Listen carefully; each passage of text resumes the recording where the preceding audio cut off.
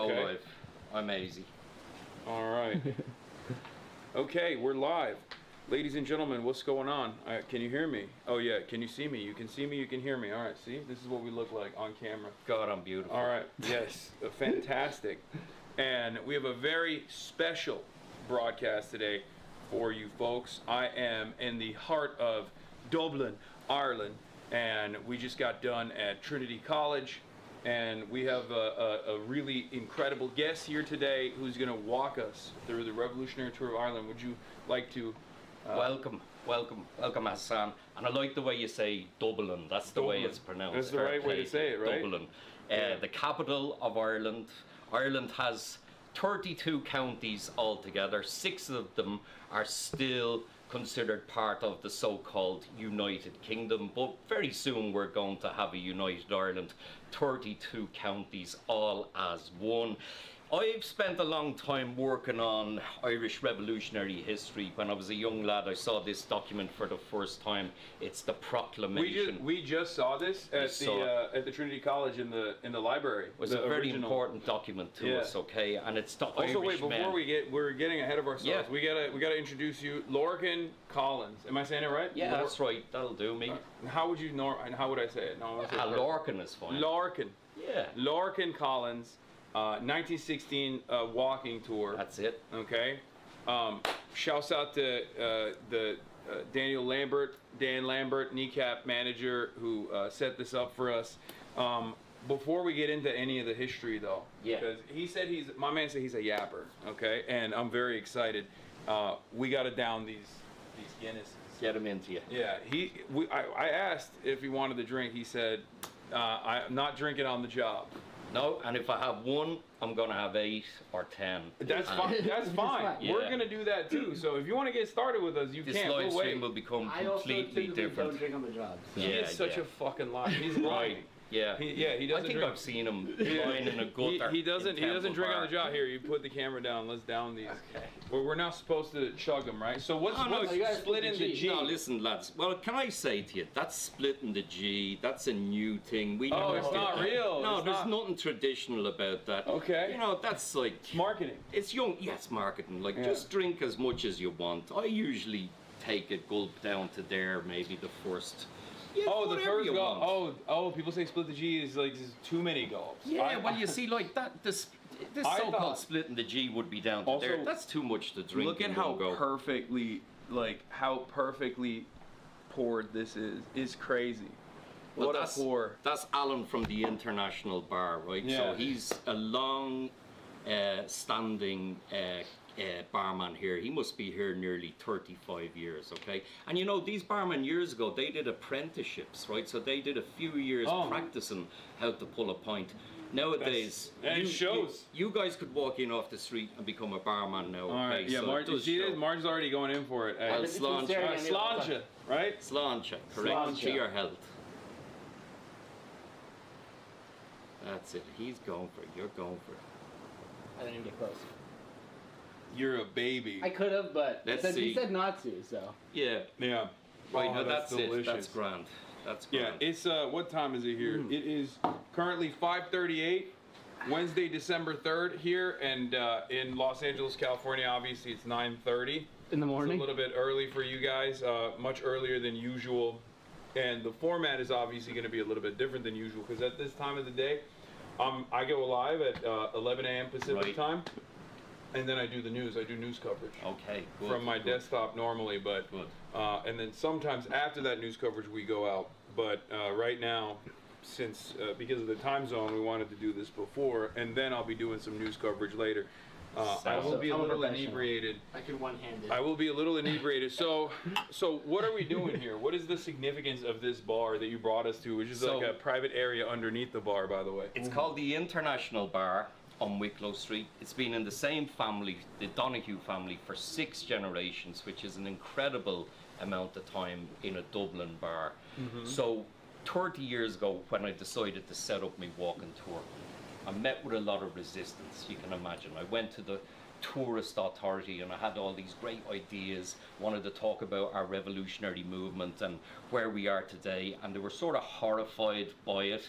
One even said, no, no, no, that's the Ireland we want to move away from, the violence, okay? So I hate that kind of attitude, and that actually made me more determined. And I came into this bar, John and James are the owners. They were young lads, like myself at the time. We were all in our 20s, and I said, oh, I wouldn't mind setting up a tour, and they were like, yeah, come on, go for it. And it was the second tour in Dublin, and I feel after all these years that I'm very lucky to do what I do, because I get to talk for a living, and I get to walk around the streets and, you know, be in the best city in Europe as well, if not in the world. So really what it's all about is this document, as I say, you know, the proclamation, and it's the Irish men and Irish women. So I'll remind you that your country and my country, we didn't have votes for women at the time. So these revolutionaries are way ahead of their time. We got votes for women in Ireland in 1918. But it was restricted to 30-year-old women. You have to be age 30 and have a property qualification. Right? Oh, wow. You could be a 21-year-old male. Now, I'm sure you'll agree with me, young man and young people, that you are. A 21-year-old does not have the same intellectual capacity and decision-making capability as a 30-year-old woman. In fairness, it's the other way around. The sooner you suck that up, the easier your life is. Yeah. But there's a lovely paragraph, Hassan, that you'll like. The Republic guarantees religious and civil liberty, equal rights and equal opportunities to all its citizens, and declares its resolve to pursue the happiness and prosperity of the whole nation, cherishing all the children of the nation equally, and oblivious of the differences carefully fostered by an alien government which have divided a minority from the majority in the past. Yeah, so for the Americans, this is significant because at the time Ireland is still under colonial occupation. Correct. And the key word all the time is imperialism. Yeah. This is what these guys are fighting against, because you have different sectors of revolutionary society that come together. So some are members of Óglaigh na hÉireann, the Irish Volunteers, which in turn became the IRA. Others are member of the Irish Citizen Army. They happen to be my favourite organisation. They don't have to be yours, but they probably would be. They're called Socialist Republicans. There's a lovely phrase, Socialist Republicans. Yeah, bring it on. And there's others who are members of Fianna na hÉireann or na Fianna Éireann, the Warriors, the Scouting organisation, and of course Cumann na Mán as well, the Women's Volunteers, and they all came together. Initially, the uprising was planned for Easter Sunday, and we were going to get a big shipment of weapons that were going to come in from Germany. 20,000 rifles were expected to land in County Kerry on a steamship called the Odd, disguised as a Norwegian vessel. Sadly, the weapons ship arrived a little bit earlier, was captured by the British, forced to sail into Cove Harbour in County Cork, and as the ship entered the harbour, a man called Carl Spindler, the captain, scuttled his vessel, and down to the bottom of the sea went all the weapons for the uprising. So what happened is, word got to a man called Owen MacNeill, and he cancelled the uprising at the last minute. He took out an advertisement in a newspaper to stand the volunteers, and he asked a few lads to drive around Ireland, stopping the uprising as well. So the 7 men who would become the signatories of the proclamation, these 7 guys, Tom Clark down to Joe Plunkett, they had a meeting in Liberty Hall, the Union Building. They trashed out their options on Sunday morning and said, right lads, no one's going to come out today, Sunday. Let's go ahead tomorrow instead, Easter Monday, and kick off at 12 noon. So nobody knew, is it on or is it off? Do you get me? You know, if you're planning on going somewhere, and it gets cancelled, you get pissed with the organisers, right? Yeah. Say you're going to a gig, I don't know, who do you like? Who would you like to go and see? Kneecap. Kneecap, sure. Right, and if the boys cancelled the gig at the last minute, you'd get annoyed with them. But if they said, come on, we'll have the gig tomorrow night, you'd still go, and I'd still go, but a lot of people would say, I'm not going to give them a second chance. So we say about those who did turn out that Easter Monday morning, they were the best of the best. And in our language, in Irish, we say, Ní bhaile héad ann arish. Their likes would not be seen again. the best of the best. Would you like to see these bullets I brought? Yeah. They're from the bottom of the sea. He's got a bunch of stuff for us. Also, when I'm looking down, I'm not being rude, I promise. I'm looking at the chat because chat is giving us feedback as they're watching. So, remember, we are going to be doing a revolutionary tour of Ireland, and he's showing us a bunch of... Wow, that is... So, I have a pal, Ben. He's a diver, and he dived down to the site where the ship was sunk, and he brought up a few rounds. Now you can see that they're in a very poor state of decomposition because they've been down at the bottom of the sea for a long time. He brought these up when it was legal to do so. It's illegal to do so now. Yeah. I guess maybe it's Why is it illegal to do so now? A protected structure or a protected site, something like that. But this one is pretty cool because it's so intact. And it's actually, topically, it's a Russian round. It's a Mosin Nagant. So the rounds that we were going to get from the Germans were captured in the Battle of Tannenberg in August 1914, first big battle of World War I. And then they were stored in Hamburg, and then they sent them to us. These are the German socialists that did that? Yeah, but these would be the imperialists, the German imperialists that would be sent. Now, our policy, I suppose, at the time was, it's two empires duking it out in Europe. Whoever's with us is my enemy's enemy, my friend. In this case, yes. But James Connolly, who's the socialist Republican leader, he said, by rights, we should meet the Germans if they invaded us, but we will meet them on the beach with a sword in one hand and a torch in the other. So he's not about to replace one imperialist force for another one, but use these so the German imperialists that were sending the weapon shipments had a similar attitude that like the French did against in the American Revolution. You got it. Yeah. You got it. So enemy of my enemy is tactically my friend at the time. Correct. And we, if we go back to 1798, we had a great year of revolution then with the United Irishmen. Theobald Wolfe got himself a commission in the French Navy, and in 1796, 2 years beforehand, he brought 45 ships to Ireland with 14,500 French soldiers and sailors, and they could have helped tremendously. So we have a place in our heart for the French. Sadly, the weather was too bad and they couldn't land, but they tried, and that's equally important. One last thing to show you here. A musket, right? It's packed solid into this 18-pounder, a big shell that weighs 18 pounds, and there's that's poisonous, I should tell you in advance, so obviously don't lick it or something like that. But it's lead antimony or antimone, so there was 360 of them packed into the shell, and it exploded in midair and rain down on top of you. Oh, okay. So that's like, I was going to say, this is a musket. Yeah, well... It looks like what I would assume would come out of a musket. It's pretty similar. Like, if you look at some of the destruction on the streets of Dublin, this is what it looked like. Complete bombardment. And a lot of fires, of course, that raged around Dublin as well. I mean, this looks like what Gaza looks like at the moment, right? Yeah. Now, but this was restricted to a few streets.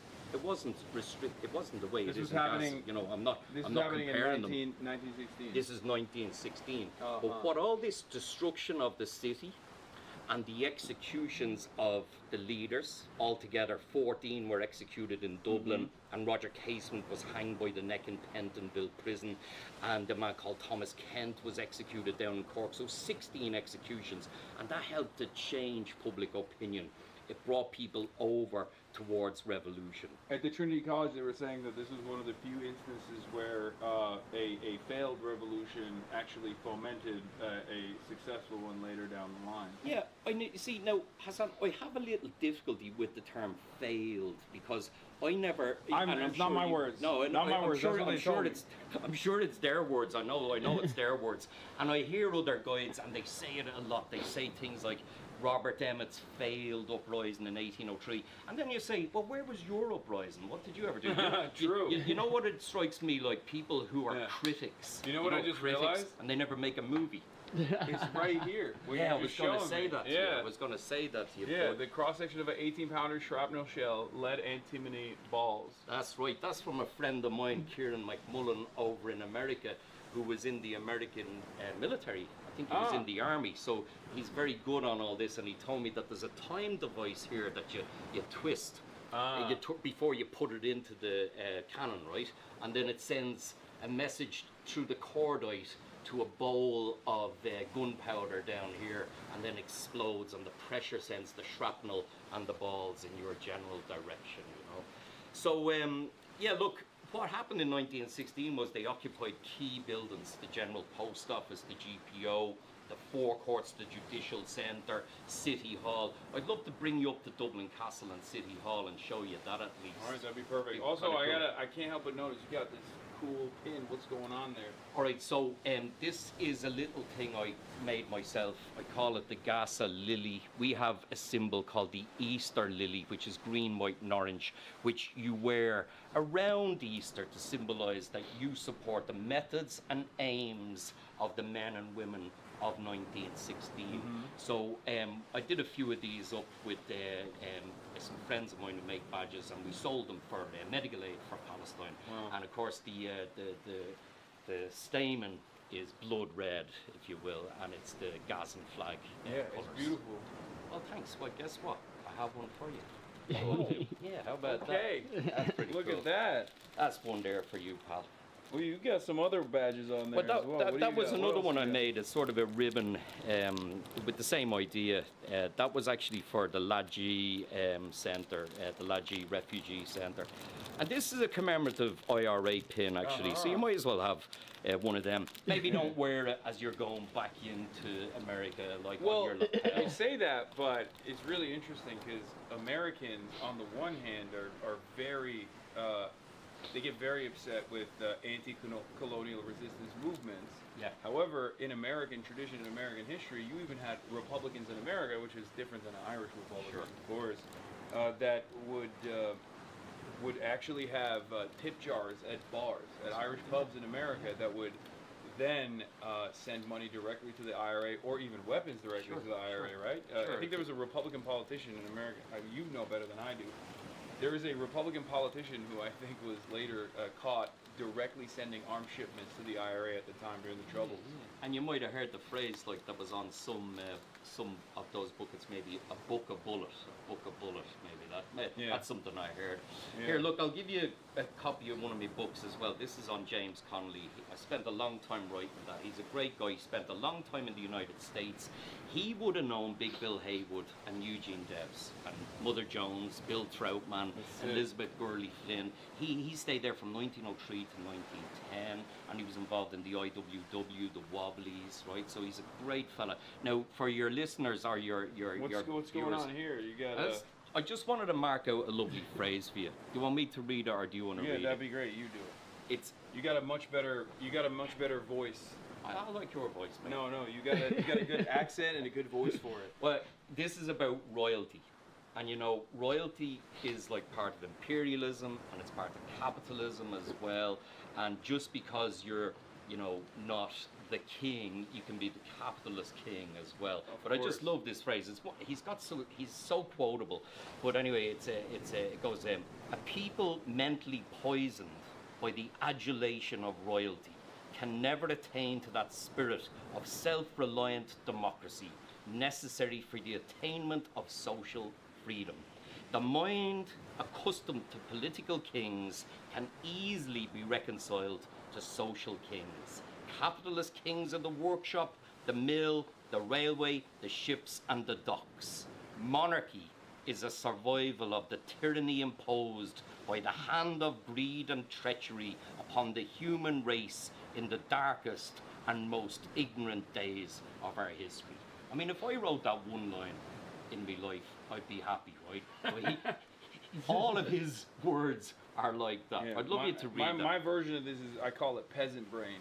Yeah. Where, I mean, this is, of course, nowhere near as eloquent, but a lot of people have surf brain, as I like to say, where they think that they too will become a king one day.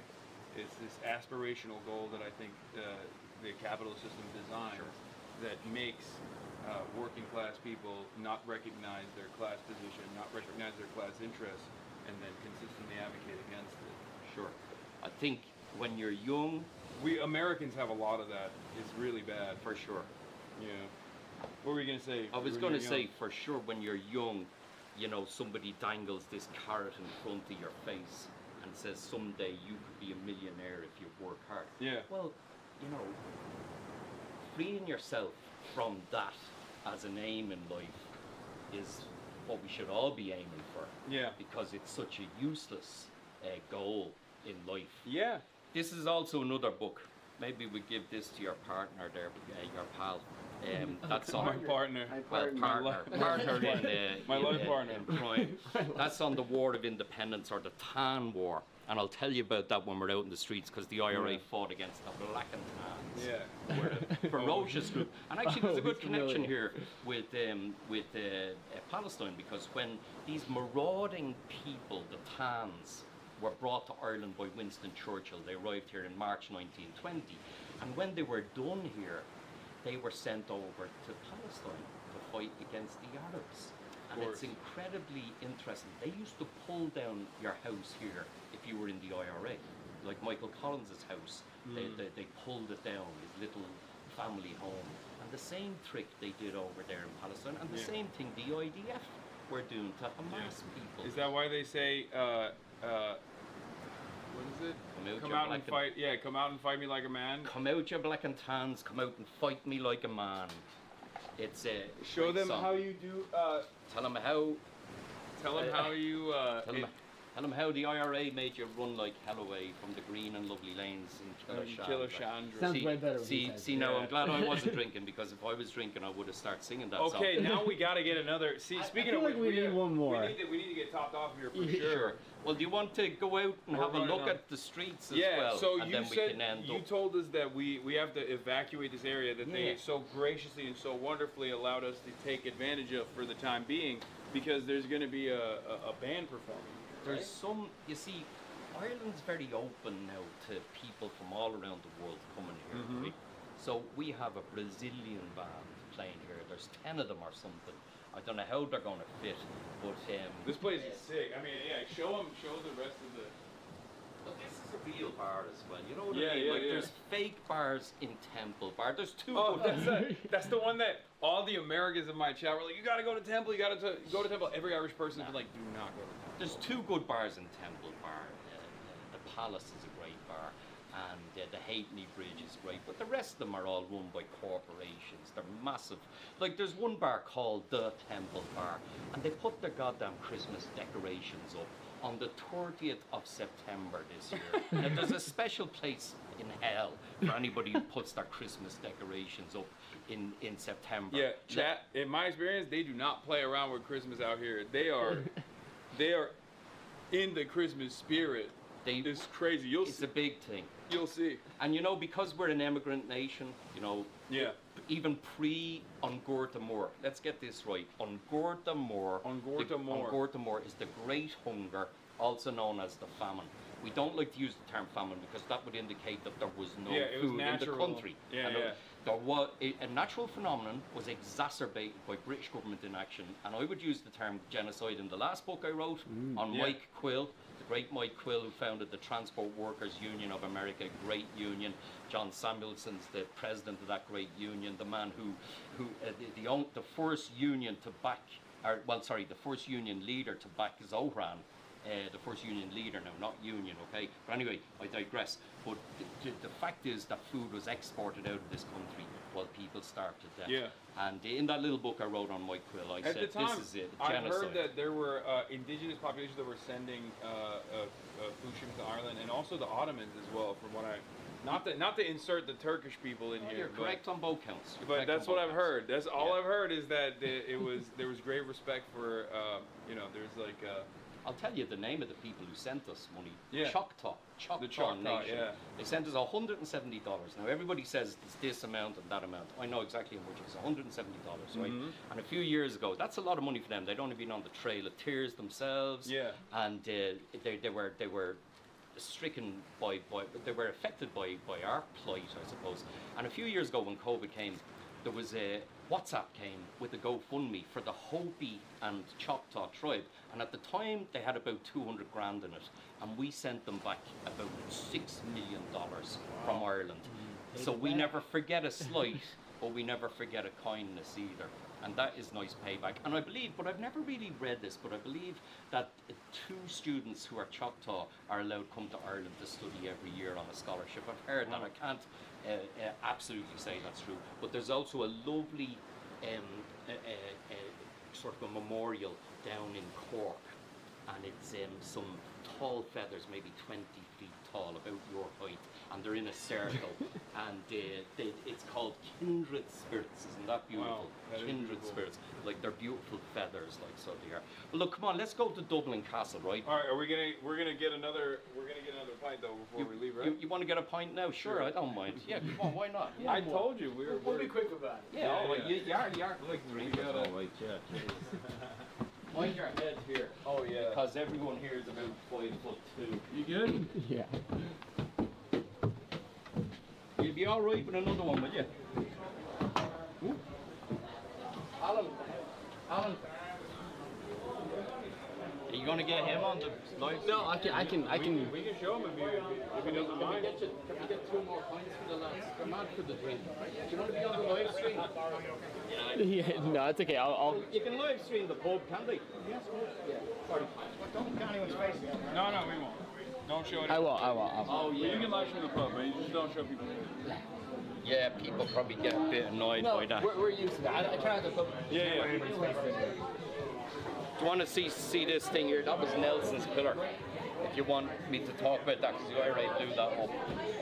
Is this live now? Yeah. All right. Well, you can see there's a stump there.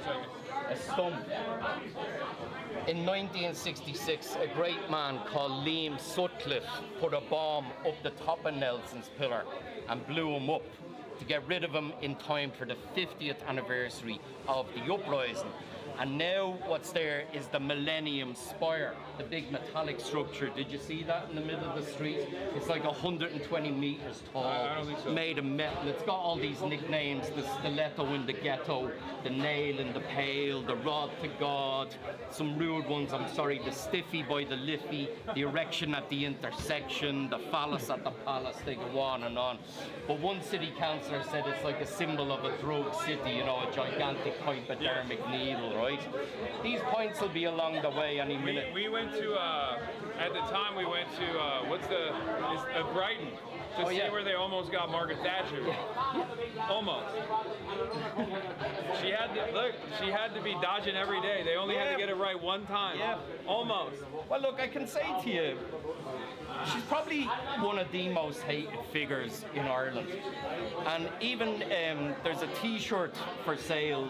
Sinn Féin have a shop, and I've been reliably informed that the most popular T-shirt still to this day is a Margaret Thatcher, an anti-Margaret Thatcher T-shirt. Yeah. I think the phrase on the T-shirt is "I still hate Thatcher," and I'd be honest with you, she's long dead, but I still kind of hate her. And it would be over the hunger strikes, really. What do you think of Margaret Thatcher, young man? I wouldn't think a lot about her going back to the late Think of- 70s and 80s. Yeah. How she disrupted this country and the things that she did. She really ran us down. There you go. There you go. That's just a random dude. No comment. Oh, sorry. No. I was just listening. I'm glad you didn't turn to me and go, "Oh, I loved her. She was great." Yeah. Get me down. Proper patriot. Thanks, Alan. Oh, do you mind if I step around you? Yeah, come on in here. Yeah, we're also, while we're walking, I'm just gonna let you know there's gonna be people while we're walking, there's gonna be people that come Oh yeah, up and that's try to all take right. photos Yeah, and yeah, stuff. sure, yeah, sure. Yeah, listen, that shit happens to me all the time. Yeah, of course. People coming up to me going, "Here, to dapper money you owe me." Dapper young man. We'll get around you. All right. We got the Guinness. No, I know. Oh, there's a door here. That's why I'm saying, watch out. Hello. Yeah, Thank you so much. no problem. You are genuinely such an inspiration to so many people. Like, Thank you for watching. Do you want me to take it? yes, please. I got you. Oh. I got you. All right, ready? 3, 2, 1. Gotcha. Here you go, lads. Nice to meet you. Thank you so much. Right now, do you want me to hold the camera now? No, he's got it. I'm a professional. This man is a degenerate, okay? This is what He's a happens. good guy. It's the good and the bad of operating a socialist business where we have a cooperative. So it's equal say, equal pay. But then also he's a degenerate. He's ride or die. He'll go out there. He'll get shot at by the police He's done alongside it. me. He's done it. Look what he's done. He split the G. He's gone underneath it. You did it. Not split the G at all. That's greedy. Nah, it's all right. Sorry, you were It's all saying.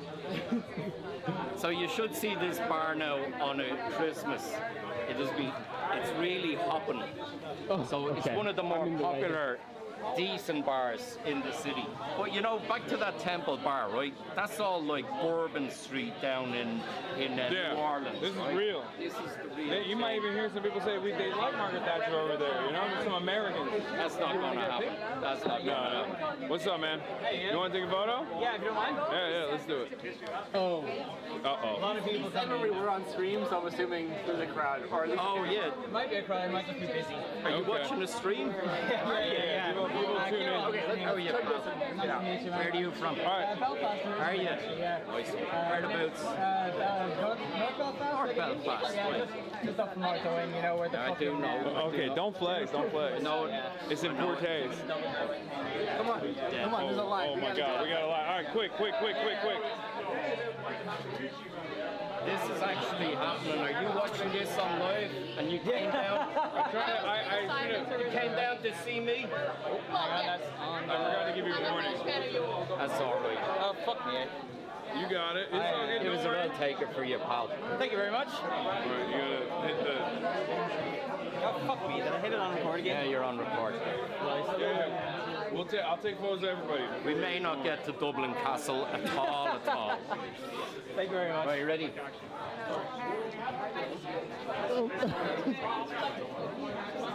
That's great.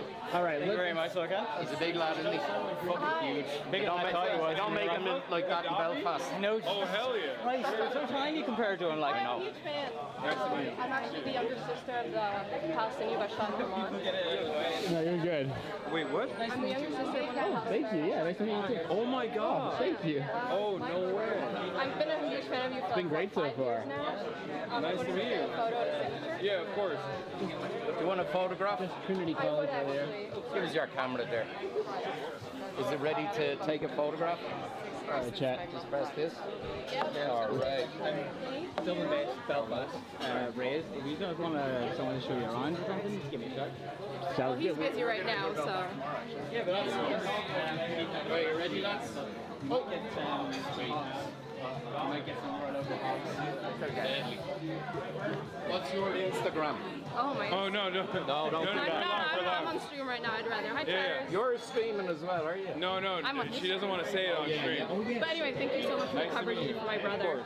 And I really appreciate everything you do for Palestinian cause. All right, shall we exit? Alright. I really appreciate it. To Hasan as well. Bro, You want a photograph? he wanted me to sign the Gaddafi Green Book. Can I get a picture? So I really like you, man. I'm charging $1 a photograph. I've signed a lot of books. I've never signed a Green Book. This is my first. I've read a completely unrelated book, but I would really appreciate it. Thank you so much. I really appreciate it. I appreciate it. Oh, thank you. All right. Get a picture. Right, lads, you ready? We all get pictures here. Squeeze in.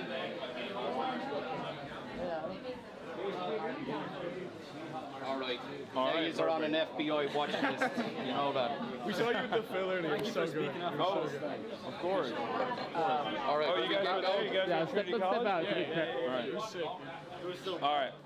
Wait, you want to get these later? Do you leave them here? Oh yeah, we can do that. You don't have to Instead of carry them, around. Louis. All You're right, gonna yeah. lose them anyway, aren't you? All right, yeah. No. This is a cherished possession. Thank you. What's going on, man? Great, man. Nice to meet you. Thank you. Hey, mate. What's going on?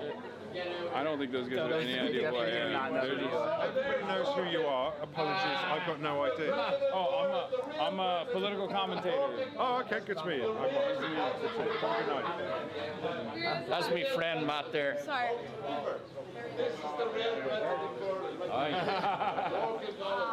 I just want to say, it's so nice to meet you, buddy. Nice to meet you. Thanks for doing what you're doing. The record was great to see. You want to take a photo? I'll actually, is it okay? I didn't want to be an We already asshole. did a bunch of them, so. Oh God, okay. But also enjoy your fucking pints. Of course. And, sorry, I have to just... And enjoy them we did. She's a huge fan. Thanks so much. Listen, it's just great to see you find the leftist fight out in the US. Well done. Chat, 1 foot of space in every direction. Oh, listen to that. I love that. No, of course not. Teşekkürler. Çok teşekkür ederim. Okay. A lot of Turkish people in Ireland. It's from Turkey. We were just talking about the fact that it was a Turk who sent shipments of Yeah, I was food. watching Yeah, the you know that stream. story. Yeah. How were you? Yeah. Right, Have a then. nice trip. And I hope you love the city.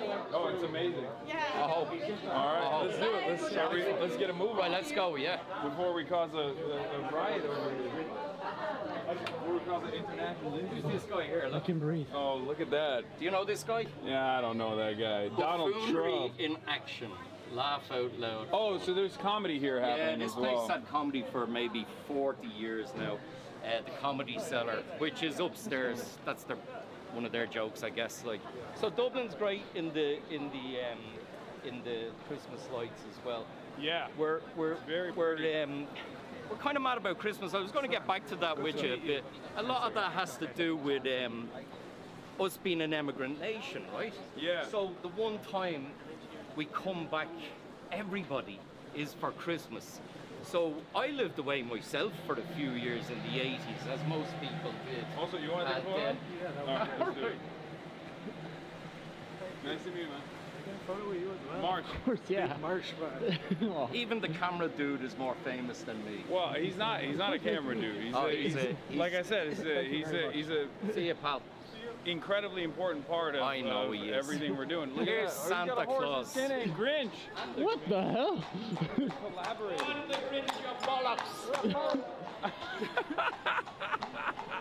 He is a bollocks, the Grinch, isn't he? Yeah. So yeah, people would always kind of look forward to that Christmas buzz coming back together. And I suppose for Americans, Thanksgiving is a big thing, but of course we don't do Thanksgiving because we didn't murder a load of natives so that you could eat turkeys. We just celebrate Halloween instead. Yeah. And of course Halloween is an Irish festival. Wait, is it originally? Very much so. Very much so. Now we had turnips. Do you know turnips? Like here, a turnip would be a big turnip, right? And we would carve that, and that's a jack-o'-lantern. Oh, so instead Because- of pumpkins, you do turnips. Yeah, because the turnips in America were very small, so instead they chose to use pumpkins. But now the pumpkin, in the past 25, maybe 30 years, has started to come to Ireland. So I promise you, the real jack-o'-lantern comes from this nation. All right. And sure, look, loads of international. What's up? Yeah. Please, I don't have my phone with me. Can we just All right, do screen screen photo? Here. Yeah. Free Kaya. Free Kaya. Nice to meet you, man. Jesus, I'll tell you what, the power of social media. Nuts. I'm a bit blown away that people are coming out to say hello to you. Well, it's great, like it's deadly, you know, it's brilliant. Part of the world is happening. Yeah. Just, and you're perfectly safe here as well, by the way. Oh, yeah. You know, nobody has guns here, so it's great. I love that know. part of Ireland. Me too. It's, It's even the cops don't have guns, you know. We have a talk about them getting tasers at the moment. Talk about them, right? So it's pretty cool. And to a certain extent, we kind of police the streets ourselves. Come on, we're all right. the red lights are more of a suggestion than anything else. But hold on here. We've been walking through this. Yeah, yeah, nobody minds too much really. Yeah, we're good, we're good. So I'm going to bring you down towards Dublin Castle, which was the seat of the British military and intelligence and police and government for centuries. So just in case nobody knows, we are one of the longest colonized nations, in that the Normans came here in 1169, and ever since then there has been some interference from England. And even today, as I said, 6 counties of Ireland are still technically under the yoke of John Bull, as we like to say. You guys are taller than me, so you like walking very quickly. Oh, we'll walk a little bit You'll slower, have me. sorry. You can see I'm a big guy. I don't want to overdo it. All right. We'll 'Cause I'll walk a go- little bit slower, my bad. This is a pub here called the George, which is an LGBTQ plus I bar. Hope I got that right. Which shows how very advanced a nation we are. Come down this You lane want to take here. a photo? Okay. Yeah, for sure. Just getting a pizza. The dual slash there's real good. I was listening on my phone. So you can read that. Well, what about What is this? Origami that President Obama folded paper cranes? Obama made this? Used them. Wow. Okay. Thank you so much. In Hiroshima, when you mentioned that you were coming here for the first time, I saw those. I was like, I gotta Oh grab wow. this is what Barack is doing in his retirement? No, he was when he went to what the American conservatives called the apology tour when he went to Hiroshima. yes. Well, thank you. Oh, that's pretty cool. See ya. Thank you. Thank you. Have a Nice nice to meet time. You too. Bye-bye. It's a friendly nation, isn't it? Yeah, Right? yeah, of course. Nobody's abused you yet. There is plenty of time though. No, it's not. Like even that one guy that came up with the mask, he had like Yeah. a printout. Like that was a hater. Oh, was it? Yeah. He was trying to start like. Hey, Oh. Sinead O'Connor. Yeah. One of the most beautiful, important people to us. I don't get upset when, celebrities die. Like, I like David Bowie. I wasn't crying when he died, but Sinead's death hit most of my generation. I'm Gen X, obviously. And she was able to vocalize our ideology when we didn't have words to put together ourselves, okay? So remember Ireland, when I was a kid, we had no contraception, we had no divorce, and we had no abortion. So it's a very different nation, thanks to people like Sinead and others who campaigned to bring about social change. Is by no means of mental sanity be well adjusted to a mentally unstable nation or mentally unstable society? Well done. I butchered it. Brilliant. No, you did great. You did great. Imagine when you were allowed to bring a condom into Ireland for your own use, but you weren't allowed to get them around. They wouldn't be for That's sale. crazy. Like, yeah. And we have a very good friend. He died recently. Frank Crummy is his name. He's in his 80s. He was friends with my family. And Frank used to go to Belfast and bring back a lot of condoms. And once he had 20,000 condoms in the back of his car, and he was stopped at the border, He was so-called border. sneaking in condoms. And he said to the customs stay in agent, one place for they're too all for my own use. Yeah. So your man put the boot of the car down and he said, enjoy your weekend, Mr. Crummy. So there you go, right? All right. So, when we stand in one place for too too long, long, yeah, we're gonna get a couple. Photo, please, man. Sure. Thanks so much. Sorry. That'll happen. If we stand in one spot for too long. I get you. Yeah. No wonder you are running so fast. Yeah. Actually, you know what? Now that I think about it, subconsciously we're probably doing that more than we realize. Because you gotta think about it. Like, we're live. Yeah. So if people really want to, they can find us. Yeah. And so they hack and They can work stand in it one out. spot for too long. So. Like I just coming from work and then I saw your stream and I was like, Everybody, oh my we're God, going to the general post office I think it's right too now. Late. It's too late for that. Nice to meet you. Sorry. No, it's all It's good. because my brother and me are huge fans. You're very excited. Thank you. Sorry so much. I was just coming from work. Oh, Oh yeah. I hope you guys enjoyed it. we gotta get this guy to run for president. No. No? Come on. Never. What do you think's gonna happen to you? Do you think they No, God, I don't want to think what they do People with to my people with my worldview. Yeah. I'd rather keep the politicians in check than have to do that. I'm not very good at that, you know? you. Yeah, I'm very that's good fair at, to say. I got a certain set of skills and I try to use it to the best of my ability. That's very But I fair. feel like to be a politician you gotta be a little bit more conniving, you know? Yeah. And yeah. I don't have that in me. Well, as well in America, you got to be a billionaire at this stage anyway to become the Yeah. president, don't you? Oh, we're getting there. That's a pretty cool place there. Look, Sick and Indigent Roomkeeper Society, 17. Where am I look? Wow. A charity way back there. Come on inside here in Dublin Castle.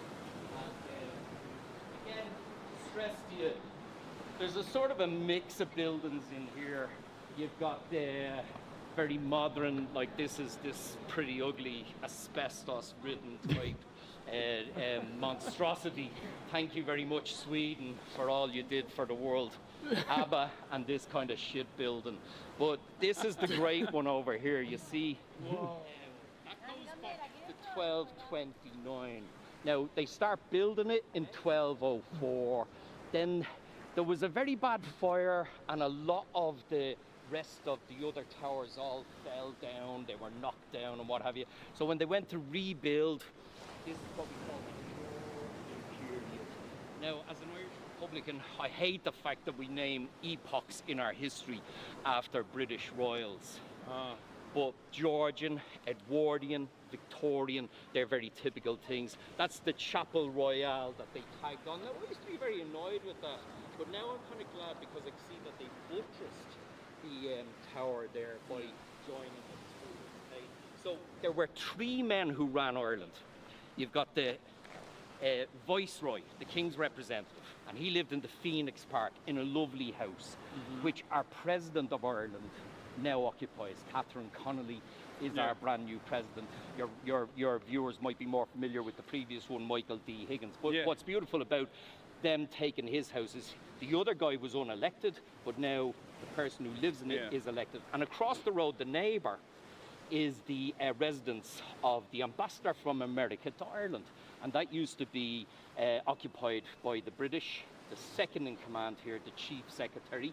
And then there was a third guy, the undersecretary, who also lived in the lodge in the Phoenix Park. So the Phoenix Park was very important in that respect, that the great representatives for Britain living here all lived out there, okay? Now, they wrote to each other because they were separated because of the war during 1916. They were, the chief secretary was over in England, but in their correspondence, there's lots of mentions of Sinn Féin. Sinn Féin.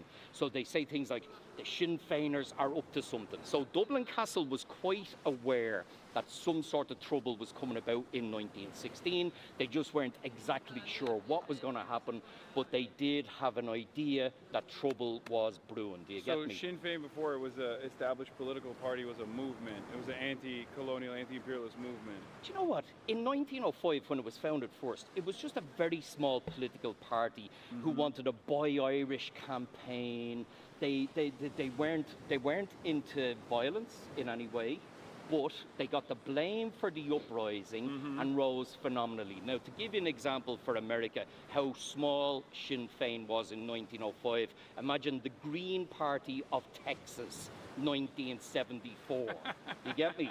And then imagine they became the #1 political party within 2.5 years. In December 1918, in the post-war election in Britain and in Ireland, there were 105 seats available for Ireland for Westminster, and Sinn Féin got 73 seats out of 105. And of course, they didn't go to Westminster. They abstained. They said, we won't go over there. Why should we go over to London when we're Irish Republicans? And they founded their own political institution, Dáil Éireann, which means Irish Assembly.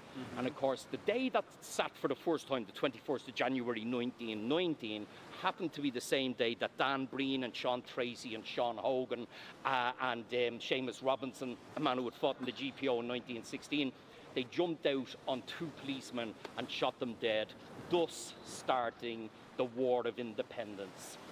Proper, if you will. Actually, you could look up Dan Breen on YouTube and you'll see an interview with him. I think it's Cathal O'Shannon interviews him, and he says, Dan, do you have any regrets about shooting the 2 policemen? And he says, shot enough policemen? Yeah, this is what he said. He said, regrets? I have regrets. I regret the fact that 6 policemen didn't turn up. I wanted to shoot 6 of them. I thought we needed to start a war and we needed to shoot someone. And we chose the police as the armed wing of English imperialism in Ireland. So we did, yeah. Wow. Now I'm getting jumpy when someone comes behind us. Oh, now. yep. Yeah, are you looking for Hassan? What's up, man? Yeah, it's fine.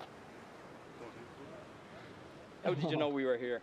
I was watching the stream. No, you're good. You feel bad. At every moment. Sure I will, yeah. It was a good speech. It was. I was still learning about my own history. Deadly. There's a heap there. Thank you. All right. Yeah, it's amazing. Hi, nice to meet you. Oh, I'm sorry about that. No, it's a good thing. It's a good thing. That's a lovely phrase. Say it again. You're his. That's great.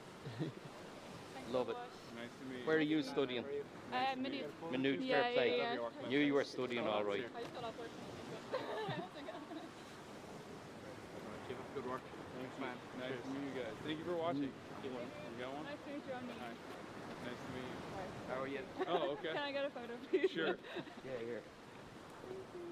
It's all positive.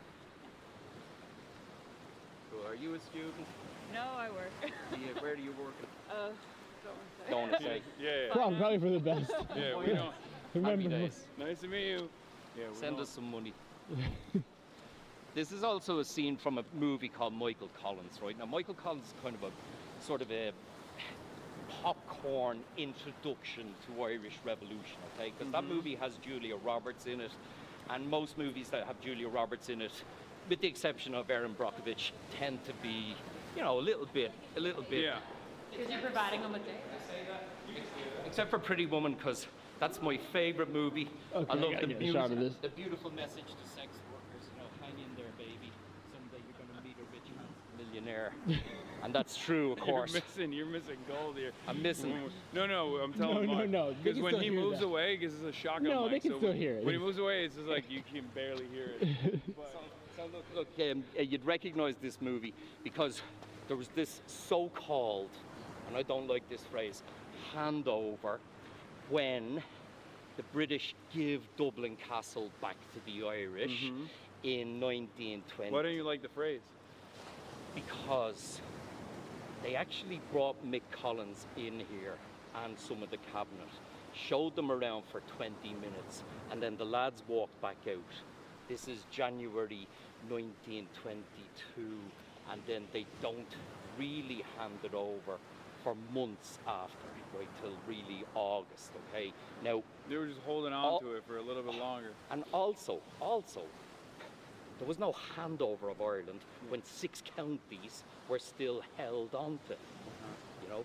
Yeah. So the split in our nation comes in 1920, when the British introduced new legislation called the Government of Ireland Act, and they invent this fake geographical region, which they call Northern Ireland. I don't know what that is. We just know it as the north of 6 Ireland. counties, or the north, yeah, exactly. The north of Ireland. I like it, and we don't like. But you know, language is funny because it insidiously sort of sneaks into the vocabulary of people, Yeah. and it comes out all the time because there's newspapers here that use the phrase all the time, and the TV stations that use the phrase all the time. But most of us who have half a brain always recognise it as the 6 counties. Yeah, we'll be in the north of Ireland tomorrow in Belfast. Well, great.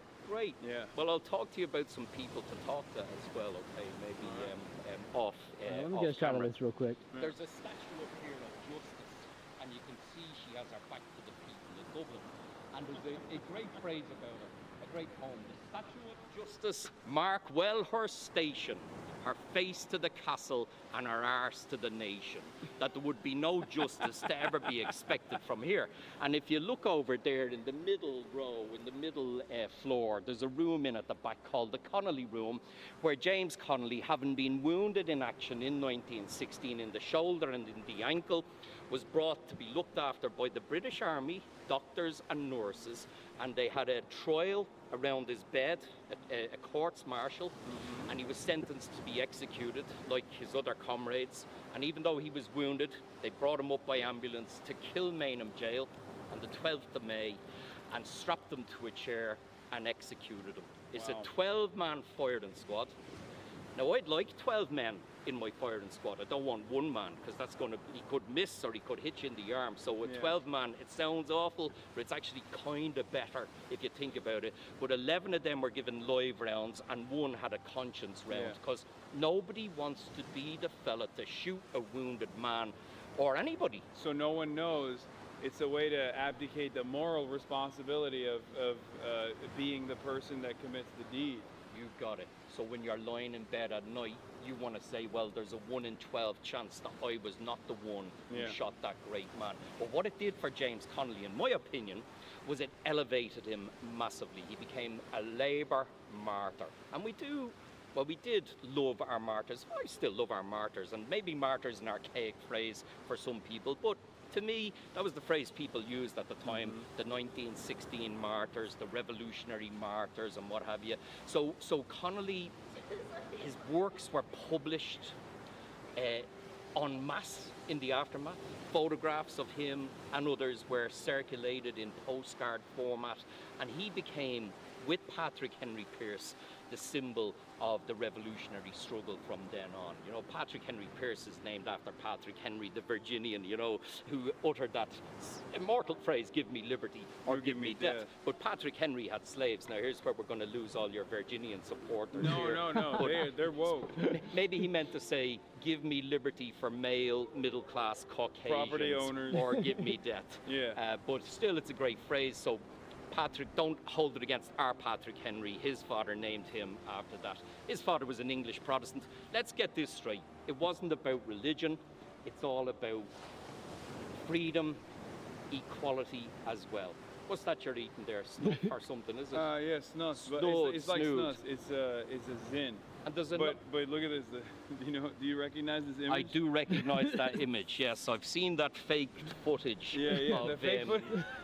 He's a truther. I've seen that. Yeah. Let's go. Yes, listen, if you nick your ear with a razor, not that I need to shave my ears, you're gonna see a mark the next day. Yeah. No mark. True. No. Where's that mark? Show me the mark. I'm a truther too. That's crazy. Well, I'm just posting on Twitter to make sure that we're live. Ladies, do you want to come and say hello to Hasan? Get your. Oh yeah, it's yourself. No, it's all good. Oh, Hasan, big respect. I love your work. Nice to meet you. Do you want a photograph? Oh yes, please. All oh my right. God, this feels so insanely parasocial. I feel like Thank you so much. All right, like, am I gonna go find him? Is that a normal thing to do? No, people do it. People do it all the time. So you're my first one, so but yeah, thank you so much. Nice to meet you. Nice to meet you. Hasan, I literally started learning about Palestine back in 2021. And now you're here in Ireland. Now I'm here. Yeah, I'm studying here. This is the most pro-Palestinian Western country. Yeah, it is. There's Palestine flags everywhere. Yeah. It's crazy. Yeah, can I get a picture with you? Of course. That's okay. Thanks. Yeah. All right. Gotcha.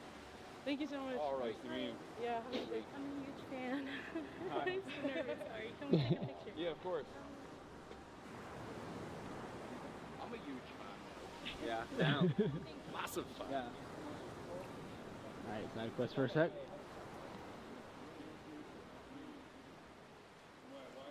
I don't even know if this picks up on camera, chat. This shit looks crazy.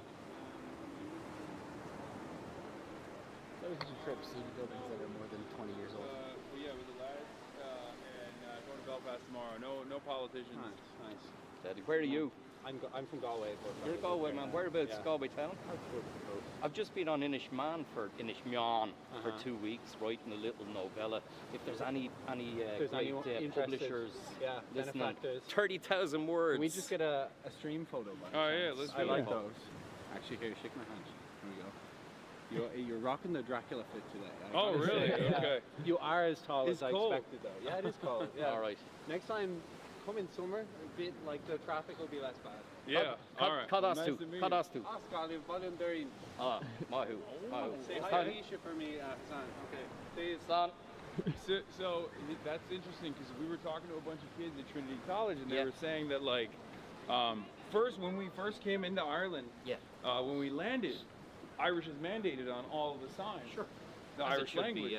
yeah. And yet I was asking around, and a lot of the young kids like they don't know how to speak it. They barely know how to read it. It just depends. It just depends Yeah. on who you meet. Hang on a sec here, because this, like, look, the language is so important, because what the imperialists tried to do is destroy the language, tell you that what you speak is backwards, your poetry is backwards and foolish.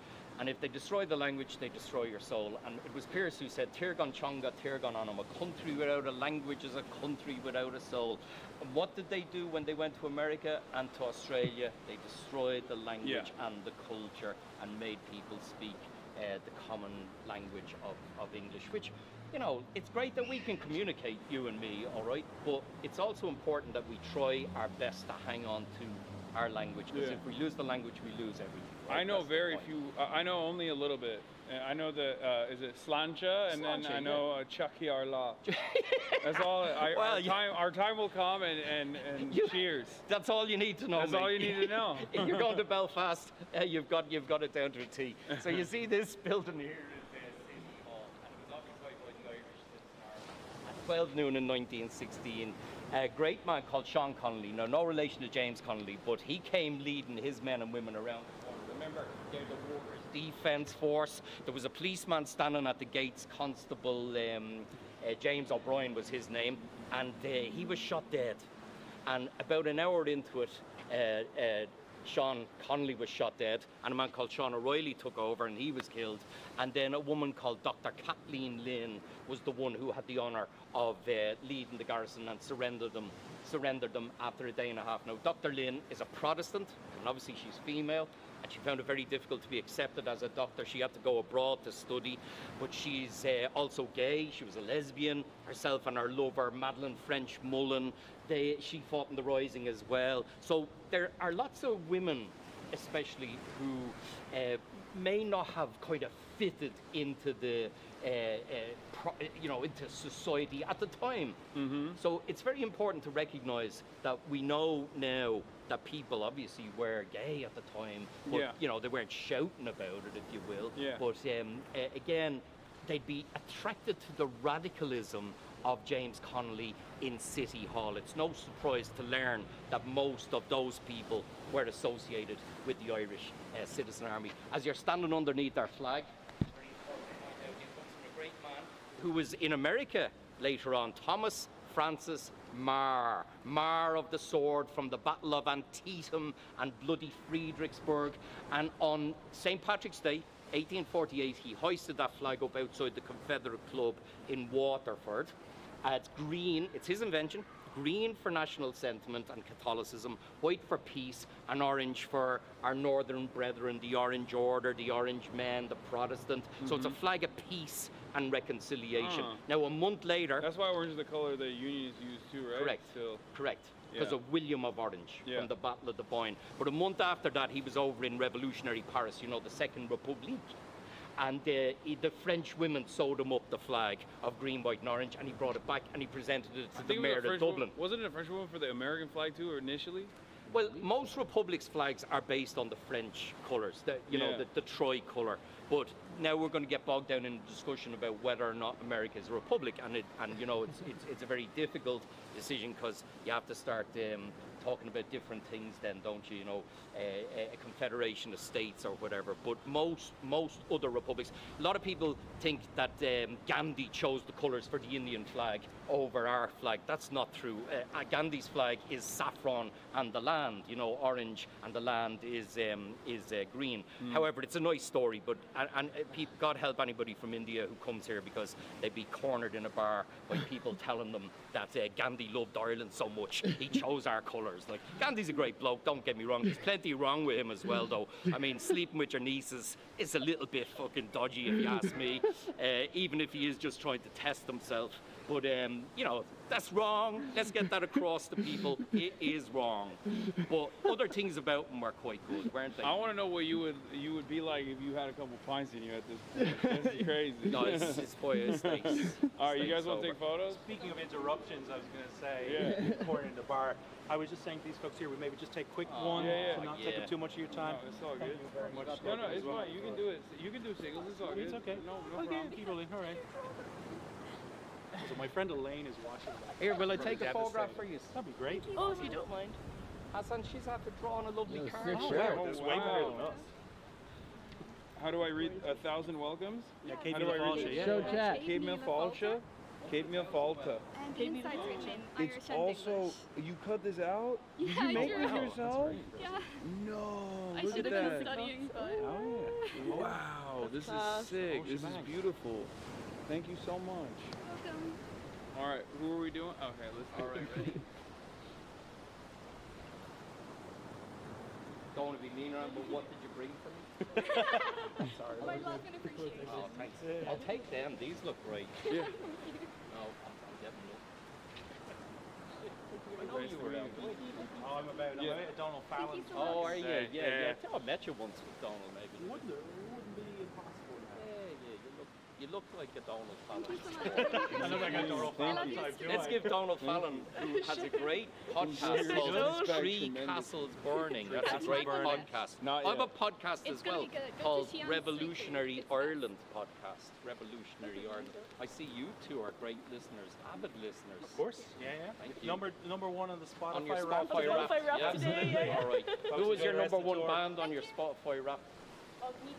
Nika, of course. I think they came in number 2 with me, actually. Oh, okay, good. And Yeah. CMAT as well. CMAT was number 2. Oh, yeah. Shout out CMAT, we deadly. love her. Yeah, she's great. Do you know who CMAT is? Oh, Yeah, you need to know CMAT. yeah. She's huge here, and she has millions of people on Spotify, but she's great.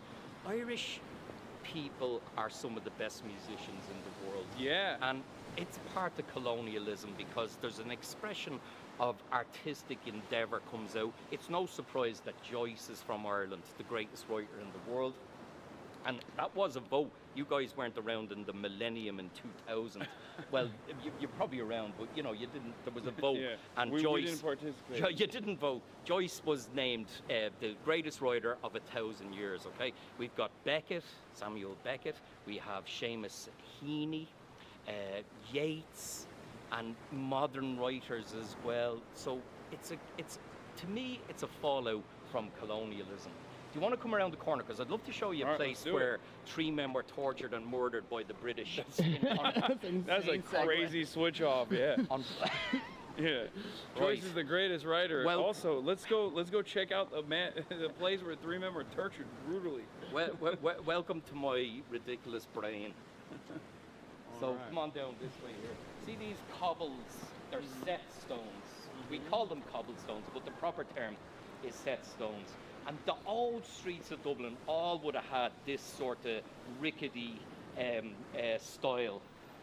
Lethal on a bicycle or a motorbike in the rain, but very, very beautiful, much more beautiful than Tarmac had 'em. I'm glad to say the Hard Rock Cafe seems to have closed down in Dublin, and that's the kind of thing that gets me excited when we reject something like that to the extent that they move off somewhere else. We have a campaign against Starbucks and McDonald's as well going on. Pretty BDS. successful. You want to see some women's names here? Come here. This plaque went up on the 90th anniversary of the Rising, and it lists all the names of everybody in City Hall. But look at the names: Kathleen Barrett, Bridget Davis, Dr. Lynn. It should say doctor there. It's a pity it doesn't. An American said to me, why don't you carve in MD? That's a good idea after her name. Bessie Lynch. Helena Maloney used to go around the town and she'd meet other women and she'd have a chat with them for a few minutes, and then the next thing is she's linking them, bringing them down to meet James Connolly in Liberty Hall. These 2 sisters, Annie and Emily Norgrove, were 19 and 21 years of age, which sounds very young until you you come to Molly O'Reilly, who was 15 years of age when she was fighting down here in 1916, and that's young Jenny Shanahan. I think she was 21 years of age. Incredible altogether. These are some reinforcements sent from the GPO to City Hall, and look at this name, George Norgrove. That's their dad. And he came along here. Now, what do you think your dad's going to say to you if you're a young lady? He's going to say, honey, I'm very proud of you, go on home. But he just gave them a cheery, how are you girls, and fought alongside them, because he's a socialist Republican, so he believes they have every right to fight for their freedom, as well as any young man had as well. Isn't that kind of cool, isn't it? Yeah. Who else is there? Let's see. There's a young man here. Where is he going? I see Arthur King, Samuel King, and George King. Now, there were two of them brothers, I think, and one was a cousin, and they were all together in Richmond Barracks. They were lined up, and an officer shouted out, line up, give your names to the commanding officer, your surname, followed by your Christian name. So the first one of them says, King Arthur, and then the next one goes King George, and the other one goes King Samuel. So there was a bit of murder until it was sorted out, because they thought they were taking the mickey. But listen, a lot of these guys gave false names when they were arrested, and then they were sent to prisons in England and Scotland and Wales. And there's one specific prisoner of war camp in northwest Wales where 1,800 men were interned. Frongok, and we call Frongok the University of Irish Revolution, because those who came out of that jail were confirmed revolutionaries, and the nucleus of the IRA was created there. So maybe tomorrow in Belfast you might meet some people who are in Long Kesh, which we call the University of Irish Freedom. That's from the 1970s and 80s and 90s as well, okay? Yeah. Anyway, come on around here. I hate these noisy street sweeping machines.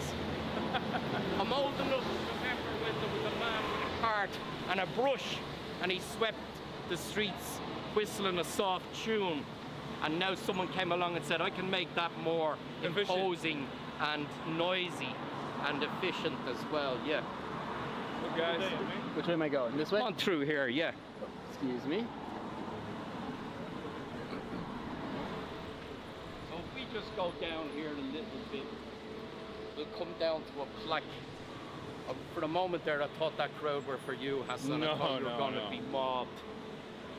So Bloody Sunday happened on the 21st of November 1920, but we have more than one Bloody Sunday. We've really got 4 Bloody Sundays in Irish history. I'll run through them with you. We won't go right down because there's some people who live here and I don't want to disturb them.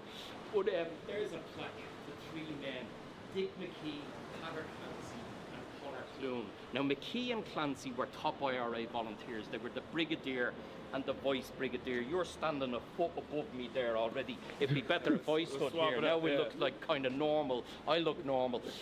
But they were arrested by the auxiliary division. They're like the Black and Tans, but they're worse. They were officers from World War I who came to Ireland. They got a tremendous pay, 3 or 4 times the wages of a normal policeman. But they abused these men here on that morning. Now, Clancy and McKee were IRA, but Conor Clune wasn't in the IRA, even though it says on the plaque that he was. He was posthumously awarded membership of the IRA.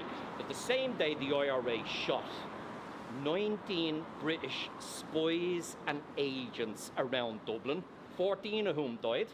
They're agents, they're spies, you know, whatever. They're playing war, okay? Yeah. Then the Black and Tans and the auxiliaries drove up to Croke Park football stadium, burst in there and shot wildly into the crowd of people who were watching a football match between Tipperary and Dublin at the time. Then they came back here and they murdered the 3 men. And they released a statement, something like 3 IRA suspects were shot whilst trying to escape. So that's why we call that day Bloody Sunday, because altogether 14 and 14, 28 plus 3 is 31. But another Bloody Sunday more recently is the 30th of January 1972, when the Parachute Regiment of the British Army murdered 13, and one man died later, as a matter of fact, so 14 on the streets of Derry. So that's another Bloody Sunday. That's the one that Bono, who's a bit of an asshole, let's face it, he sings about that song. In fact, he was interviewed recently on the 50th anniversary of Bloody Sunday, and he said he didn't write that song about Bloody Sunday. And then all the people were going, Bono, you clearly did. I can't believe the news today. I should close my eyes and make it go away. And he said, oh yeah, I forgot. I did write about it. Okay, so yeah. Anyway. I don't know what happened to that guy. Who, Bono? Yeah. Well, he's just a lula. I've always had smoke for Bono ever since iPhones had to forcibly make you listen to YouTube. Yeah. His latest statements on Israel were definitely the death blow, I think. Yeah, well, look. What's going on? Yeah, it's fine. Do you want me to take it off the tree? That'd be lovely if you wouldn't mind. Cheers. So I'm a big fan of Manchester. What did you buy in next? I got a new suit, Christmas party. A new suit? Yeah. What colour? Black. Sweet. Always get fun, guys. Nice to meet you. How are you, pal? Can we get a picture? Yeah. Want me to take it for you guys? You want to go in? Yes, please. Thank you. I knew there was a reason why I was here. Thank you. Deadly. All right. Thank you so much. See you guys. Deadly. Have a good one. All right. Good, John. How do you feel about this constant thing, which is like fun, but it happens. It's normal. Yeah, The way I see it is, look, I'm just one guy. So without my community, without my fans, I would be, I'd just be screaming into the void. Well, the older guy of the South, he's so sorry to intrude. I'm a huge fan. Especially because, without, I am totally understanding of it because. Hey, thanks so much, man. I've been a fan for 8 years. Whoa! Nice to meet you. So, when I come to places like Dublin, it's like there's no guarantee that I'm gonna come back. You don't know, so it's like, so you wanna get it all in. Yeah, you wanna come and you wanna take a photo, and I totally get it. Let me show this to you, especially for your younger viewers.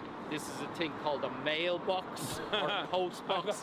So before Snapchat, you had to write your message and you put it in here. You never put your hand all the way in there because you don't know, you could be pulled in there by a clown or something like that. But all of these were red in Ireland in 1916. And when we got the Free State in 1922, they were painted green. We always joked that the only thing the Free State government did as regards change was to buy 200 tons of green paint and veneer over the red post boxes and stand back and go, now we have a nation. But how I know for sure that that was red, because it has ER, Edward Rex, Edward 7th, VII. Sometimes you'll see GR, Georgius Rex, and the worst of all, VOR, Victoria Regina. Let me repeat that in case people think I said the wrong thing. Regina. And she's the famine queen, as Maud Gonne called her, because she presided over on Gorta Moor, the Great Hunger. She did donate £500. Big deal. Big deal, right? That's nothing to her. That's like, I don't know, who's rich? Elon Musk. Is he rich? Is he a rich guy? Pretty rich. He's pretty rich. That's like him giving, 20 grand or something like that. Yeah. Okay, so big deal, right? Let's bring it down. I'd love to show you a little street here called Eustace Street, where we have a plaque, a memorial. Is there also a place where we can pee? Oh yeah, I gotta piss so bad. Yeah, I've been holding it in. Those 2 pints are coming out of me fast. We'll go and find you somewhere to pee. We go into Patter Carney's. Nice to meet you. You made me aware. Thanks very much. Oh, okay. Bye. Yeah, we went to Patter Carney's. They'll be. Come on, we're all right. They'll be all right with you nipping in there.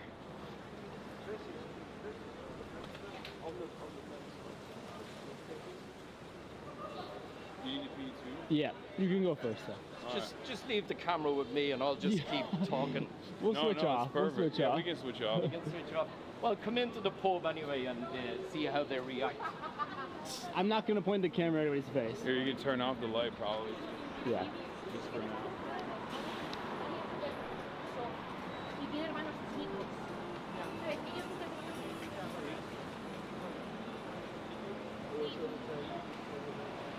good pub here, named after the man who wrote our national anthem, the Soldier's Song in English, subsequently translated, so it was.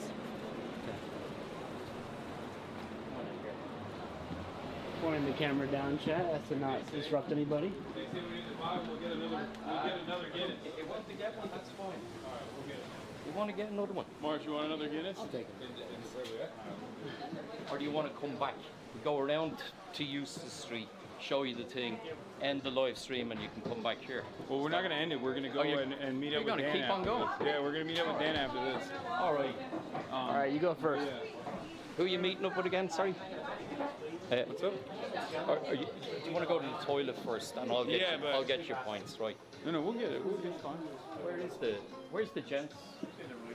All right, you hold. Right. Will I hold the camera? No. He goes first. Who are you going to meet? We're gonna meet with Dan, Kneecap Smith. Oh yeah, right, Yes. right, yeah. And then we're going to go see his wife perform. I believe she's a musician. Very good. And Very good. I forget exactly where she's performing, but Is it the Sugar Club? I'm not sure. You might know better than I do. No, I don't. Oh, okay. But he's a great fella. Yeah. Yeah. Yeah. So there's a lot of ephemera here associated with Irish republicanism as well. Walk me through it. Yeah, Tell- let's show you. Yeah, show the chat, show the stream. So that's pattern. So he fought in 1916. Our song, which was subsequently translated into Irish, Euron Naveen, the Soldier's Song. And it's a great song, and it kind of means a lot to us as well. Yeah. And it's so important that people know the words of it and they sing it. People are always up for singing it, aren't they? Yeah. You know the song. You sing along, don't you? When Euron Naveen comes on somewhere like that. Where are you from, Pat? I'm from Tipperary. From Tipperary. Yes. Nice to see you. Thanks, man. You're a Dublin man yourself. I'm a dub. Yeah. Where are you from in Tipperary? I'm from Cashel. From Cashel. Fair play. We were talking about Dan Breen and Sean Tracy yes, Dan Breen. and Sean Hogan as well. The hurling cup in Munster. Yeah. The hurling cup in Tipperary is still named Dan Breen. Still named after him. Yeah, fair play. Great fella. I thought there was more. There is more here. Sorry, I'm just going to show you. Maybe I seem to be somewhat confused about how much there was. In my mind when I was here last, there was loads. But anyway, it's good enough that there's a photo of him there. Here's Hassan now if you want to go and relieve yourself. Here, will I hold that and give it to Connolly. Oh, hell yeah. Thank you. Sorry, we've been nervous, but... No, get your picture. I'll take a picture. That's a great book you brought along there, Labour in Irish History. Probably his seminal work, wouldn't that be fair to say? He also wrote a great little pamphlet called Socialism Made Easy, which is very important because too many books should be called Marxism Made More Difficult Than You Could Possibly Imagine. And what Connolly did was he wrote for the people, didn't he? I like your shirt, very good, fair play. That's very good. Oh, wow. Yeah, sure. He's like the Mao of Ireland. Yeah, he's a great fella. You want one, right? I won't bother you guys for too much longer, but it's nice to meet yourself and Nice to see you. Thank you. All the best. All right. All the best. Let's go grab two right. Guinnesses and Well, then... yeah, look, you want to talk to your people and I'll go and get No, it. I got it. You want me to talk to you? them? Talk to them while I go get it. You want it? No, I'm all right. I'm all right. Just don't know what to say now. I'm going to clam up, haven't I? No, it's Hassan is doing a live broadcast with me. It's live now. You know, this is like when you're having one of those nightmares in life and somebody says to you, here you go. It's like that fella who came for the job in Channel 4. Do you remember? He wanted to be a cleaner and they brought him on to do the news or something like that, which is pretty good. I don't know, the internet. Instagram, I'd say. Something like that. So, I might as well tell you, my website's called 1916rising.com. That's 1916rising.com. And here, check out my Instagram as well, which is called 1916 Walking Tour. And I have a shop online, but it's closed at the moment. But I think I'll open it tonight. It's called LORCANCollins.com, LORCANCOLLINS. Let's see. I have 83 new followers on the Instagram. Well, thanks very much. I'm delighted with that. So I am. So anytime you come to Dublin, I'll give you a walking tour. I'll walk you around the streets and tell you a few stories about our revolutionary history, which is so important to us, isn't it? There's Hasan there. I said nothing while you were gone. Oh, all right. Well, except the guys to promote that are sitting myself. Over there, the guys that are sitting over there apparently are fans too. But they were just like random. No. Who is it? We were just the guy sitting over there. We were just randomly. They were at this bar already. Oh, is it? But the boys here on the left. No. The group here. But he poured the Guinness, and it was all head, right? All right. And I was about to pick it up. He goes, no, it's not ready yet. Yeah. You gotta pour the first bit and leave, say, this much space, and then let that settle, and then top it back up then like that, right? What's the gig you're going to tonight? Do you know? Yeah. Thanks, pal. Thank you. Do you know the name? I don't want to say the location that we're going to, but I think... I was wrong about what I said earlier on. It wasn't there where I said... Oh, okay. Yeah. Right. I'm sure. Is that razor that you have hanging around, it's not sharp, is it? No, it's not. It's kind of worrying me a little bit. No, it's not. Well, wait a little bit until it goes completely black, because I don't know why. It's just the rule. It's kind of got to settle a little bit more, it's so fine. it does. Yeah. The way it makes it taste better. Right, it does. I was just saying I have 83 new followers on my Instagram, and I'm so delighted. You've doubled my Instagram. Okay, that's not enough. We got to get more. We'll get them. And what else are you on? YouTube? We're on every social media platform. Yeah, even Twitter. Oh, Zora met with... Unfortunately. Before it was the cesspool of racism and fascism. Exactly. Right. Good for you. Well, I'm kind of sorry I left as well, because I did have a few on there, you know, I had a reasonable number, but I just kind of got a bit tired of it. No, I feel you. It's so bad. It used to be a pretty solid social media. It's so bad. Yeah. It's not worth it. I just stay there because I'm stubborn. Yeah. You're hanging and I duke it out. Hoping somebody will buy it. Well, even if, it's not even that. It's just, it's a fascist cesspool for sure. At the moment, but for sure. It's not even about like hoping someone who buys it out. It's just someone's got to stay in there and keep yelling at these people. You know, tell them they're wrong. Yeah, I suppose otherwise you just hand it over, don't you? Do you want to sit down for a little bit there? Do you? Sure, a couple more here. Yeah, of course. Oh yeah, sure. All right. No, you're good. You're good. Rather hilariously, those Christmas presents look like the English flag, don't they? Yeah, I see that. Standing in the wrong spot. There you are. Nice to meet you guys. Bye. All right, you ready to down it again? Right, sláinte, lads. To your good health. And you'll be back again, won't you? Maybe as a private citizen. How are you, pal? Hi. What's going on? Nice to meet you. You want to take a photo? Yes, please. All right, let's do it. Yeah, what do you got? You have a camera. What do you got? The whole. Come along and said, can I have a photograph? And they didn't have a bloody camera. He's got the full. Was this the full Yoji fit? It is. Yo, he's got that shit. No, he's got down to the pad, I think. Are you getting in, Margie? Seems to. You want Margie in the photograph? Yeah. Bunch up a little bit, eh? Thank you. All right. That's a good looking photograph. Great. Lovely. Nice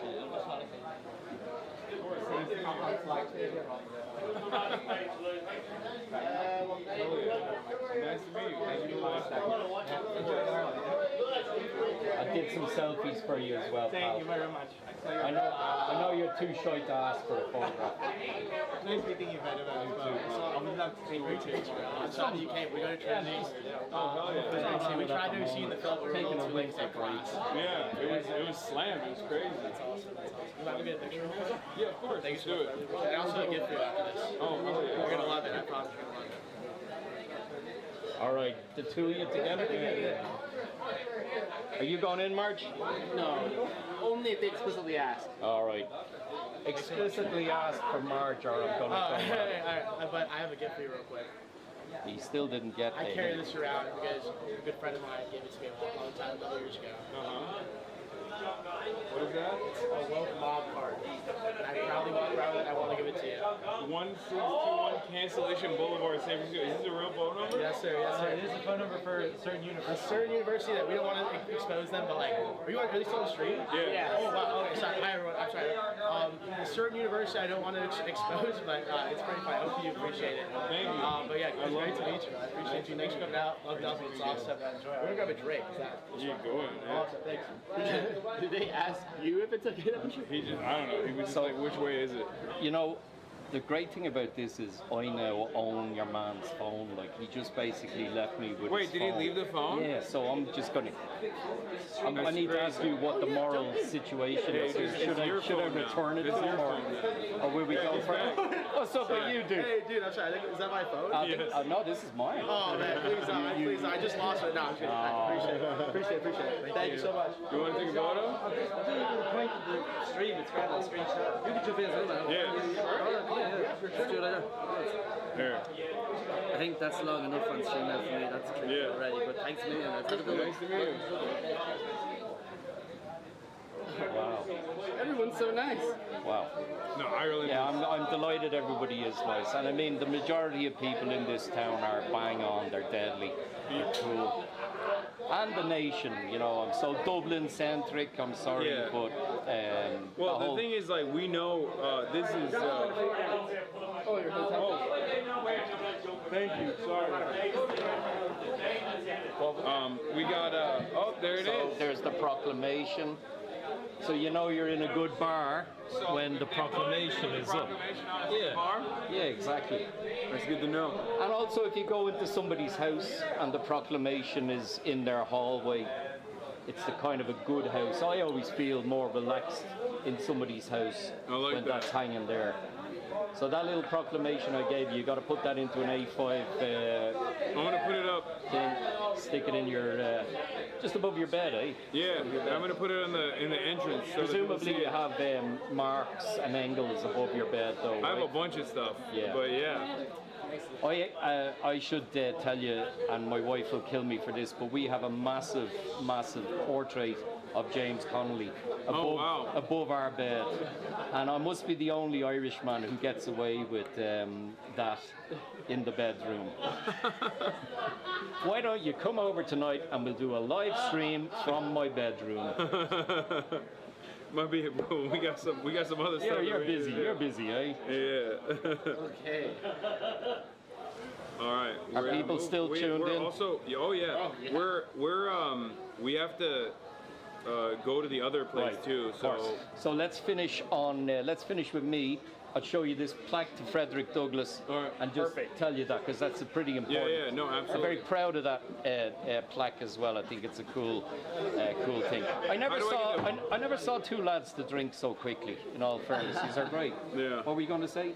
Well, we're on a tight schedule, you know. Yeah. How do I get the books back? Oh, I'll drop when he. I'll take you to my hotel. It's near.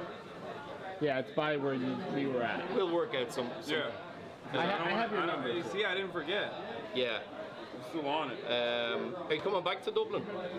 Or sure, we'll swing by the bar. It's only close anyway. The International. Yeah. We can. Oh, is it close to the next location that we're going? Where are you going? Oh, you don't want to say. Well, I mean, we're going to the hut. Okay. Yeah. All right. Good. See you, lads. Are you two married? Your brother and sister. Well, definitely don't get married. That shit goes down in Tipperary, all right, but not in Dublin. Thanks, guys. See you, lads. That was close. Luckily, I didn't say anything stupid.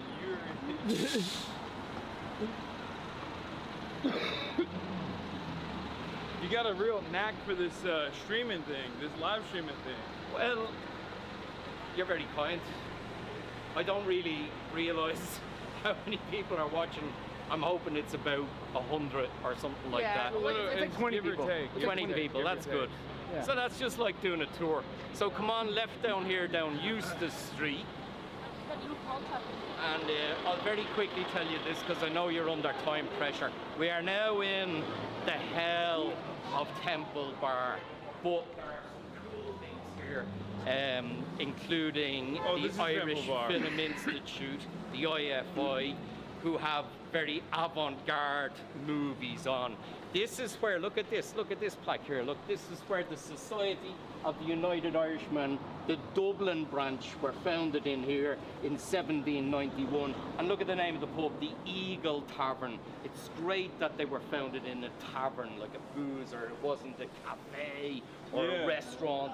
You know, it's Dublin, we're not French. It was a boozer. That's where you want to find your revolutionary organisations. Then it became the Friends Meeting House. The Quakers were very good to people in Ireland during on Gurta Moor as well, because they fed people without demanding that they should go to a ceremony, a religious ceremony. So here, look, here's the plaque.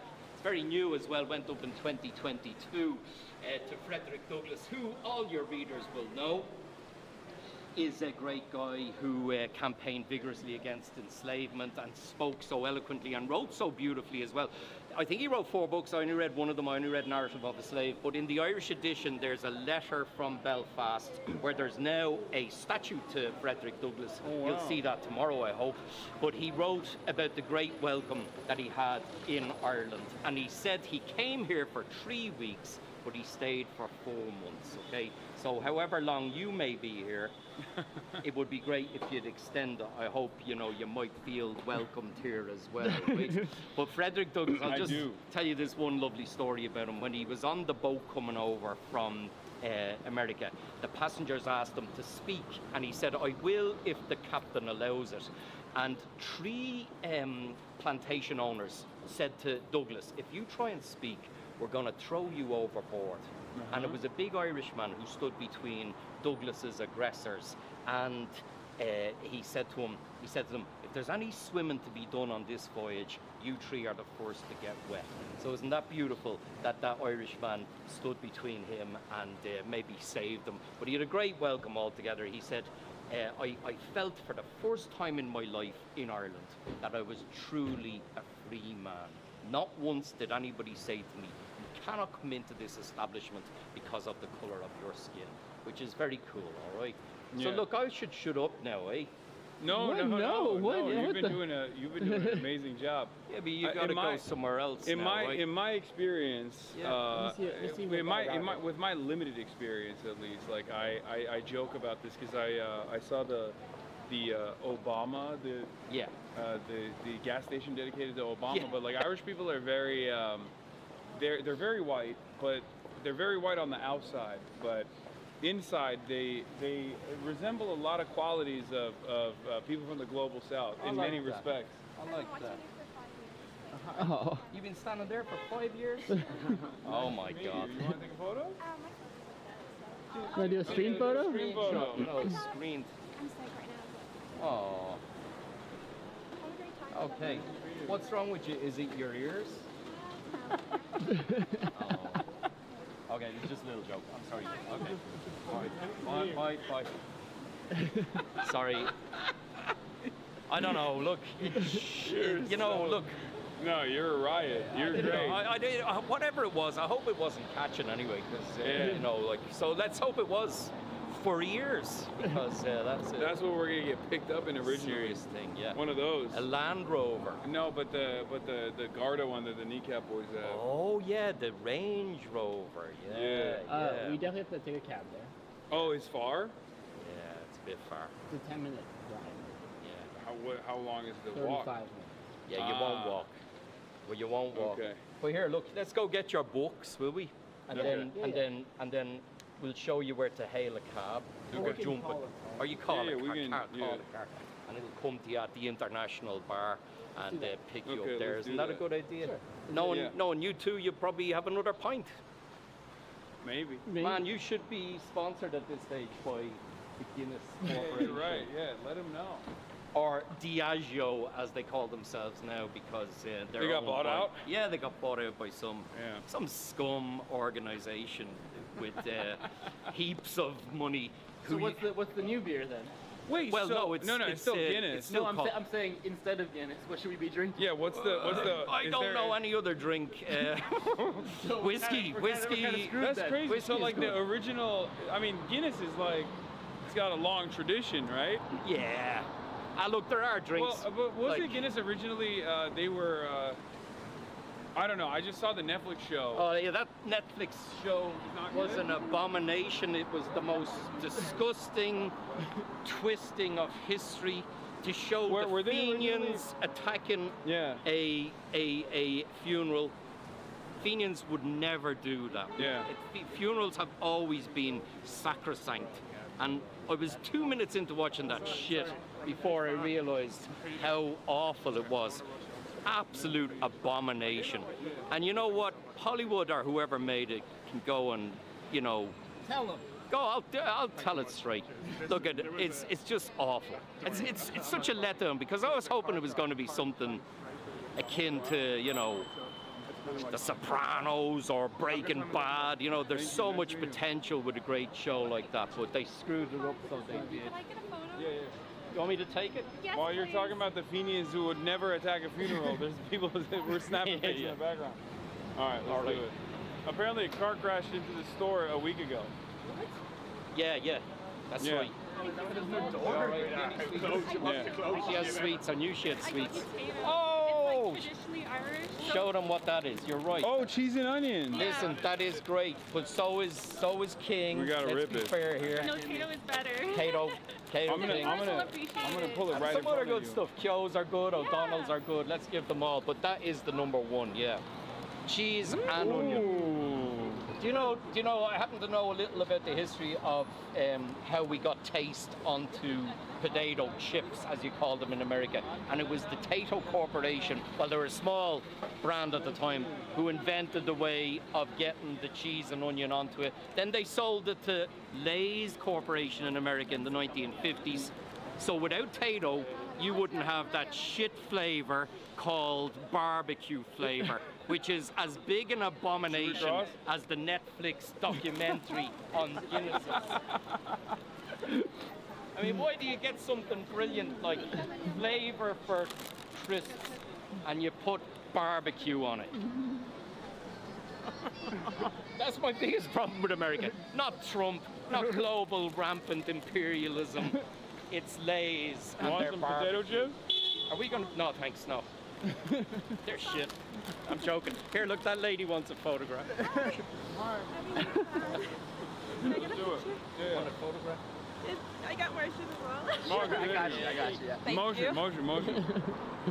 Right, ready?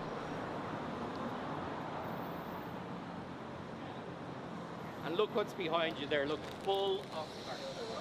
All right. Nice to meet you. Nice to meet you. Bye bye. Are you American? No. Why do you say awesome? I don't know. Wait, is awesome an American thing? Yeah. What you think? You think we go around going, oh Jesus, that's awesome? No. It's a normal thing to say. This is a very famous sign. I love it. I think it's got a protection order on it now. Why go bald? And it used to flash on and off. 1 minute he has no hair, and the next minute he has hair as well. Famous in The Butcher Boy, a great book and a great movie as well, as a matter of fact. They're very good with points, by the way, the Tato. And look at this. Yeah, it is. Huge Delicious. proclamation, you see? Yeah. See how important it is to us? There's a little mistake in the original proclamation. There's an upside down E. Oh yeah, right there. Where? Very well spotted. And I like it because, you know, Persian bookmakers used to put a mistake in on purpose because only Allah can do something in perfection. So they would point out where the mistake was, do you get it? And like this, I think that the upside down E is for a little humility. Even though it's a mistake, they spotted it, they left it in. It took so long to get it ready for the printer's block anyway. They hadn't time to go and do it all again either, so they didn't. You want to get a picture with Hassan? You want to get a picture? I'm sorry, do you mind? Can I ask you to take Yeah, it's what I've been I'm so sorry, I didn't want to interrupt. I'm holding the camera. No, I'm saying, like, here, take I'm good. All right, ready? I'm just, these are the photos I'm taking with Tato. Did you bring a gift? No. You got my bag? No. He's joking. Cigarettes, money. I can recite this. It's a Wednesday. All right. Thank you so much. Nice to meet you. Come on, let's go. It's a Wednesday and people are just on the street. Well, people are already they're in the Christmas spirit and things. And a lot of people are already starting this. Oh, excuse me, sorry. Is this a tradition in America, the 12 pubs at Christmas? Did you ever hear of that? The 12 pubs at Christmas? Where you wear a stupid Christmas jumper and you and your mates go to 12 pubs. But rarely do pubs let them in. They don't really want that kind of business. And also, by the time you're at your 8th pub, you've all separated into little groups, and you know the worst drinker amongst you is lying in a gutter dying. A pub crawl. It's a pub crawl, but it's called the 12 pubs of Christmas, like the 12 I think days they do of it. They do Christmas. different versions of it where they dress up. All right. I think they do it for Halloween and they do it for Christmas too. I think, but it's not the same as 12 pubs. Yeah, well, it's a big thing, and it kind of happens around about now as well. So yeah, it is a Wednesday. Is it a Wednesday or a Tuesday today? Tuesday or No, it's Wednesday? a Wednesday. Wednesday. So people are already in the Christmas buzz, I suppose, getting stuck in. So you like Tato crisps? I do. There's a place. It goes great with Guinness. There's a place called Tato Park, which is like not a Disney place, you know, like roller coasters and stuff like that, right? And it's where they make the Tato. So it's one of the most famous parks there. So it is like there. Yeah, how are you, pal? Wow, they got a whole Disneyland. What do you call a park like that? Fun park. A theme right, park? Theme park. Theme yeah. park. Yeah, so like Duff. It's like Duff. Mark, hold for a second. Let me see. Duff Land or whatever. I think we're 91%. No, is it still charging? No. Oh, okay. Straight. I got a spot. 1 sec, sir. All right. He's replacing my battery. He's making sure that we're still good. You're good.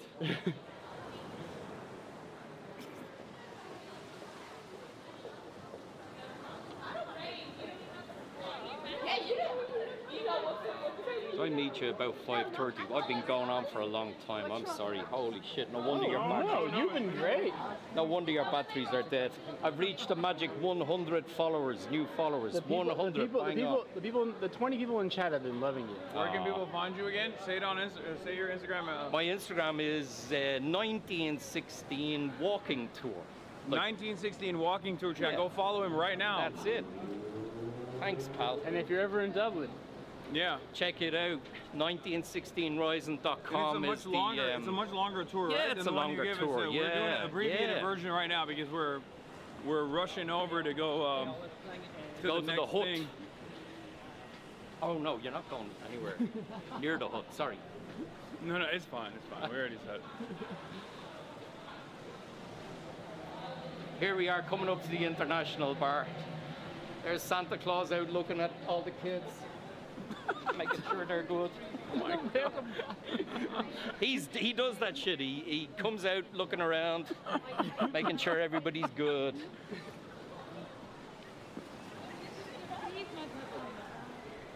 Right, we're back to the International Bar.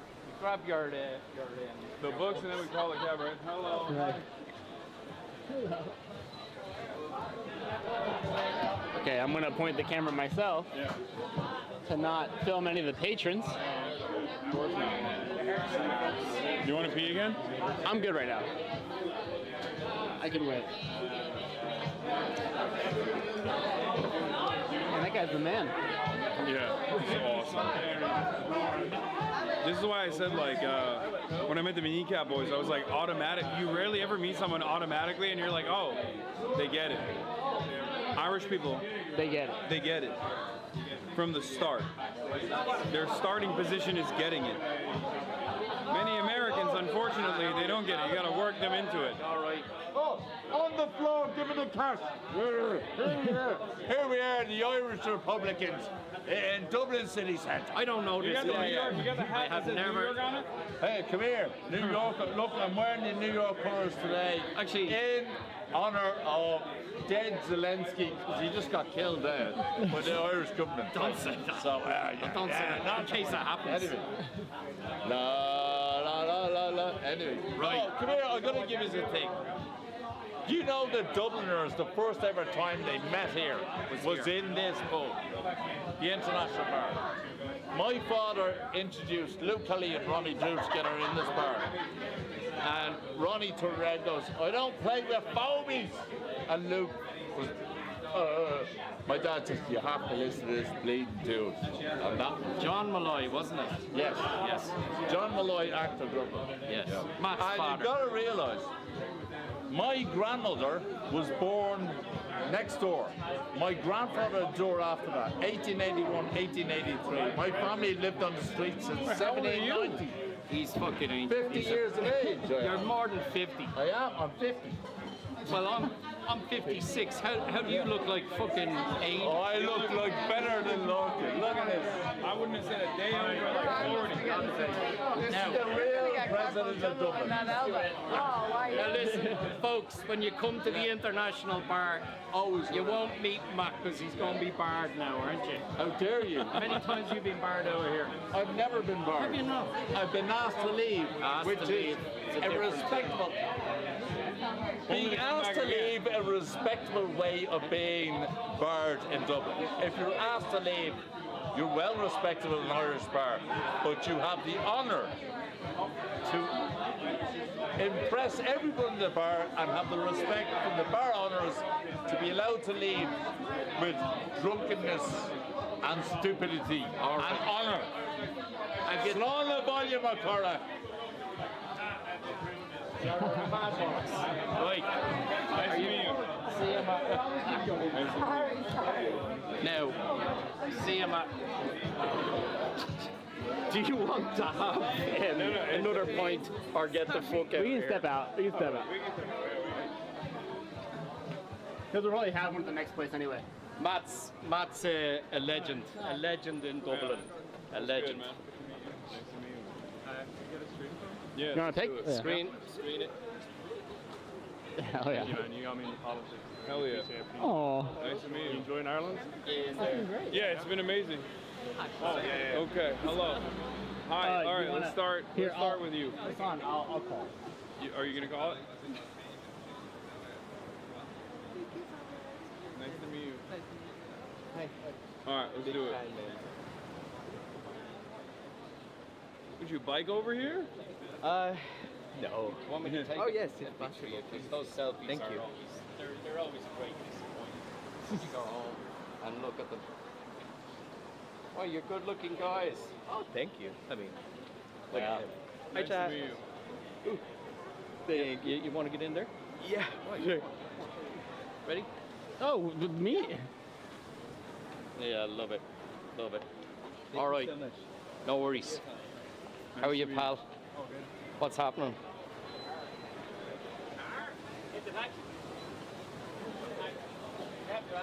Deadly. Nice to meet you, man. What's up, man? Yeah. I'm just chilling, man. I'm visiting Dublin. I'm learning about the revolutionary history of the Irish. Oh my God. Chilling, man. Chilling. About how the Irish gained independence. For this part of the nation. Yeah. For this 26. Not full yet, but it'll happen. It'll but that United Ireland is coming down. Chucky Law, right? You got it. All right, perfect. Nice to meet you. Good to meet you. Thank you for watching. There you go. What's it Aww. Enjoy Dublin.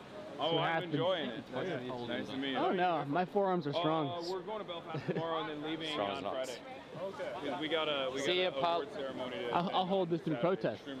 Oh, Do you want me to take a picture of you? Oh no, I'm grand. You're grand, are you? You must be working for the You government. don't want to take a photo? No, just chatting to them. All right, nice to meet you, man. Nice to meet you too, bro. No. Welcome to Dublin. How are you, Welcome to pal? Dublin. Thank you for watching. Did you run here? Ah, I Jesus. spotted you earlier on. Monkey D. Luffy, nice. Yes. All right, you want to take a photo? Cool, yeah. Did you ring a cab? Yeah, I did. I'm Deadly. 1 minute. Nice Yeah, to meet how you are you, as well. pal? Hi. How's it going? And usually I love your moustache. I tried to Thank grow a you. moustache there recently, but I looked like a fucking nonce, you know. Yeah, it's tough to pull It off. really is. Oh, wow, that's cool. Good advertising for Butler's Chocolate Cafe as well. All right. Great, thank you. How are you, Mrs.? All right. Yeah, that's Hassan. Hello. See you, Nice mate. to meet you. met you at a Bernie rally with my daughter. We just love you. You met me at a Bernie rally? Yeah, my daughter did. Oh, your daughter did. We love you. What are you doing here? I'm just visiting Ireland, learning about Ireland's struggle towards independence. Yeah, and you know that how pro-Palestinian. Oh yeah, no, I know. Yeah, it was great. We've Can I been get a chatting. picture of you? What for book my did you buy daughter? in Hodges? I bought. Somebody I'm bought- going through the New York Times. I'm going to go back on Proust. Believe it or not, I'm going to Jesus. start. Hang on, hold on. This is ridiculously intellectual. Sam, I'd love to get you a book. Fair play. Have you read? I got so many. Shameless Look. Eve? All he needs in life is those two books. Yeah, he wrote this Tan one. War and James Connolly. Learn everything about the whole world. And a bit of Proust. You ready? You must be teaching, are you? Well, my daughter, we actually live in Los Angeles. Yeah. So yeah. Hang on. So I can't wait to send this to my daughter. Just look wait. at that. Thank you for your work. Thank you so much for your work. That's really cool. That's us right there. All right, There you last go. one. Right. Last one. Thank you. Bye. All right. That's our. Ah, yeah, you're brilliant. Our car is here. We got to be quick. Look at this badge this dude has. Tom Clark. Oh, it's not. No, that's a Guinness. Just a Guinness. Shit, I'm seeing And a things. communist star. Thank you. That's our car. All right. See You you, were man. amazing. You've been alright. Yeah, You you were were amazing. spectacular. Thank You're you great. so much Thanks for everything. having me. You know, it's brilliant, right? Shout it out Such for a the pleasure. Shout out, one more man. time. I Your hope to Instagram. see. The Instagram is 1916 walking tour. Don't do the Twitter. Don't do the Facebook because I had a Facebook, but I can't remember what it is. But the Instagram is what's cool, isn't it? All right, well, and thank you so much. I hope to see some of your viewers on my walking tour, 1916rising.com. They'll be I wish putting you up. guys the best, all right? All right. Say hello. I'm going to Thank text you. you some people in Belfast All right. that you should go and see. Thank you. I'd love you to go to the James Connolly Visitor Centre. Really brilliant place, okay? All right. You meet We're some gonna great do heads. a black cab tour. Yeah, you do a black cab tour as well, for sure. Yeah. All right. Mind yourselves. Bye. Thanks a Have million. a great night. Thank you All so right. much. Chat. Everybody give love to Larkin. That guy was awesome as fuck. Not gonna lie. From Mauricio. Yes. I had the big guy here with me too. All right. Last one. Have a good one.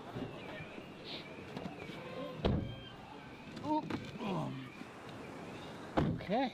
Wow, that was crazy. I'm gonna keep the light off for now. Oh, Ireland. Ireland. Ireland. Ireland. Ireland. The island. The The island island. nation. It is. It is an island. Island nation. Dude, I got so many books. That's crazy. Ireland. When you realize Ireland's an island. Yeah, it is an island nation. Dude, what a tour, huh? That was sick. What a tour guide. That guy was awesome. That's what I was trying to. Larkin. Yeah, what I was trying to say is like the automatic, the starting position is for Irish people is goated. That was so cool. Yeah. Want gum? I'm okay right now.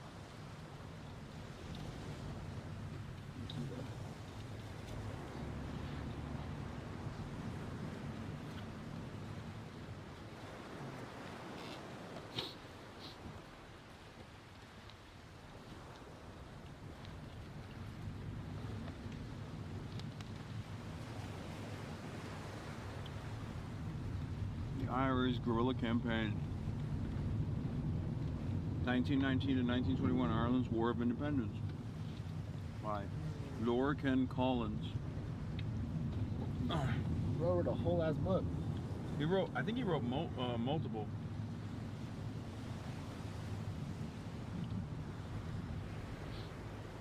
Someone said no driver. Yeah, there's no driver there. No. What's happening?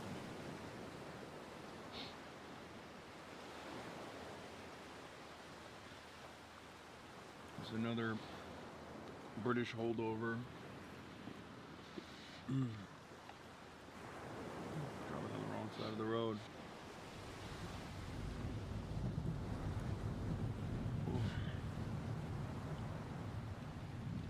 Chat, did you guys have a good time with that?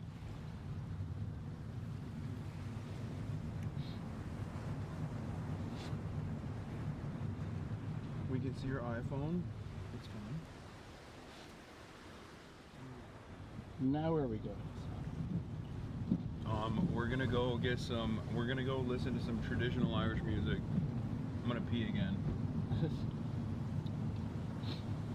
Tiny bladder. They're calling you tiny bladder. I mean, we down what 4 Guinness like it's nothing, like it's nobody's business. I haven't eaten since breakfast. I had an Irish breakfast this morning, and I was waiting. I had an Irish breakfast in the morning, and I thought to myself, I'm not gonna eat. I'm just gonna drink, and then I'll have a spice bag. Oh, you haven't went this hour. I thought that's like no, it's junk food. Is it? I'm not from. Yeah, why are you talking like you know what you're talking about? I'm not from the island. New toilet god. Okay, me and Marge have peed the same amount. Okay, calm down. We have so far. That's not true. I have to pee kind of, not like crazy. It's no big deal. No, just a little bit. I can go for another Guinness. Yeah, we'll get another one. We'll rip another one. And then after this this stuff is done, we're gonna go back to the hotel, and I will do a regular live stream where I do the news coverage after. And I will be toe up. I'll be fucking hammered. Why did Marchie pull a Jamaican accent there? The island? Because it's an island nation. It's an island nation. Yeah, Ireland. I'm an island gal. What you mean? Yeah, you are. If you're Irish, you're an island gal. You're an island boy or you're an island gal. Peak content incoming. Buzzed news stream. Oh my God, there's still a motherfucker in the chat going, and then dispatch. Garda. Classic. Island gal.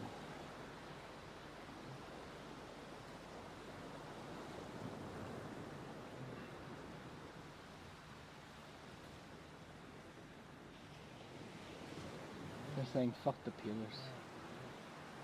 Yeah. Fuck the peelers. Proper island lads. Fuck the peelers. You switch up on Blonde Blazer so fast. Where's she at? That's crazy. Boosted to 7K followers on IG. He's up 3K followers at least today. Good. That's crazy. I love that. Did you go to Grogan's Castle Bar? No. Have you tried a spice bag yet? No. Working on it. But we will. Kneecap when? In Belfast. Tomorrow. Tomorrow? Next week. Tomorrow? Also, you gotta remember, the boys are touring all the time. Like, they're literally coming back. I think they're coming back tomorrow. And we're still linking up with them. Why are you FaceTiming? What is happening? My friend FaceTimed me. I was like, I'm live right now. That's crazy. He doesn't know I'm on the island nation. You zooted, bro? What's going on?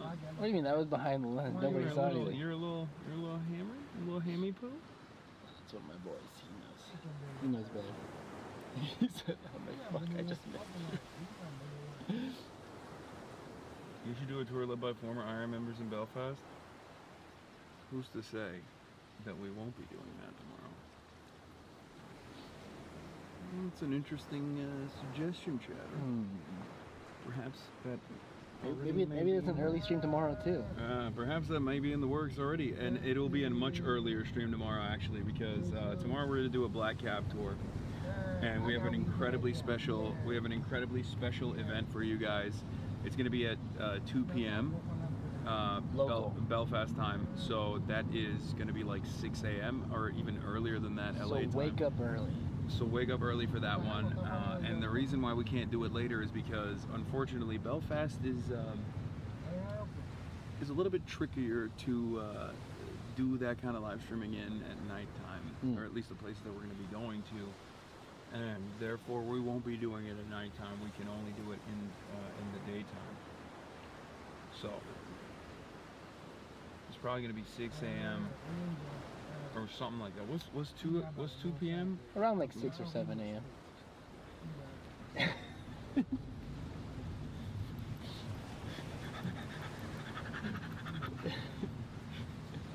Oh, that's for chat. There you go, chat. Don't say I never do nothing for you. You can tell I'm buzzed. I'm a 34-year-old. I'm a 34-year-old man. 6'7", 6'7". Age 34. Age 34.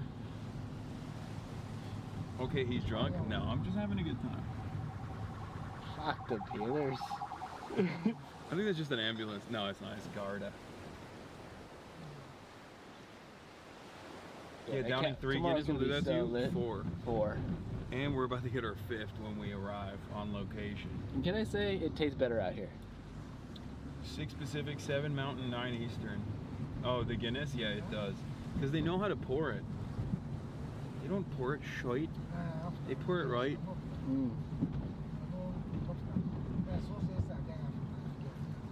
Motherfuckers always policing a man having a good time in the chat. It's true. I'm saying. That's right, dude.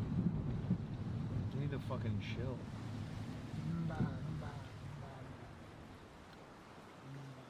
How far?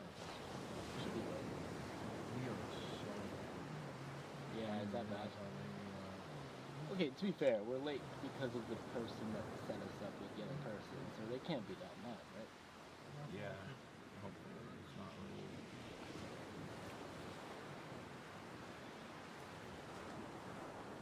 Finally, is the UK viewers eating good? Is the city still shut down? Haven't noticed when the Pope visited and made the lug our bags across the city catch a train? No.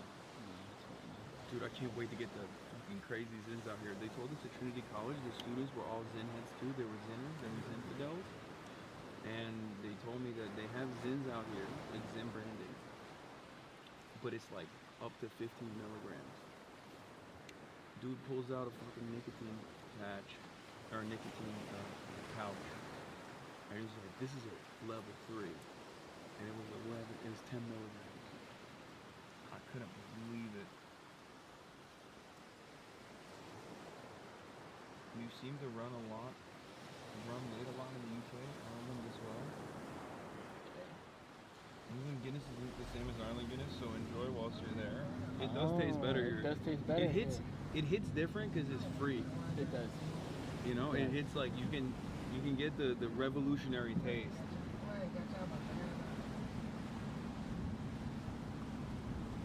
This is the house for spice bags, my friends. Sheehan, right? I don't know, I guess. Yeah, that's what they were saying. It's Chinese. We're just in China. It's not entirely.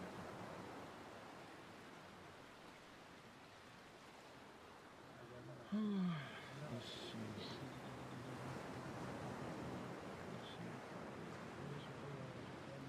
You put the one right in front. Probably.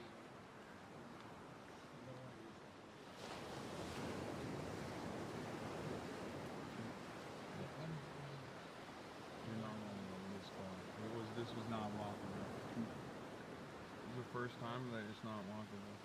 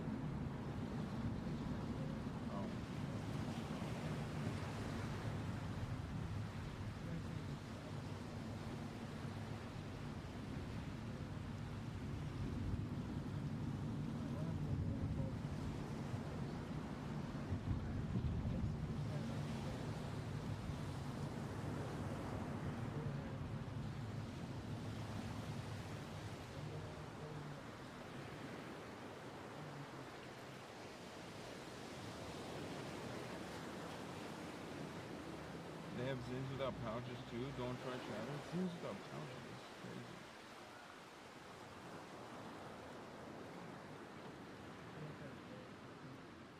The Irish tour guide was so cool. Thanks for tagging us along.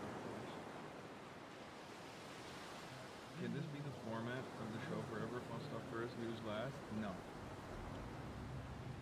That's how they say it over there. Going to get a Chinese or going to get an Indian doesn't sound right to our American ears. Going to get a Chinese? That doesn't sound right. I don't like that. Did the cab driver voted for Zoran? Yeah, I don't think he did, man. That would be really strange if he was able to do that. Very illegal, it seems. Get the 35 milligrams in his brother. I'll send it to you. It'll send you to the moon.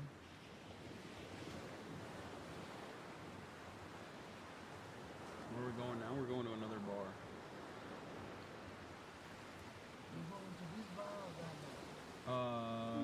Sure. I don't know. Oh, it's on the right. It's on the right side.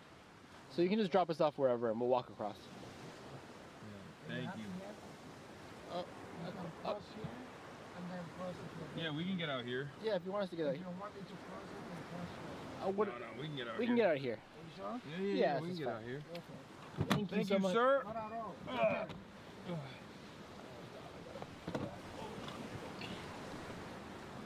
Need help? You got it?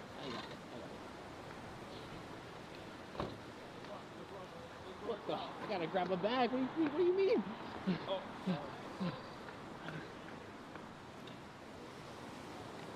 Woo! It's like I Oh, always brother, say. I gotta rip a piss bad. It's like I always say. What? Fuck the Taylors. Just has such a good mouthfeel to it. Dude, you think you're fucking hot shite. Okay, we gotta stop. We can't. Yeah, we can't. I don't know if it's this one. Oh. It's that one. Oops, sorry. Right, chat? Who's with me? They're all with me. They are with you. I think. Over here. Over here.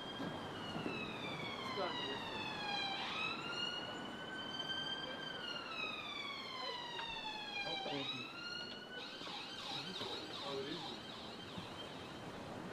Are you sure this is the right place? Hello? I just saw you there. I was following the stream and I just mentioned where you were going. I looked literally at Stone's Street. Oh, So I nice just to meet you. wanted We're live right now. Yeah, You yeah. want to take a photo? No, No, it's fine. Yeah, yeah. Yeah, I'll let you do it. Oh, no, you're right. It's the one on the corner. Oh, it is one. Yeah.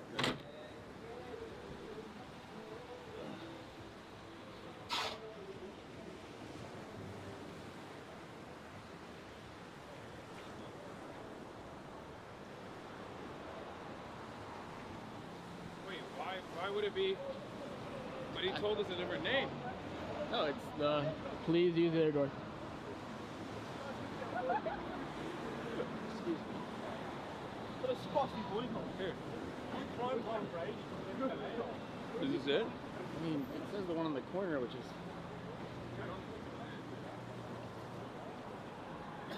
Lads, I was...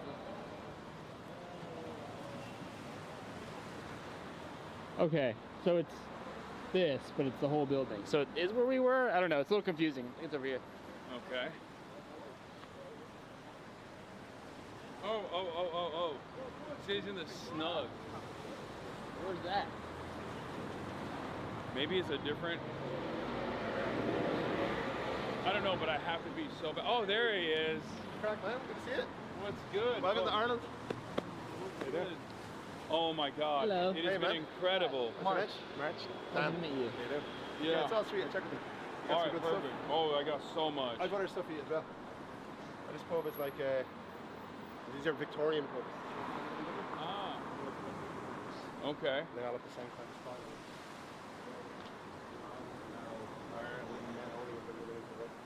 Oh, wow. That's crazy.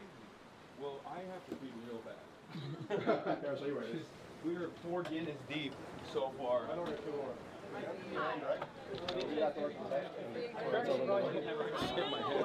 didn't realize. Sorry. Yeah, good. How are you? Yeah. Excuse me, sorry. I contemplated just This is a crazy. Yeah, oh, it's a weird one. Actually, it's not. Yeah. Oh, this is insane. Okay. The toilet's in that corner. Where can I put this stuff down? No one else steal them. Neat dresses essential, no tracksuits permitted. I like that. All right. Okay, where's the better? In the left corner. Got a pint, yeah? Oh, yeah, 2 for me and you. Yes, I'd love one too. How's it been, Trevor? It's been fantastic. Thank you for setting us up with. Cool. I've got some stuff for you tomorrow. I need to. He was so cool. Yeah, he's good. Yeah. He's good. Chat, the community loved him. We're still live, by the way. Ah, sweet. Yeah. But the community loved him. It was so good. It was so fun. Yeah. Thank you for that. Where did he took you out for about 2 hours? Yeah, he took us all over. It showed us a bunch of awesome stuff. He was just. Honestly, I don't even think he realizes this, but great on-camera personality. You can tell he was being himself too. He was not playing it up for the camera, but it was great. Chat loved it. It was awesome. Where's the best place for me to stand? I don't want to get in anybody's way. I'd say just here. Let me just ask. Is it okay if this is March? He's just going to film a tiny bit from here. Is that all right? Do you mind if I thank you so much? I don't want to. Actually, I have a friend from All right, Chad, I'm going to try to give you a good angle. It's kind of tight in here, though. I'm going to try to give you guys a good angle and prop you guys up. They're going to play music, so I'm going to try to turn the mic down so it doesn't blast your ears, but I'm also going to be watching chat, so like, if it gets a little hairy in terms of the sound, let me know, and I'll either adjust or just save you guys, but I'll be watching chat. But I'll set you guys up right here, just so you guys know where I'm setting you up. There is an inch of space. I'm not a chopped cameraman. I'm just working with what I got, okay?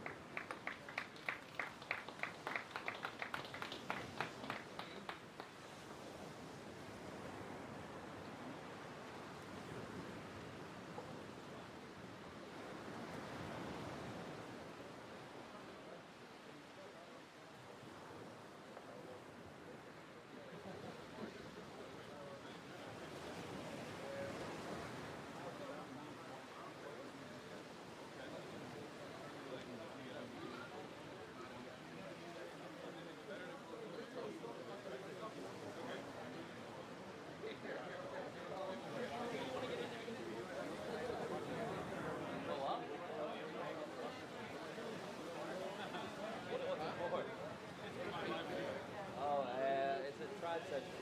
There it is. Play tunes. Big points. This right here, this instrument that you play right here, it takes 12 years to train. There's only like a bunch of 100 plus people that know how to play it. Right? Did I get it right? You say 21 years. 21. It wasn't even 12. It's 21 years. Practicing. What was it? 7 years. What's it called again?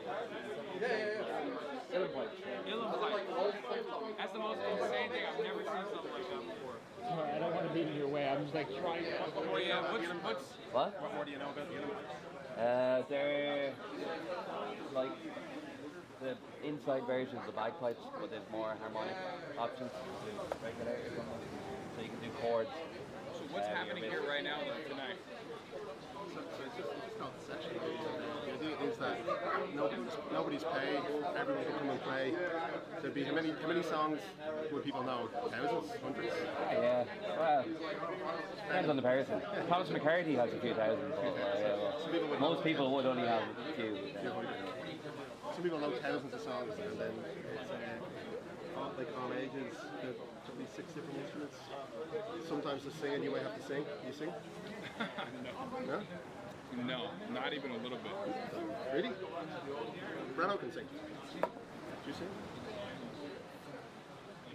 Not only can I not sing, but also I don't know any songs either. I have no recall. Really? Chat. Dan is the manager for Kneecap and a bunch of other very famous bands and music acts. Oh, it's just Kneecap. Well, oh yeah, but okay, he's just Kneecap. But just Kneecap. He's the manager for Kneecap, but also, for me at least, probably one of the most interesting people I've ever met in my life. We met at Coachella, and he's the man. You work for the UN, right? I used to. What? I used to work at the UN in New York. Yeah, you used to work at the UN in New York. I don't know how much you explain about your background and your public life, so I don't know. And he also managed the football team. Yeah, and they did an exhibition match for a team from a Palestinian team, famously. And then I think there was a documentary about it or a movie about it. Yeah, it was the first time Palestine ever played in Europe. It was May 2025. So Israel played UEFA competition. They play in Europe all the time. Nobody had ever invited Palestine to play, so we invited them, and it was a club team against a national team. And it was pretty sad that 2025 is the first time Palestine ever played in Europe. And we had a game 10 seconds through the pub here, and Palestine won 2-1. And we raised $250,000 for charities of Palestine. The Irish president came. It was a beautiful day of just using sport as a positive thing. What else do you do? He's a very well-traveled guy. He's the man. Kneecap keeps me pretty busy at the moment. Yeah. With the football and Kneecap, and try and travel around a bit. That's gotten harder than last year. I know. They got severely restricted in where they can go. It seems. I knew as soon as the Coachella stuff was blowing up, I knew that they were gonna cut the American tour. Unfortunately. Kneecap were banned from Hungary personally by the Hungarian president. He's a fascist anyway. Yeah. Viktor Orban made a video, put it on Twitter to say he was banning them. Oh, I have a gift for you, by the way. Do you smoke or no? No. No? Well, I got a gift for you nonetheless. I think there's gifts here for you too. I brought it all the way from China, from the People's Republic.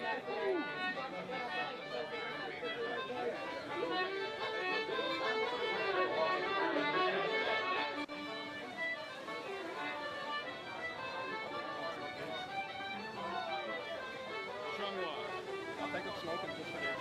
No.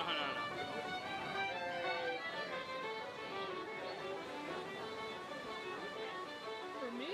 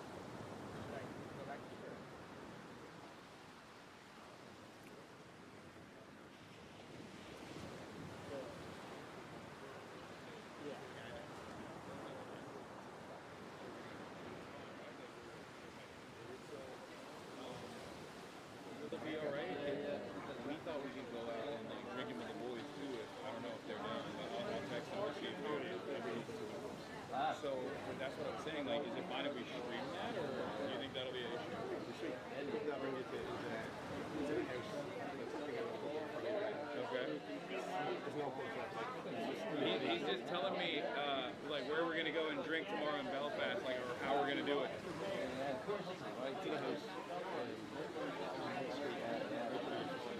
I love that.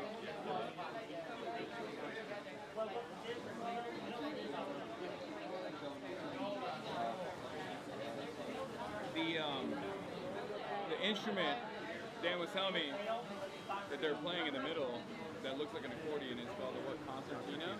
It's 100 years old, like the one that he's playing over there. Jimmy, what concertina facts do we have?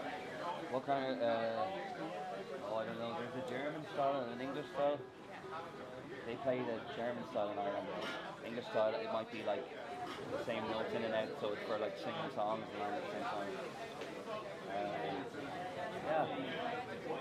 I don't know really know much more about it. Yeah. Lots of them in our house, but I don't play them, so. Yeah. Brady's basically just like, don't touch them. Yeah.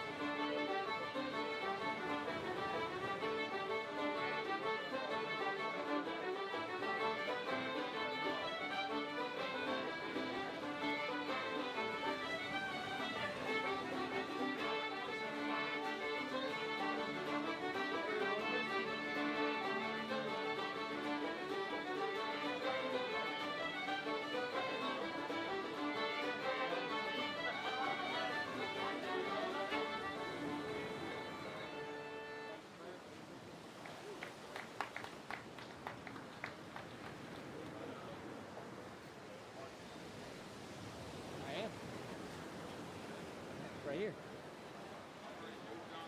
I'm on the second one.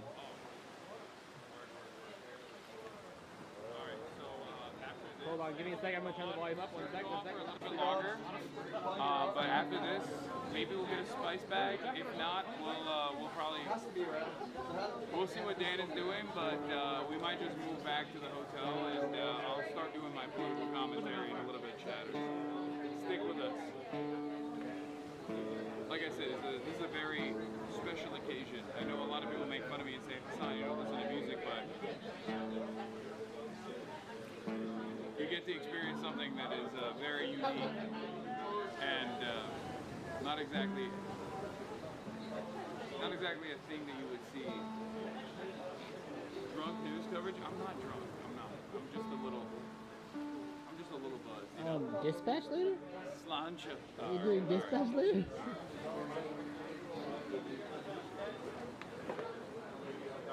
Don't even get me started. But yeah, we're trying to figure out where we're gonna go tomorrow in Belfast with the boys. And also the Palestine jersey, the kneecap Palestine jersey that he showed is exclusive. It's not out yet. So don't share it. No, he just said like don't show the little details of it. That's why I was saying don't zoom in. But yeah, that's gonna be coming out later. But right now in the world, there's like only 2 of them available, and I have one of them. Right. Fuck that. It's gotta be so weird to see us having a good time at 8:30 p.m. here in Dublin when you guys are in America. Having and it's breakfast. Like, what? Having breakfast. Yeah.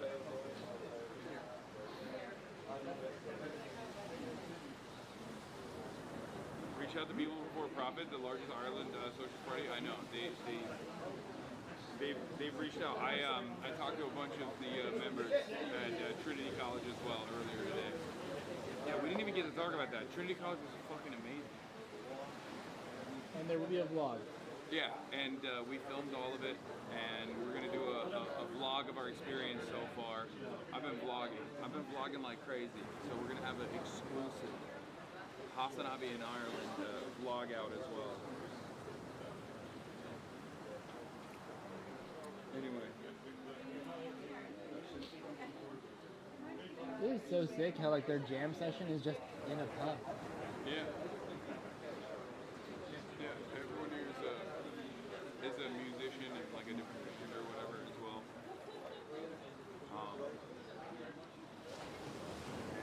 They know hundreds of songs and they just chill.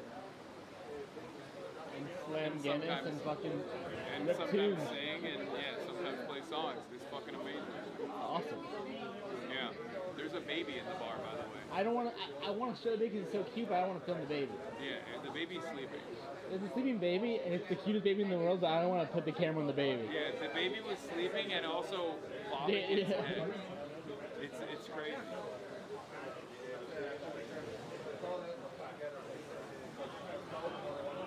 No, don't film the bar baby. Yeah, I'm not filming the bar baby. As much as I want to, I'm not filming the bar baby. That's the coolest baby of all time. Genuinely the coolest baby. Baby's been going to bars since the baby was 1. Not many babies can say that. Oh, baby just woke up. I don't want to film it. Yeah, no. Yeah, we're not gonna. Trust me. Not only do I not film people in general, but I definitely don't film kids. It's better. Yeah, we live down the road. The only way to come is my mom. But she loves the music clip songs. Oh. We were just watching her a week ago. She was having a great time. Also, big football match. Really big football match a couple weeks ago. Ireland did better than we expected. And she was in the middle of one of the busiest clubs for the goal scored as the whole club were rough. It was crazy. But she said, Alright, chat. Moving the volume again.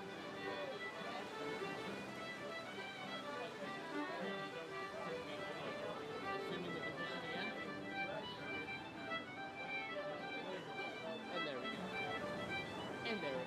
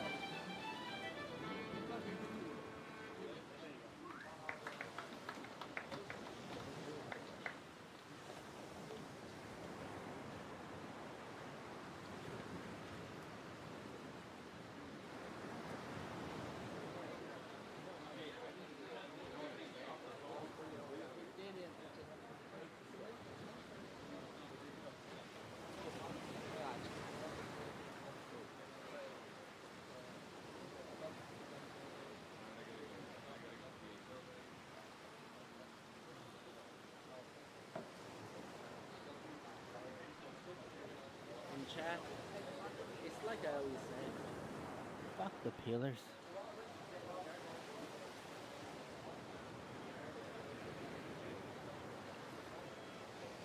Can I get a fuck the peelers in the chat?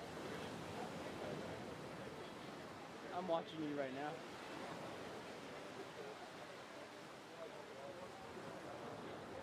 Let me get a goddamn fuck the peelers. That's what I like to see. That's what I like to see, chat. Let's go.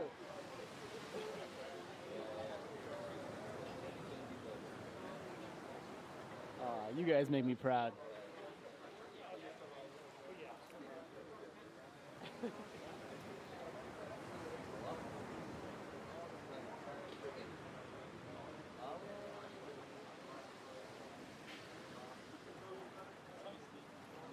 I don't know how you guys feel, but the vibes in here are immaculate.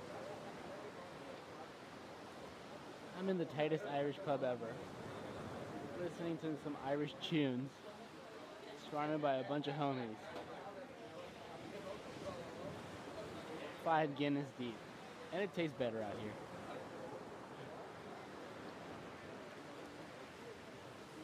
Singing fuck the peelers.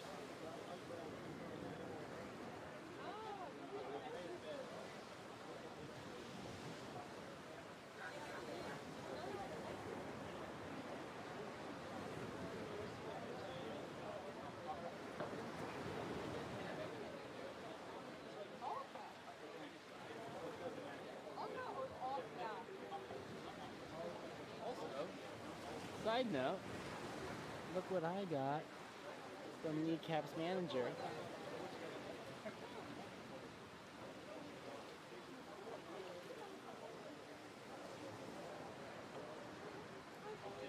Is that not fire?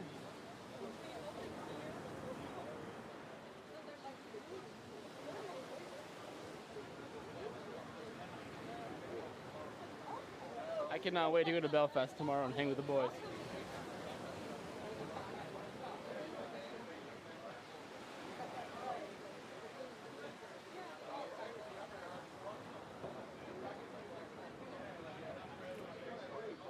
Yeah, politics, Andy. News is coming later. We're gonna go back to the hotel. He's gonna run some news, and maybe, just maybe, if I have enough energy left, I might have brought an IRL backpack of my own. Hassan doesn't know. Maybe I'll go run amok on the streets, the main streets of Dublin, and do a little pub crawl on the old Marchie broadcast. How do you feel about that? Give you guys a real taste of Dublin.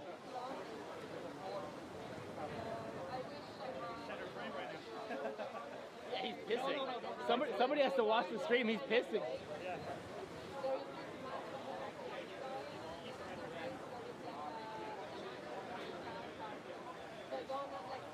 So anyway, no promises, but first laps. If I'm feeling up to it.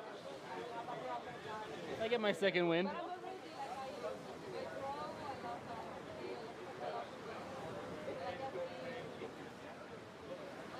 Dude wants to monologue Nebraska chatter, I'll kill you. Mods, execute that guy. He's in the back. What do you want from me? You want to just stare at the fucking bar? You want background noise? 4K Irish bar pub, POV? Alright, I got you.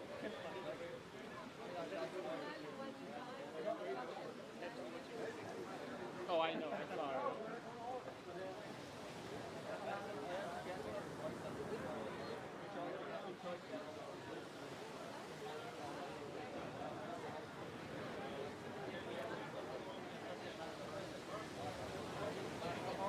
Hey, Rory.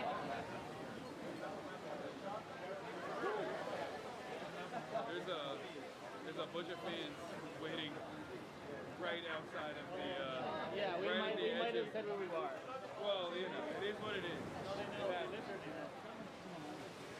Dan, what do you think about spice bags? Everyone keeps saying we gotta get spice bags. Hold on, let me get this on the camera. You don't have to go straight. They are a thing.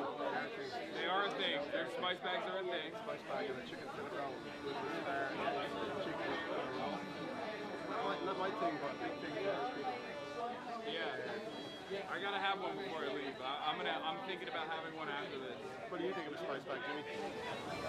I don't really have some that much, but really bad. there's great set one food in bad for Dublin. you? On Parnell Street. Very good stuff there.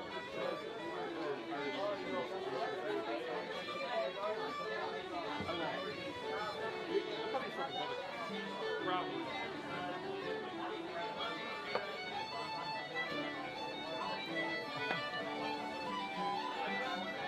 And I heard the zins that you guys have out here are way more powerful than the American.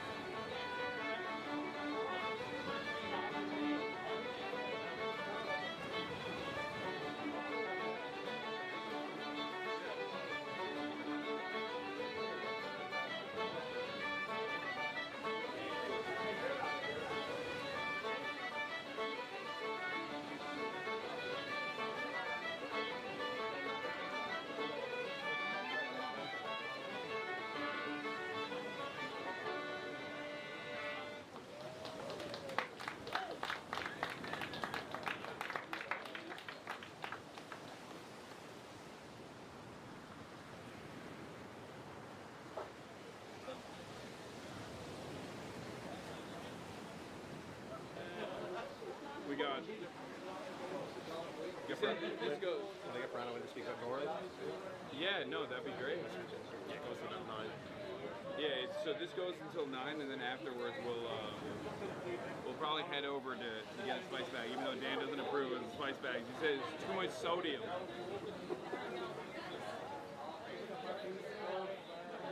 Oh wait, or do we have gray boxes, chat? I'll fix it. My phone died. Your phone died? God damn. Degenerate. See, I told you, degenerate. Why would you plug it in We've behind the been bar? out for so long. Are you unionized, are you? What was that? You in a union? Am I in a union? Yes. Yeah, I'm in a He didn't union. need to be in a union. He's The like Hasanabi cooperative. union. I was telling him about how you're a DJ, and the many shortfalls of He having squeezes me for as much labor as he can, for as little money as he can. Yeah. I'm making a minimum wage, $7 an hour. I beat his ass. He beats me. Yeah. I beat him all the time.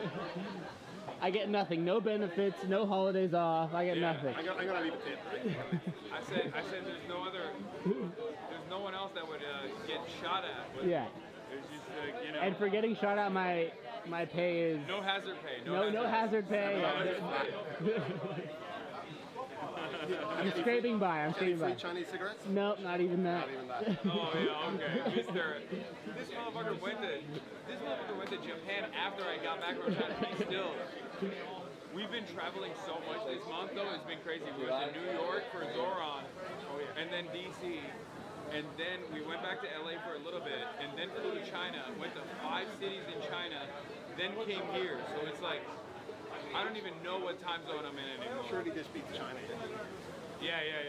Okay, Ireland is sick though. Ireland is fucking sick. I mean, I've talked about this before, but like, it's rare, at least with my worldview, with my politics, it's very rare to meet people where you're like automatically, you're like on the same page, where you don't need to explain yourself at all. But Irish people are like that. At least the ones I've met. Soon you're going to be wearing balaclava and trying to go to the border. Yeah, I'm going to make sure the counties are united, okay? That's what we're going to Belfast All for. roads have led here. Yeah. Yeah. But it is true. I was saying, like, Irish people are like, they're white on the outside, but spiritually in their heart, they're very, they have the same tendencies as like people from the global south. Oh, yeah. People from developing nations.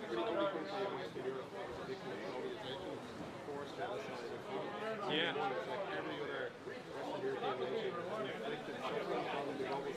Yeah. But you can see it. You can see it when you talk to the people here. It's crazy. Except for people who want to LARP as though they're British. Yeah. Even when we travel, There is a little bit of that, but I landed in Iran a couple of years ago. Kurdistan, people identify with us as even though we're in the Western system that we're really fighting against at the same time. yeah, it's sick. Someone said, "Let me ask the question. What went wrong with Conor McGregor?" Oh, did you see the new Republican thing? Like there was a video. Oh my god, that was so embarrassing. Nobody likes Conor. Yeah. He didn't do shit. He was trying to go for president. Nobody fucks with Conor McGregor.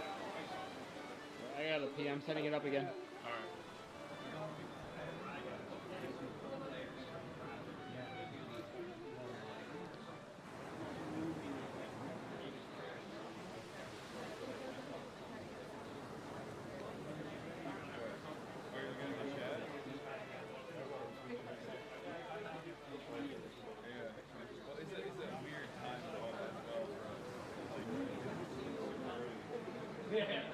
Alright, chat, I gotta pee. I'll be back.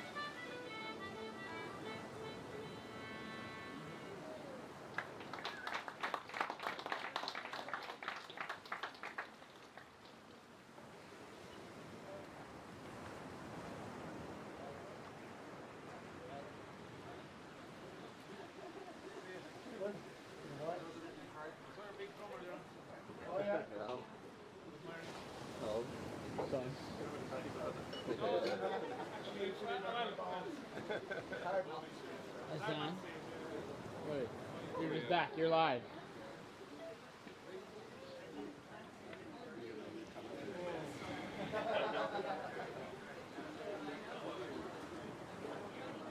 Always on that damn phone. I'm looking at the comments. And He's looking at chat. He's watching chat.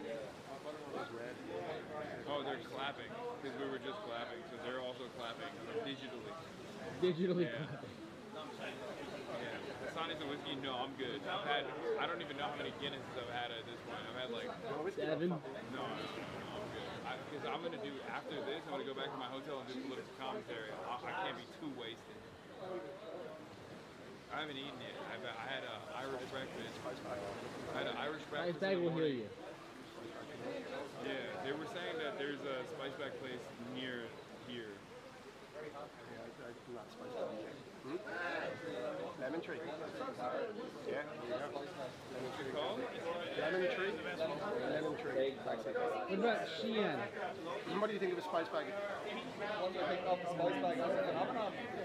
It's like modern Irish folklore. Really? Yeah, I would call it a folk cuisine. I didn't realize it was just Chinese food.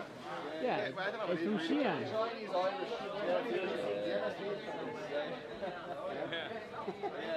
He was just in China, so it's the future. Excellent. And Hong Kong looks backward towards China, and like 20 years ago, it was like Hong Kong was. It was crazy going from Chengdu to Hong Kong, like going from mainland China to Hong Kong. It was like traveling back in time. It was crazy. Oh yeah. I'd love to go. Oh yeah. Mark, no one gigs there. No one, but they do gigs there. No, but I mean, Travis Scott just did one, I think. Yeah. But in China, it's far and few between. yeah, you don't hear like people going gigging. You're right. Because I was looking and I could not find many.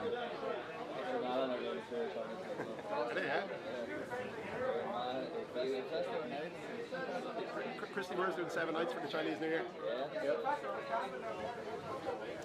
They're also very friendly. Like the Chinese people are so friendly.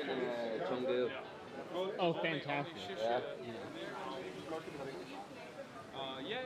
Well, I mean, depends on where you go. If you go to Beijing or Shanghai, everybody, a lot of people speak English. You go to Iran and everyone speaks English. It's amazing. You know, good English. Yeah. Really super smart. A lot of people in China speak English as well, but if you go off of like tier 1 cities, like where a lot of Westerners are, then there's definitely less people that speak English. But everyone is like somewhat competent. I do want to give you a battery warning though. Oh shit. Okay. We aren't like in dire situation, but okay. Yeah, we gotta move soon. You can't have his wife's bag of the live stream. Yeah. Go back to the hotel, do some political commentary. I thought you had a handy job. This is work for you. It's the best job in the world. If you love what you do, it's the best job.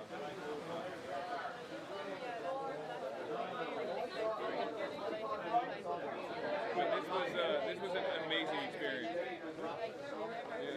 You brought your viewers, right? Yeah. You will not get this anywhere else, chatters. This is a real fun time in Ireland. This is a local spot. No tourists, no temple. Now it's fucked.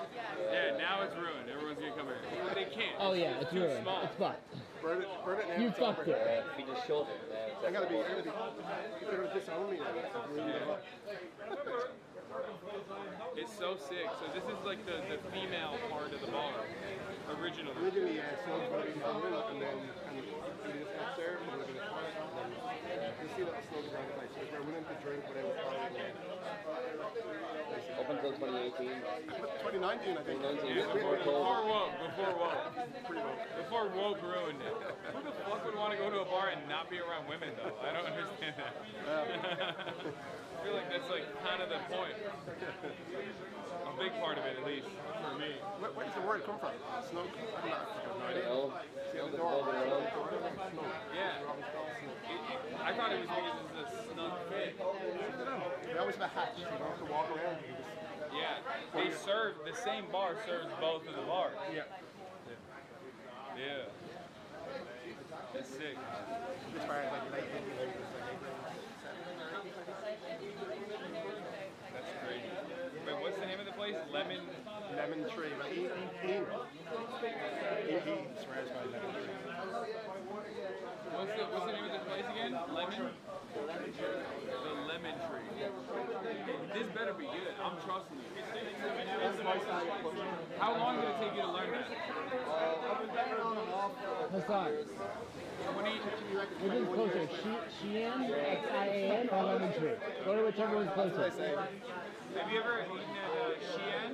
Xian. Xi'an. Like the province in China. Have you? Yeah, Lemon Tree is better. Okay. It's better. 100%. It's over. All right, we're going to go to Lemon Tree. That was recommended to me. Ham sauce. Double it up. I would say satay sauce. Oh, yeah? Go for curry. I think satay.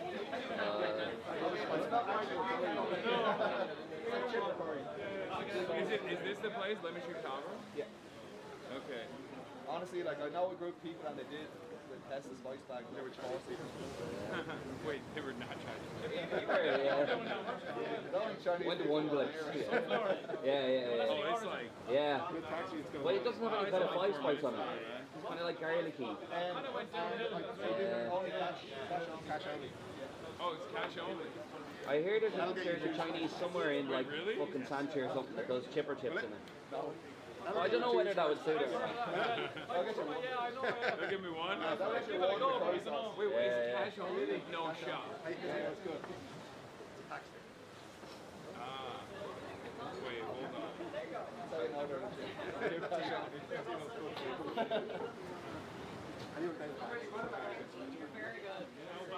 Do you have any euros or no? I have nothing, brother. We went, no, it wasn't. It's just giving me euros. No, it's fine. It's fine. It's fine. No, you got two spice bags now. Alright, There's a lot of meat in them. There's a lot of meat in them. Okay. Do we need to can we walk or do we? No, we gotta cab it. I'm calling you right now. Well, keep in mind there's a group outside. There's a group outside? There's no one there. Oh, okay, just kidding. Right.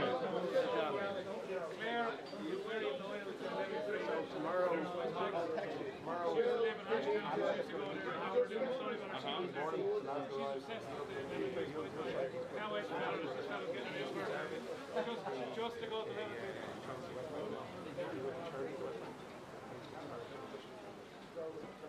Hell yeah. Perfect. I'm stoked.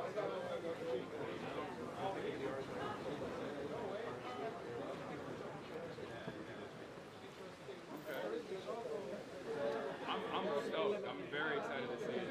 Belfast. Only seen it in movies so far. Okay, can I? Thanks. I'm sorry.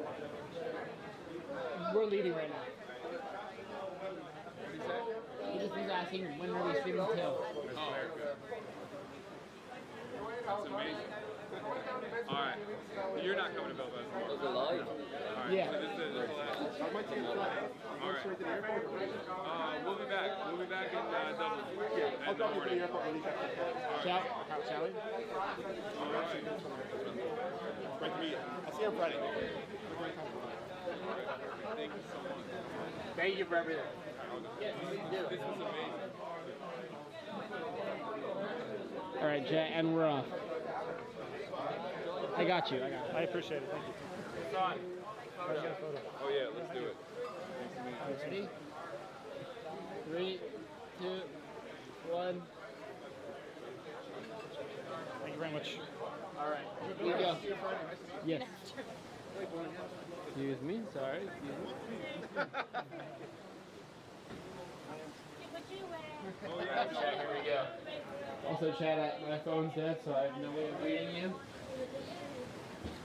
So I can only imagine what you're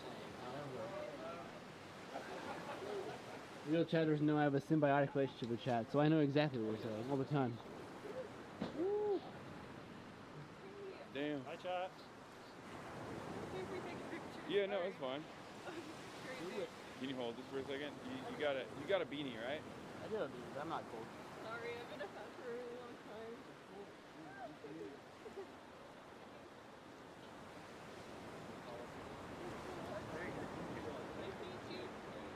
What's up, man? Can I get a picture? Yeah, for sure. How are you finding Dublin? Fucking amazing. It's class, isn't it? Yeah. Absolute class. Class. It is class, for sure. Cheers, man. Have a good one. Thanks for you. See you later. Yeah. Is us? Oh, wait, no, it's not it. Which one? I don't have a phone.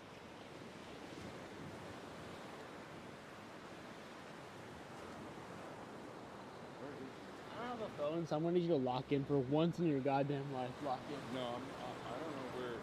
Oh, I called it the wrong spot. Not locked in. This way. And I want you guys to remember this. Every time he ever gives me shit for anything, save this clip. For every 1,000 times I get him to the right location.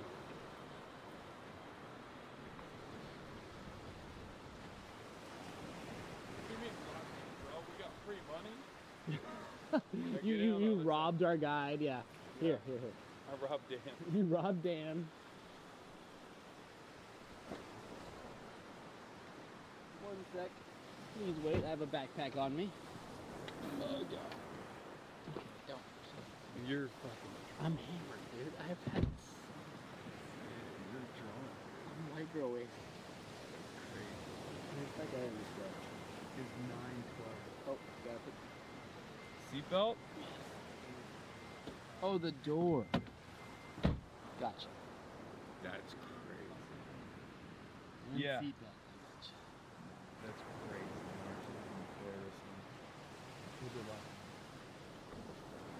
It's actually not bad. The street lights are good. You're cramping my That's style that's out too, here. dude. People are... People know me are. as a local, you're ruining me. People are People were 100% thinking on I my was- side about this. People were thinking I was a local until you ruined it. Did you guys enjoy that chat? That was amazing. Yo, you like that chat? Yeah, you like that? You did the thing. You did me. Oh, fuck. What? I forgot the books. Well, no, I put most of them in here, but two Where'd of the the books I did books forget. go? Hold on, I'm gonna take Stan. Tell him the end. And it's like I always say. The peelers. You don't like that?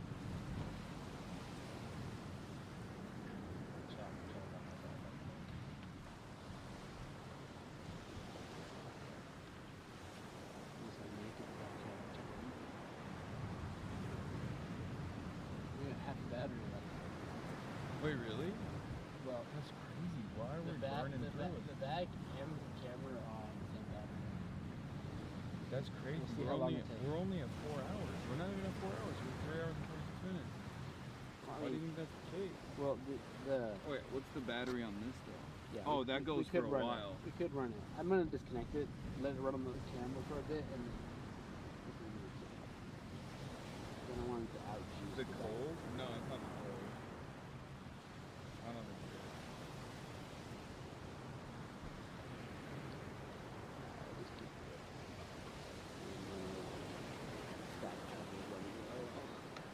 Throw it on. I'm so glad you guys are having a good time. We're having a great time, dude. Cold drains batteries faster? I mean, it could be doing it, but I don't know that. Oh, I gotta pee again. That's crazy. We drank. Oh, the That's good. Chengdu toilet? I'm the Dublin. You're the Chengdu toilet. The Dublin dumper. So much work. Yeah. So much work. Watch foam reflection in the window. It's fine. I'm not looking at anything. The Dublin dumper. That's great. You guys, we have like a fucking 8 a.m. train for sure, right? We have a morning train. Oh, I know we'll be fine. I'm just letting you know. 2 minutes out. I think this thing is going to... I I was gonna say this is gonna dramatically alter your perception of Dublin, the spice bag. No, I think it's gonna dramatically alter our bowel, but then I realized like they don't do spice out here, so. You know what spice out here? Also, we were 16. Yeah, that's true. Yeah, I'm not gonna lie, I don't feel too great currently. Because we had to cut the gum off. And when you cut it off, it gets bad. Which is why you need to keep drinking. Also, stouts are heavy. Yeah. Yeah. Good luck with the political coverage. I'm gonna go to bed. No, I'm gonna hit the streets of Dublin. Really? Really. You're gonna go to the spots that the Trinity College kids are I'm gonna hit the mean streets of Dublin. He's gonna go Turkish barber. Mr. Turkish barber. Is that where they put the fire in your ears? Yeah. and then put the cock on your shoulder. Yeah, big finger blast your ear. Duran had to know that one. Yeah. Yeah, I think I might hit the main streets of Dublin. Oh, nice neighborhood. Chat, is this a nice neighborhood? It looks nice. That was sick. There was a bar baby. Yeah. Hasanabi head, right? Yeah. Yeah. The mom had a keffiyeh around her neck. Yeah, that's how you know. This fake train fan is driving. Brother, it's fucking 9 p.m. We don't know any of the public transit routes. What do you want me to do? We're not from here. Like, that's crazy. Walk, pussy. Yeah, we have been, by the way. We've been walking pretty much everywhere. This is we've taken a cab twice and Chad is complaining. Since we've been in Ireland. You're getting Nebraska chatter. Yeah, it's you're Austin right now. You're Austin. You're Austin getting Nebraska chatter. Yeah. Shout out Nebraska one time. No, you can't be on it. You have 4 hours of news coverage to do. No, it's fine. It's easy. That spice bag will wake me up. Okay, I need a spice bag, and I need to go to one of those like corner stores to get like the slam dads in. All right, thank you, sir. Thank you.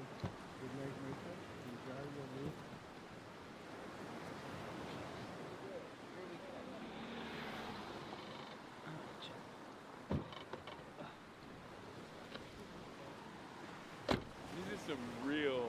Yeah, we're in the hood. No one. I mean, it's not the hood, but this is not. Let's just say I don't think this is a place where non-locals are aware of or familiar with or go to. This doesn't look very Chinese to me. I'll be honest. This is not giving. It's not giving Chinese. Walking the.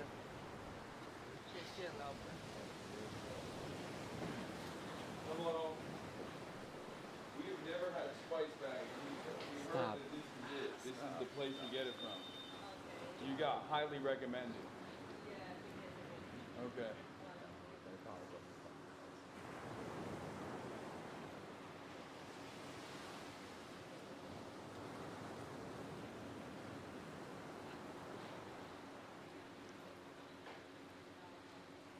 Full menu.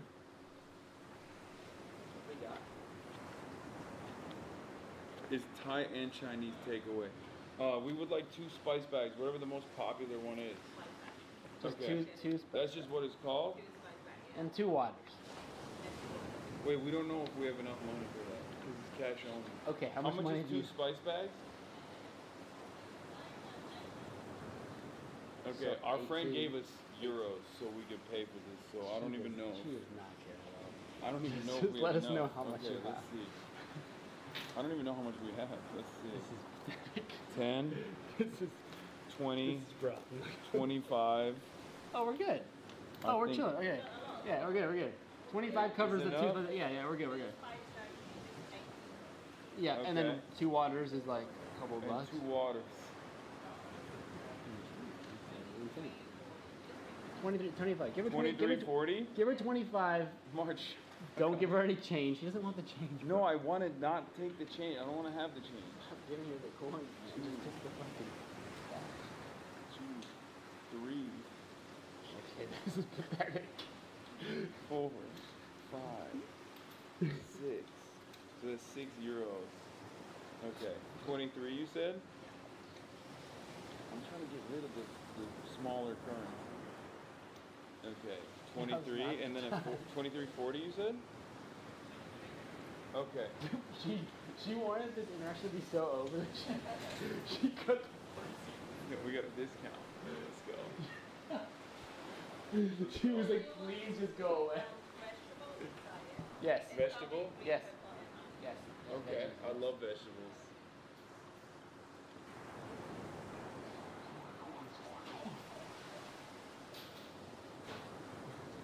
Oh, this was a wonderful interaction. How dare you? Is there a convenience store around here? Anywhere here? Anywhere near a convenience store? Around here, is there a convenience store? Okay, it's fine. Don't worry about it. Thank you. If you couldn't tell, we're from America. Yeah, sorry. I apologize. I apologize for everything I've done. We're fine. Apologizing for existing. We're fine. What's up? Oh, it's just we're filming, yeah. We've never had a spice Not you bag though. before. We're Yeah, we're not filming you. Don't worry. But we're filming because of we've never had a spice bag before. And everyone, first time spice bag. yeah, and everyone. This is our first time in Dublin, first time in Ireland, and everyone was like, "You have to get a spice bag." And then we were at a bar, and they were like, "You got to go to this place." They recommended it, and they were like, "It's cash only," and we were like, "We don't have cash," and they just gave us cash so we could purchase this. Yeah, you know Kneecap? You know Kneecap, the band? They rap in Irish. Anyway, then no worries. No worries if you don't know. I heard, is it like super slammed? It's like super packed with a lot of meat? Whoa. That's crazy. Okay, that's very exciting. Yes. Oh yeah, we do like spicy. Oh, it's spicy? Is it spicy for Irish people or is it spicy? Okay, so that doesn't mean anything. He's Mexican. It's not really spicy. He's Mexican. Have you ever met a Mexican before? No. You've never met a Mexican person before. No, this is your first time? He's Mexican. She doesn't believe you. Ah, that's fine. No, we'll do the Irish spicy. We want to know what's spicy for Irish people. Yeah. Yeah, she thought you were Asian. She doesn't believe us. She thinks you're Asian. She doesn't know we've had Chongqing spicy. Yeah, that's true. Oh man. To be fair, that hot, the biggest hot restaurant in the world, that shit. That was so I'll remember that for the rest of my life. Yeah, Chongqing spice, real spice. Sichuan spice is real spice. That was actually spicy. Yeah, we got a... Alright, show the hall. What's that? What's that? Kneecap, What's and that? then it's a Molotov cocktail. What's the significance of the mall? It's nothing. It's just cooler. Yeah, and then I like this one. This is my favorite. it's not Northern Ireland, Northern Ireland. Yeah.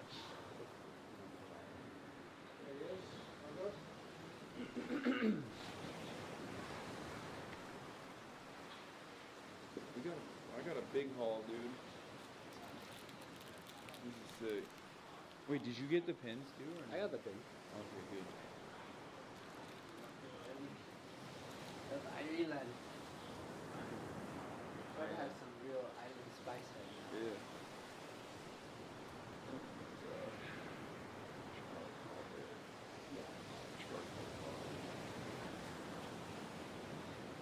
Now's a good time. It's gonna go wait.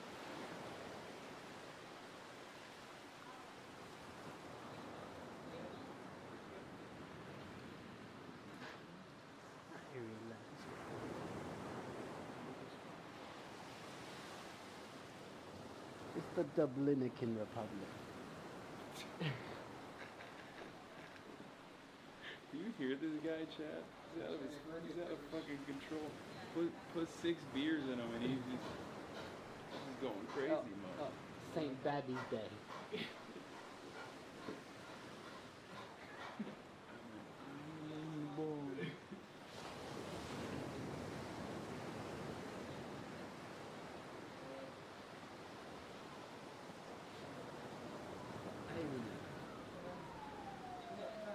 Should I call it already? I don't think I should. Yeah, do it now. Do it now. Do it now. I don't know how long it's gonna take to make it. Do it. Worst case, we can cancel it. Do it.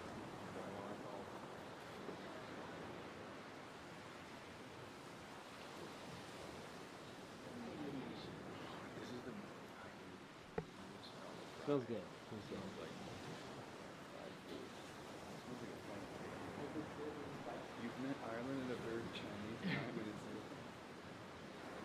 Sushi and Belgium. Yeah, hit him with that. See how that goes. Hit him with that. Super rich. This is both Chinese and Thai. She's probably.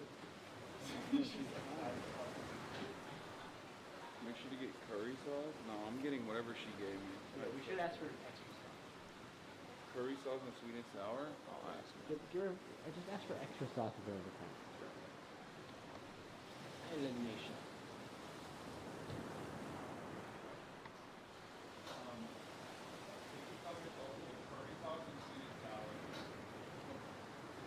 She likes that. She loves that.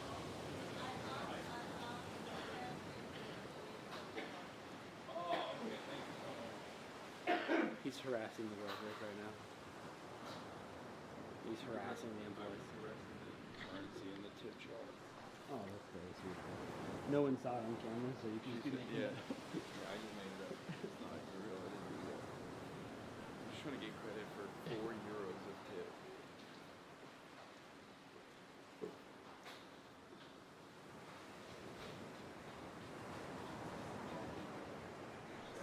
Baddies.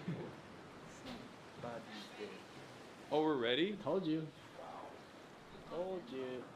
What's up?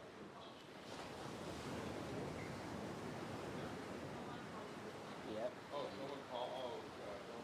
Don't listen to any calls. Whoa, so this is it? This is the spice one? The curry sauce here. Okay. Okay, perfect. Okay, thank If you. anybody orders anything else, don't take it. Yeah, yeah. They might call. If they call for anything else, don't take it.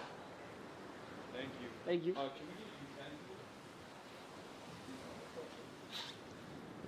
Nebraska chatter. Don't blow up this nice establishment. Okay? You can hate us. Don't hate them. They're nice people. Okay? Don't be a dick. Eatery. Okay, well, we should try and rip it before the. No, I mean, you can take a bite. I'll wait. You take a bite. But it doesn't even have the curry in it. So then just wait till He's so I do want to have one. He's so hungry. He smells it. Oh wow, I pulled it. It's a fry and a chicken.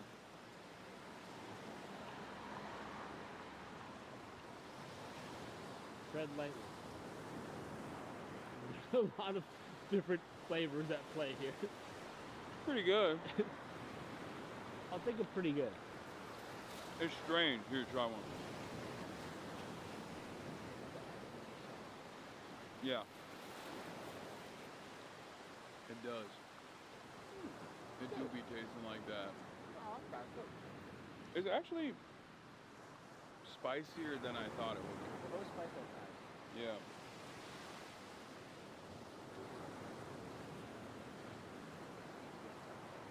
I don't know. I can't wait to douse this minute.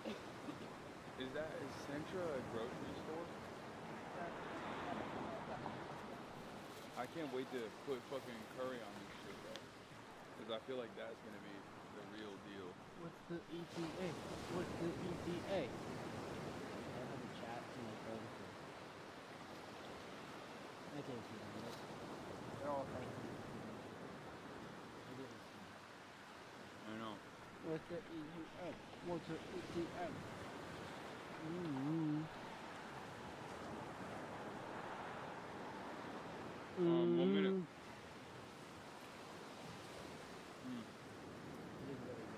I can't wait to douse you first, so. Wait, what? Brother, do you want to know what time our train is to Belfast? fucked. You're fucked. Oh I'm built my differently. god.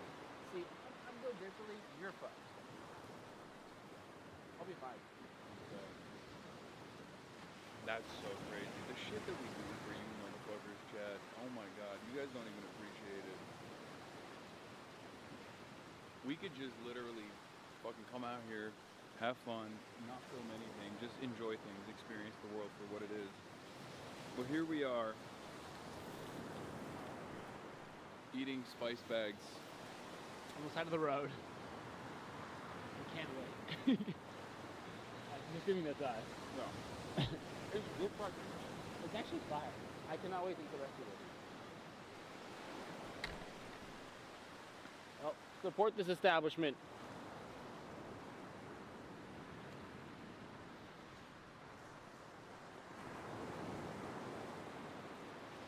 I'm almost getting hit by cars, chat.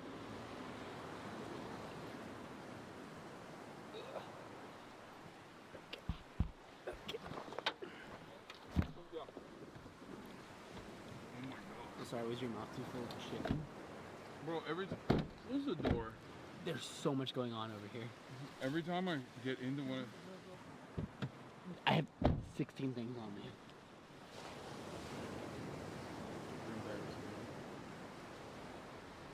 Every time we get into one of these cars, hey, I hear the suspension go, and it Because makes me of feel you. fat.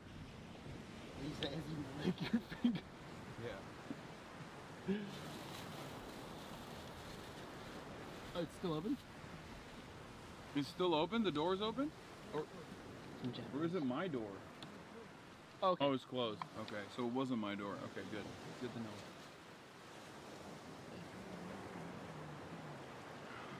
Hey,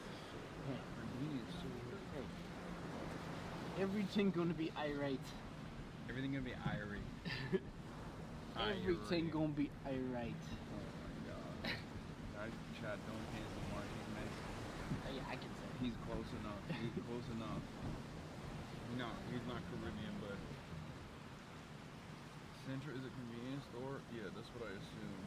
Everything gonna be Irish. The reason why we're doing that is because it's Irish. We're on an Irish. He's already canceled right now. My aunts are posting him on Facebook right now. You're getting canceled like Caribbean Talk. Caribbean Facebook. Yeah. Not even Caribbean Talk. Caribbean Book. Carrie Book. Poses a Asian, Jamaican when drunk. He's actually Mexican. Yeah, it's March. I'm so racially ambiguous. Yeah. You should be happy that you got powers for it. Bro goes to my uni 1 year after, I'm done. Yeah, I did it on purpose, Shatter. Yeah, I fucking knew you were gonna be done graduating and shit. That's why I went to Trinity. Right time, right place type shit, you know what I mean? It's like, fuck that one, Shatter. Oh, I'm sorry. You wanted to see me in Dublin? Yeah, guess what? Guess what, dude? Never again. Come to Galway? What's that? It's on the west side of the island. Galway is on the west side of the island. The only reason I know what Galway is because my guild Kedema is from there. Kedema? Shout out Kedema. Shout out Kedema one time. Irish representation. I'm so glad you learned about the Irish. The billionaires buy over our papers and peak for us. The West Brits.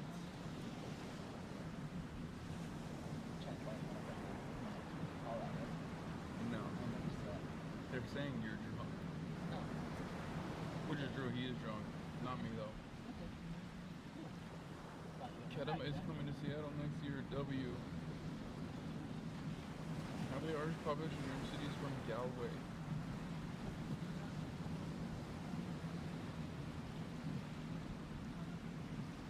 Hassan's a West Brit? Yeah, you are. I don't know what that means. Do you know what that means?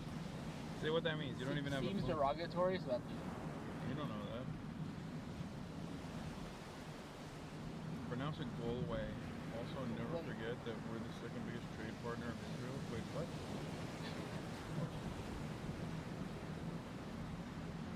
West Brit is derogatory.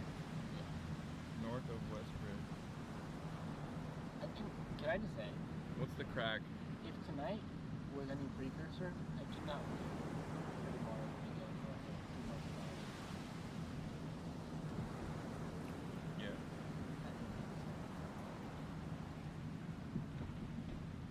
Do you remember your books? Yeah, look, I got it covered, don't worry. I got Dan getting the books for me. I will not be losing those books. I will bring him back to the United States of America. West Brit is like a fake Irish person that leans into being more British than Irish, usually richer and from South Dublin.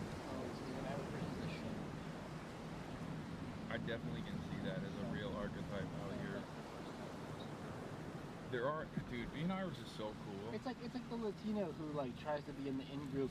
Yeah. But it's, But like I said, being Irish is so fucking cool. Yeah, Why would exactly. you want to be anything else? Doesn't make sense.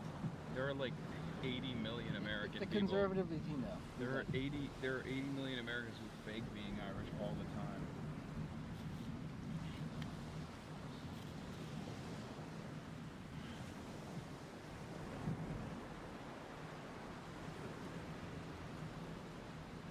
Belfast people aren't angry with you, that's just how they are. Okay, good to know. So like New Yorkers. Belfast, the New York of Ireland.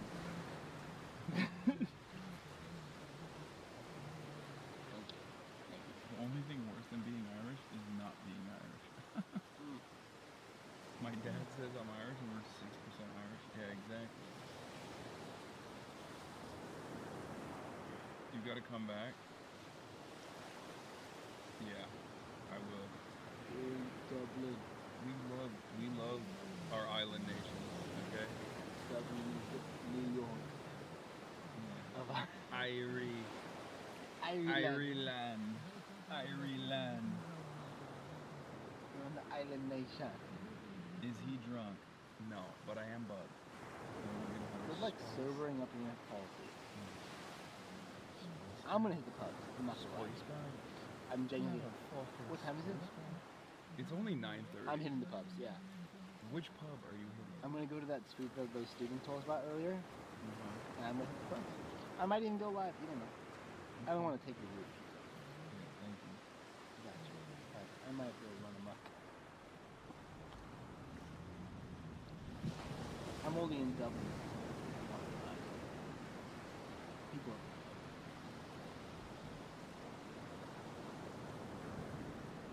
What do we use these methods?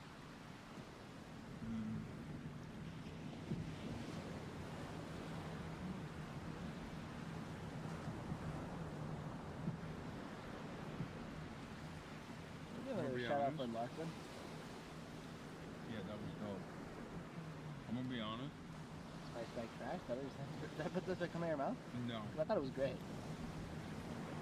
7 Guinness and then spice bag is. Yeah, it's drunk food for sure. If I was sober and I was having this, I don't know how I would feel about it. But It'd be alright, but trash is fire. yeah, this is specifically designed to be consumed after you use alcohol. Which is some of the best food on earth. Yeah. So it's the thing about donor. You didn't miss any news. America's still falling apart. Go live, brother. Live mass, as my people say. Is Dublin too Catholic for gay bars? What are you talking about? We walked by there. We walked by a gay street. Irish people are auto woke. That is cool. I do like that.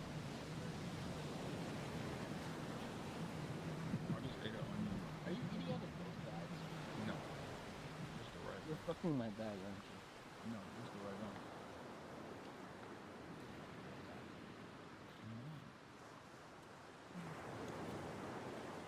Oh, we got 10 minutes at least. This far. We're fucking far away from home. 6 a.m. It's like 6 a.m. or 7 a.m. You gotta pack the bag up with me in the morning. Yeah. You gotta wake up earlier. I will stumble into your bedroom. We got early check-in though. For the other places. You also really good. Because originally trying to start early so we could maximize the time in Belfast, but that was before we spent the night. So, that's a boss call you got me. Like, which is fine because NA is a late guy. Get us 12 a.m. That's fine.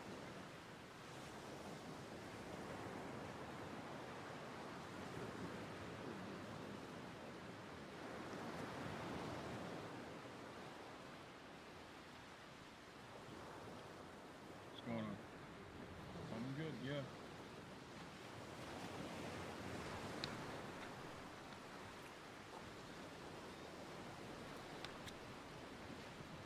How about yourself? You good? Give us a good old crash. Where you from? Afghanistan. Nice. I'm from Turkey. Yeah. Turkey. İyiyim. Oh, you speak Turkish? Why, be? Why? It's good. Very good. Bir şey değil. You went to a Turkish school? Evet. Sen Afgan Türksün. Oh, okay. How long you been in Ireland? How do you like it? Yeah, better than Afghanistan? Yeah, that's true. Nobody can forget the home country. No, of course. I feel that. This country was never like, things that never decided. That's never forget my own country. Yeah. How do you like Ireland though? Good. We're just visiting for the first time. No, I'm from LA. I mean, I'm Turkish. I grew up in Istanbul and Ankara, but I came to America when I was 18, and I've been in LA for the past like 12 years now. Yeah. But we are visiting from America, and we like it. We like it Dublin a lot. Good people.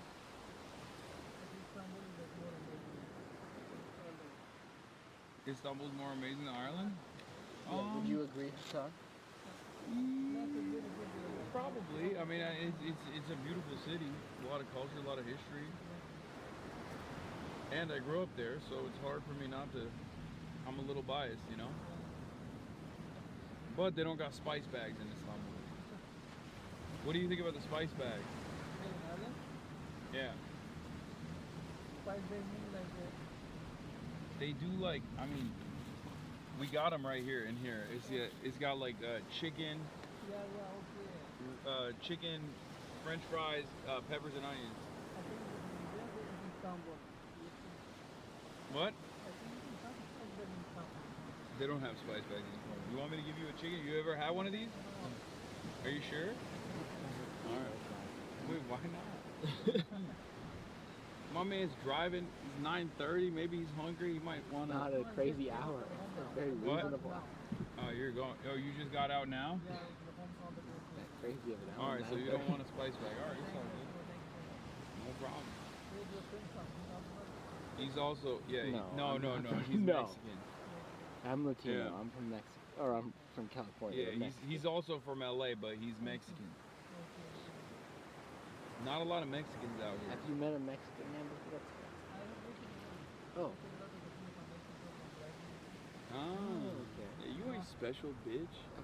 Oh, have you met a Mexican? I said it, and then I stopped myself and said it down at Twitter. Yeah, it's Dublin. We're not in fucking Chengdu anymore. In China, you were unique. Yeah, I felt People special. were like, wow, a Mexican. I've never seen one before. It's like a shiny Pokemon. In Dublin, they're like, you're washed. Look, like, bro, we they don't sell care. burritos in every corner. They're selling real, Authentico. Just like Tio used to make? Yeah, exactly. Burrito It's like my Tio used to make. Burrito authentico in every corner. Good. Latinos made it, though. The island. Yeah. Ireland. Bro, you're blasted. Stop getting Nebraska chat. Loads of Mexicans and Brazilians in Ireland. Huh. Cap. Cap. Can I get a cappuccino on that one? Mexican food in Ireland is so bad and convenient. Yeah, the guy at the bar earlier was like, I've only had a burrito in Ireland and it's whack. Give it to you.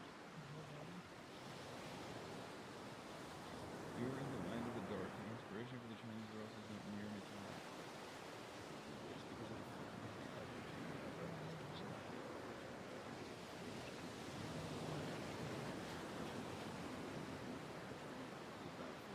Don't tell her like that.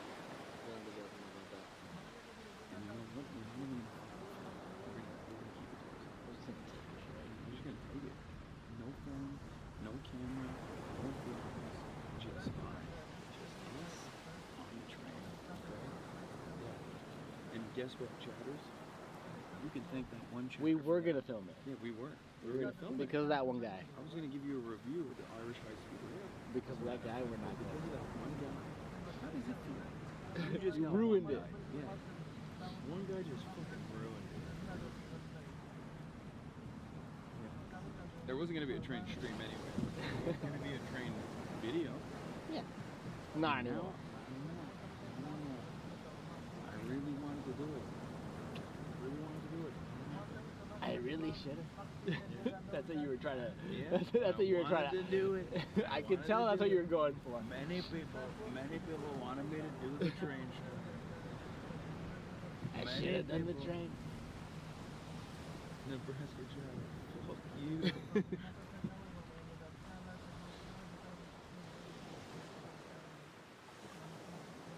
The only way to travel Ireland is by manual adventure. Yeah. Where exactly are your vlogs? We're gonna post these, I think, on the main channel. You're about to be greatly disappointed by a train compared to China. I mean, I'm still an American, chatter. Any train is the better. bar's in hell. You forget. Yes, of course it's not gonna be high-speed rail. But We were disappointed by China because of the Shinkansen thing. Not you. Okay, sorry. And even that was leagues and years and decades above anything we've ever had. Japanese imperialists. Sorry. I forgot who I was speaking to. Yeah. I'm Chinese. For a moment I thought that. I'm Chinese. I'm done. We're done with Japan.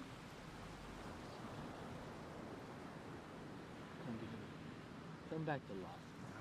Remember Lawson? I don't know. You remember Lawson? Demi Chiki. I don't remember Lawson. Demi Chiki. Utatsu onegashima. Mauricio Miranda ain't special. Just how Turks are Mexican, Irish are Mexican to Europe, everyone is Mexican. Okay. Love that. Are we here? Or Almost. Almost. Yeah, we're very close. We're not exactly very close. Just don't show it. You're getting nothing, Chad. I'm giving you nothing. You're getting a black screen all the way till you get to Hasan's room until you get your little sippy cup of politics. Get your little thimble. We could keep going around town. We could.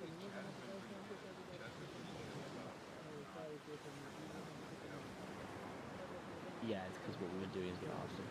But we could be going around town. We could keep giving you the Dublin experience, but instead you're getting your little.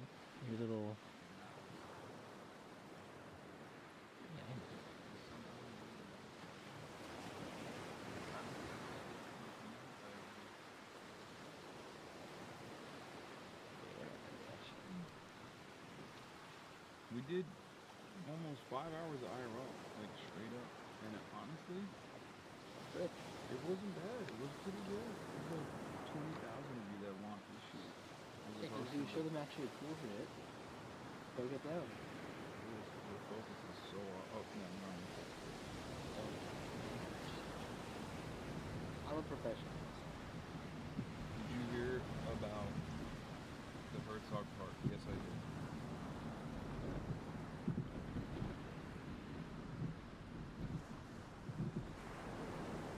Never blasted off too? No, I did blast off. I blasted off midstream, but I never promoted it. Okay, now.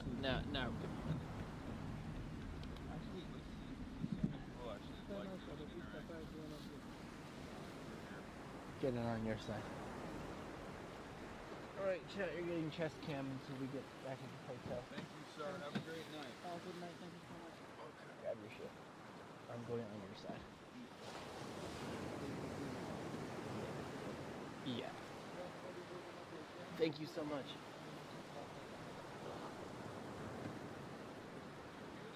Hear the car suspension going through. I do. I didn't want to say anything because I didn't want to embarrass you, but yeah.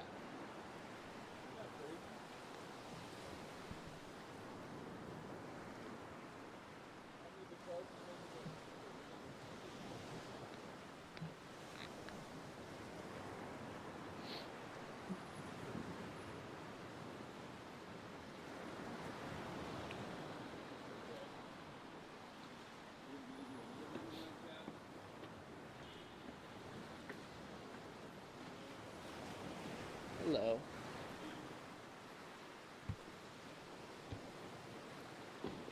Oh my god. Relax with that.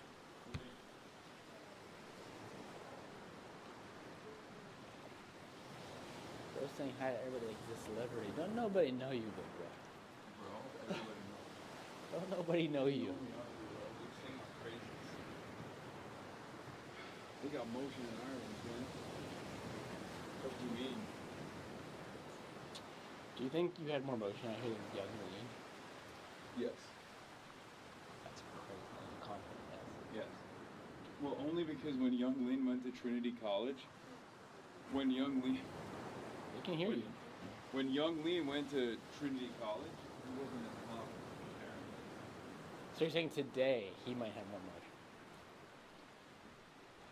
Today, probably. Actually, I don't know. Is he still underground? No, not like it's like that. He just stays underground, but he's so fucking hot. Everyone's talking about Louis V.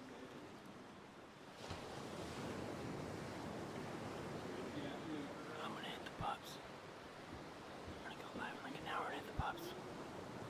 No. My phone's dead. I can't read chat either.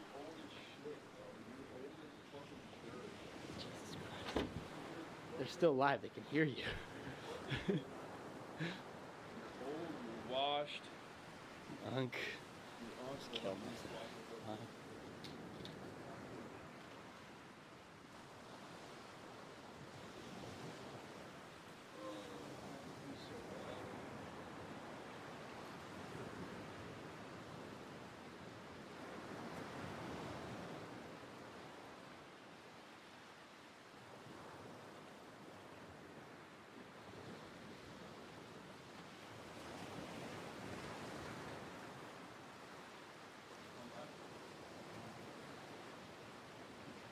Chat, I have to go pee real quick. Hold on, I'll be back.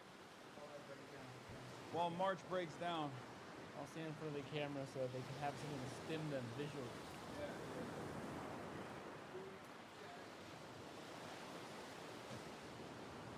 I'll break down and set up a real camera.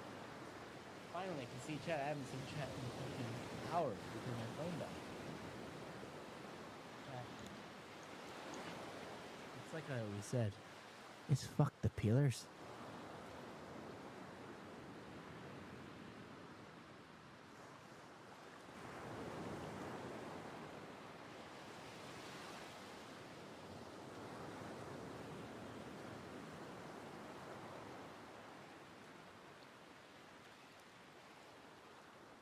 Fucking see.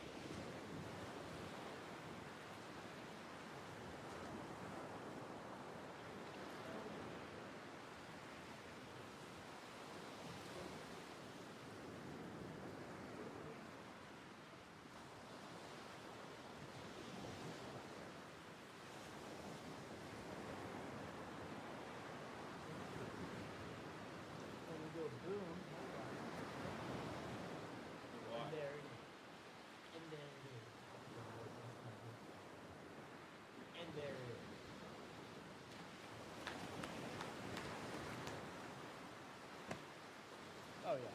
That's the one that has less W.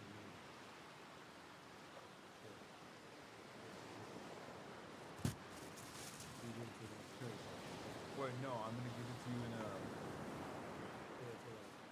I'm gonna give it to you. I'm gonna give it to you. Hold on. I'm gonna give it to you in a. I'm gonna pour it over a glass. No, it's fine.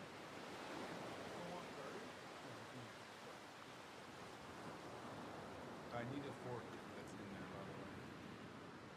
You just dumped it in there? That's how you're supposed to do it. That's crazy. You fucking. No, there's a.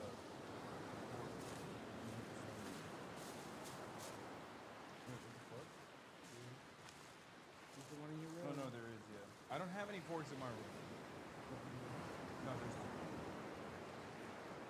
Alright, we got a spice bag. And it's like I said, chat, is fuck the peelers.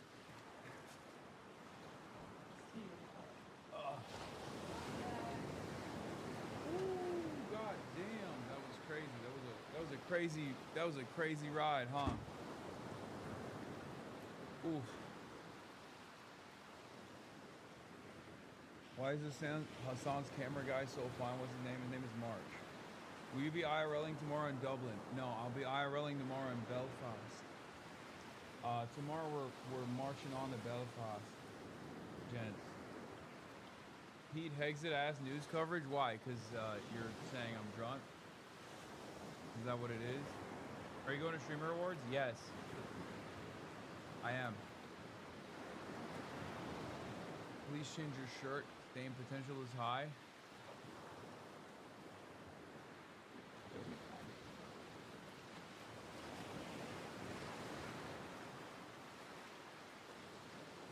I haven't gotten the extra strong zins yet, but I'll get them tomorrow, hopefully. Oh, the Macy's, you got the playlist? Let's go. Let's take a look. I just saw Tim Pool post about the one guy who came up with the Kaya photo. And I like that no one looks at a situation like that and goes, hey man, don't you feel like you're doing too much? Don't you feel like you did so much that you went and you got a printout and shit?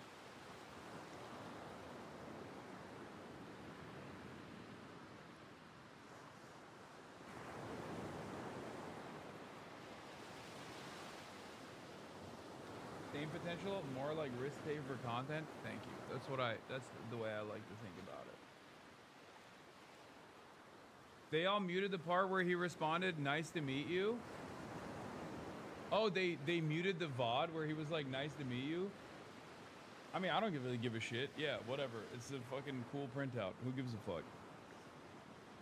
I'm gonna be real. Nobody in this chat gave a fuck. The vibes of the IRL are too good. No, I know. It's just funny that they're like, oh, he's got so owned. I was so owned, man. I love being owned.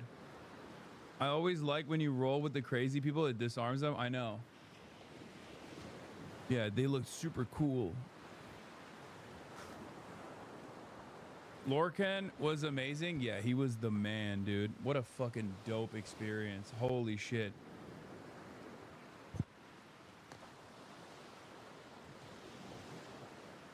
They're all nutting over it. I mean, I don't really give a fuck.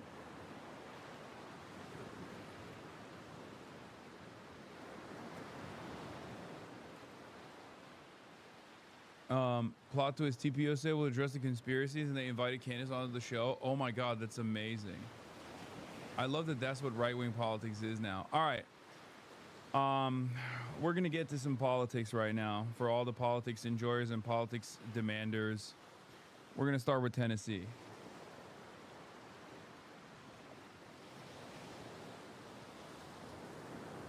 I'll eat your spice bag. This curry does not taste like curry, I'll be honest with you.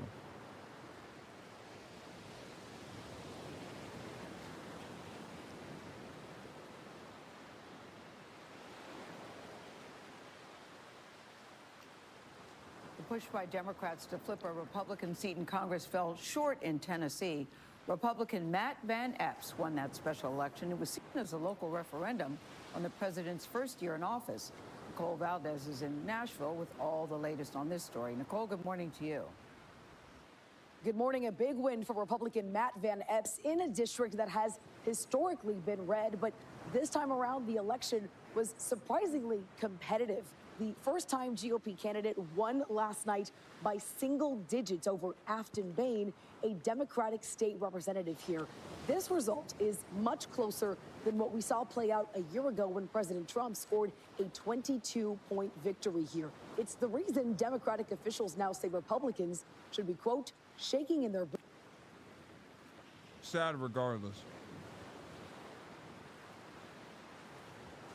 No reason to deny it. Even though she closed a 22-point gap, still sad. And I got a lot of thoughts on this issue. I'm going to get into it in a second. Your desktop is showing, please have mercy. Oh, this? Okay, chatter, fucking calm down, you know? It's not the end of the world if you see my desktop.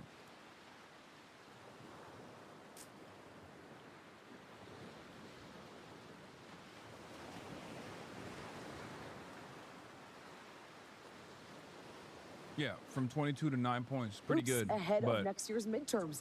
The tight margins led to a massive amount of money pouring into both campaigns. In fact, a CBS News analysis found at least $8 million was spent on the race, with more than $6 million donated by outside groups.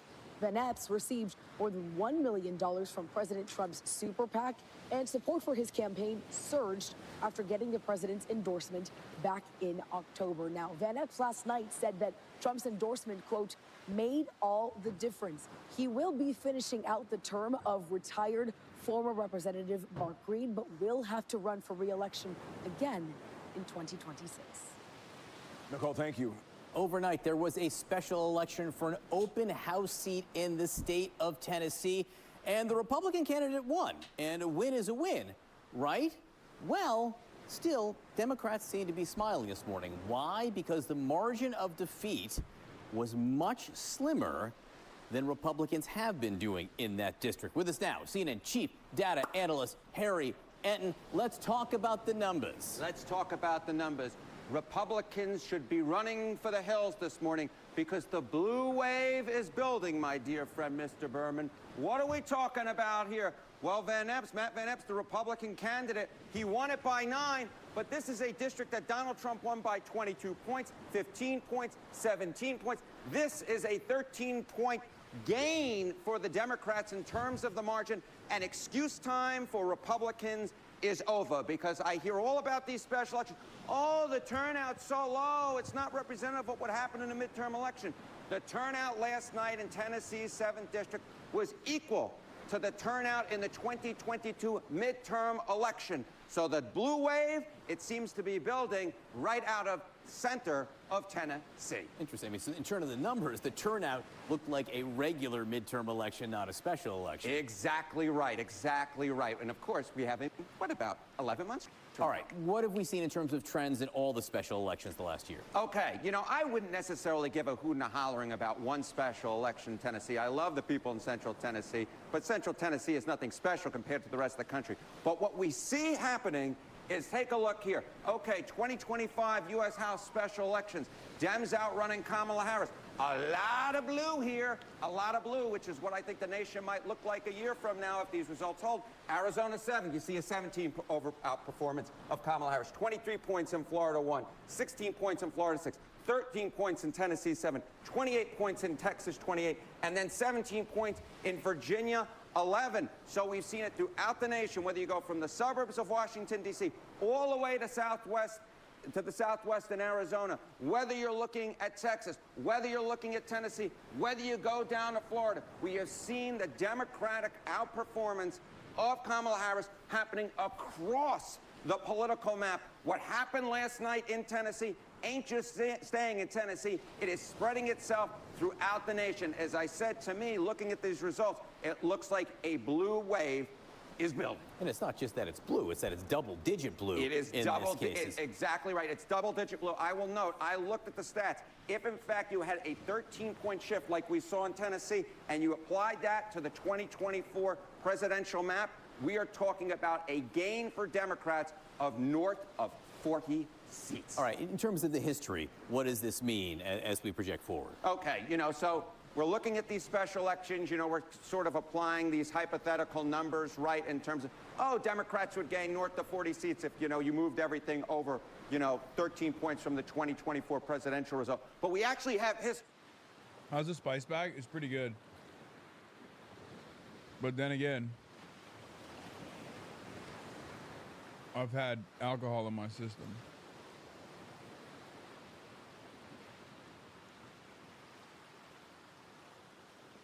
So,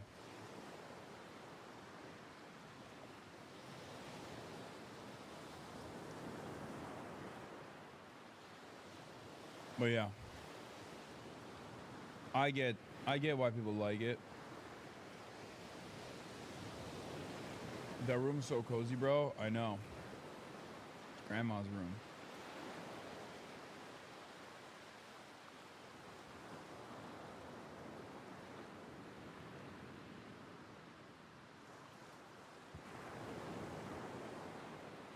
An Irish buddy of mine says it's the best hangover food. Yeah, I had pints. I had a spice bag. I'm fucking Irish now. To show that what happens in special elections doesn't just stay in special elections, it spills over to the midterm results. Special elections and midterm results. I just keep going to this. When a party outperformed in special elections since 2005, 5 out of 5 times they went on to win a majority in the U.S. House of Representatives. What happened last night in Tennessee is a very, very bad omen for Republicans and a very, very good omen for Democrats. Harry Etten, thank you very much. Thank you, my friend. This morning, the results are in, and the Republican candidate won a special election for an open seat in Tennessee. The Republican won. So why are Democrats smiling? You're looking at the results here. Matt Van Epps beat Afton Ben by about 9 points. But this is a really red district. It's a district that President Trump won by 22 points last year. With us now, CNN chief political analyst David Axelrod. And Ax, when we look at the list of special elections over the last year, you know, this was a 13-point swing in Tennessee. Swings of, you know, 17, 19, 16, 12. What's really impressive is I did all that math on the fly. But what do these trends tell you? If you're in the party right now in Congress, what are you thinking? Well, first of all, a little noted fact about this election was the Republicans came in like gangbusters at the end to save Van Epps, and they were successful. What they needed to do was they needed to pump up the turnout, because the lower the turnout, the better her chances. The turnout yesterday in that district was unusually high for a special, so it really mirrored a midterm Yeah, that election. fucking sucked. So let's think of it as a midterm election, and their candidate ran, you know, 13 points behind, where even with a favorable turnout, where you'd expect a Republican turnout, or where the last Republican did in the last midterms. This is, look, I think they're relieved, and Democrats are encouraged. They're relieved that they didn't lose a seat, but I would not if I were advising the Republicans, and I'm sure that election could have been won if it didn't become a nationally significant campaign. By the time I got around to it, the Republicans had already decided that this was a nationally significant campaign.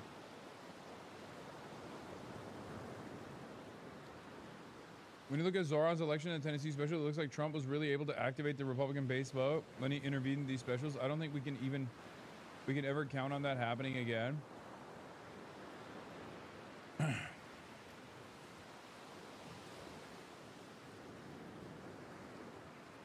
Like, as much as I love shitting on Matt Iglesias, I don't think he's wrong about this necessarily.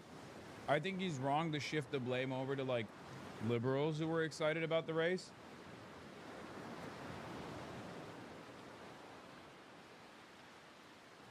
But yeah, this could have been a low turnout, sneaky ass win for Afton Bain, but the Republicans saw how close the polls were and freaked out.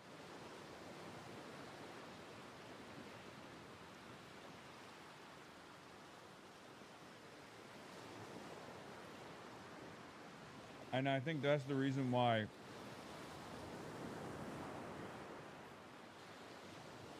the results turned out the way that they did. It sucks, but it's the truth. And Matt Iglesias sucks, but he's not entirely wrong.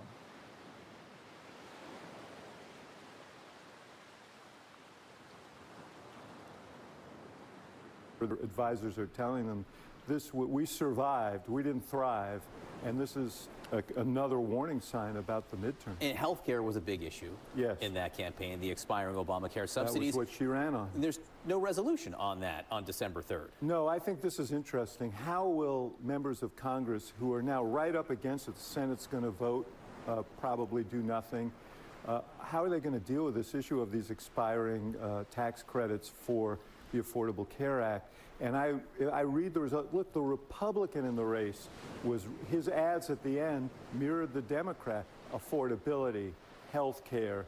What are they going to do? Are they actually going to let these exponential increases in premiums go through? If they do, I think they do it at great peril. Yeah, look, I don't think we even understand what the political consequences would be because we haven't seen anything like that happen so quickly, relatively speaking. And John, we ought to point out that it's not CNN's fault. Come on.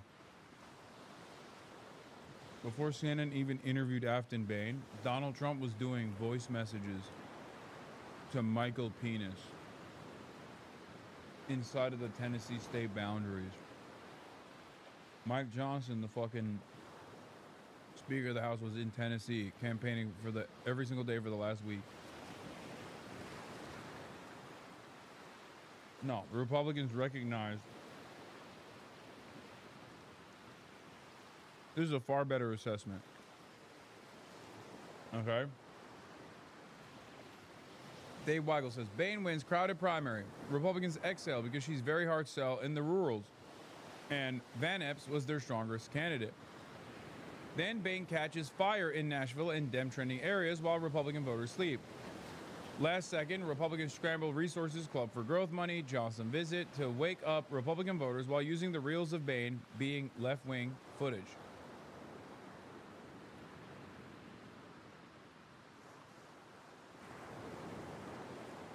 And it wasn't even that like they had left-wing footage of her or anything like that. It's just that she didn't have enough time to present herself as like a serious contender before the negative opposition shit came in.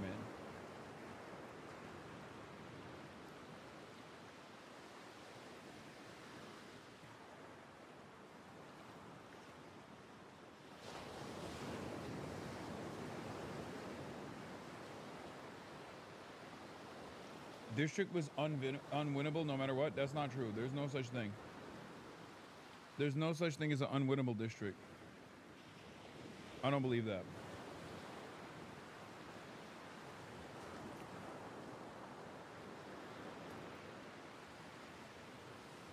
You enjoying that spice bag, my guy? I'm fucking it up. Yes, I'm eating a spice bag. And it's actually pretty bomb.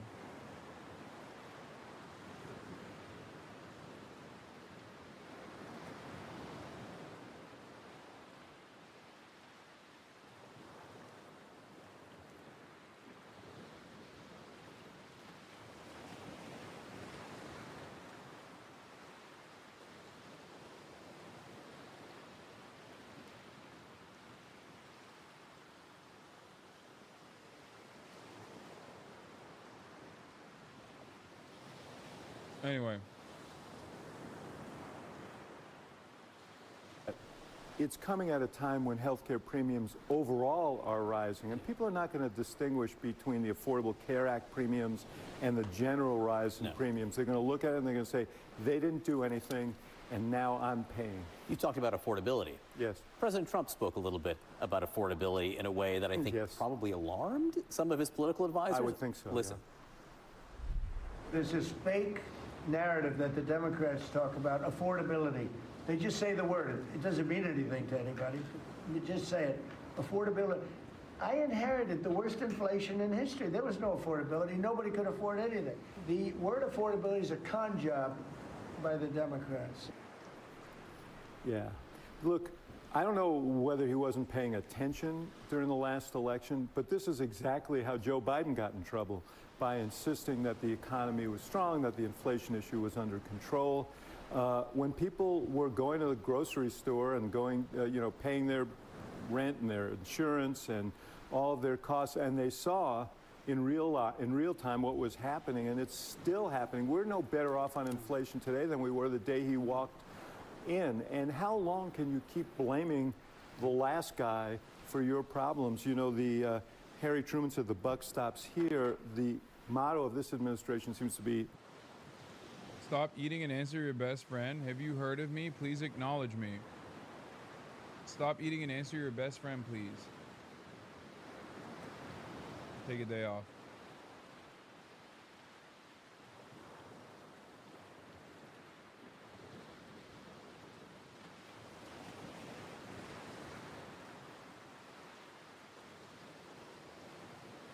Always eating? Yeah, I am.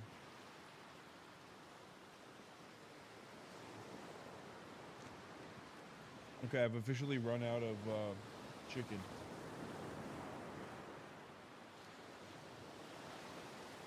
The rest of the spice bag is just fries. But yeah, it's fried chicken.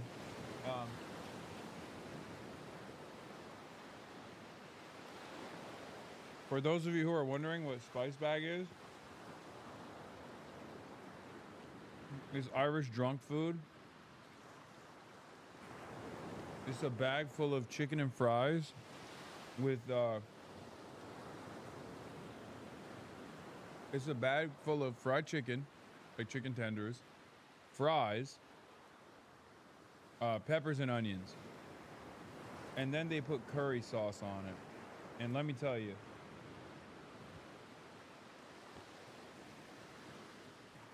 they call this Chinese food, which is crazy.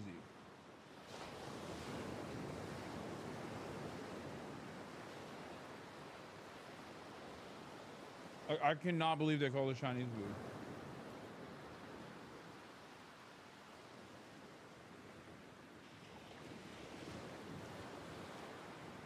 It's actually a heinous crime to call this Chinese food.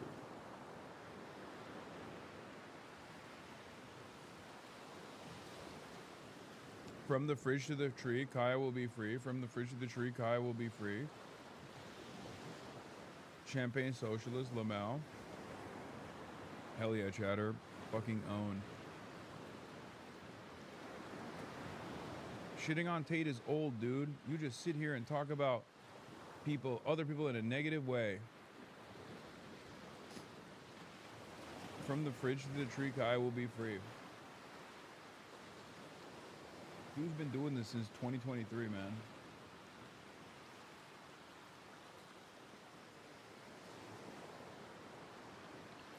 Give it a rest, brother. Buck stops there.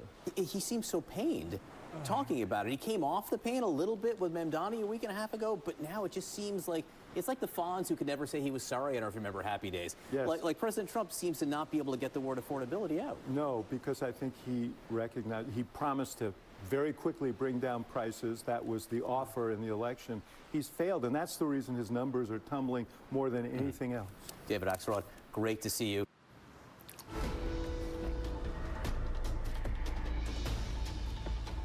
We're getting our first look at the Pentagon watchdog report on the so-called Signalgate scandal. The news breaking right now. Sources telling us the Pentagon's Inspector General found that Secretary Pete Hegseth risked exposing classified information that could have endangered U.S. troops when he discussed a planned military strike in Yemen on the Signal app. Our senior Pentagon reporter, Louis Martinez, has been able to confirm this. What more are we learning, Louis?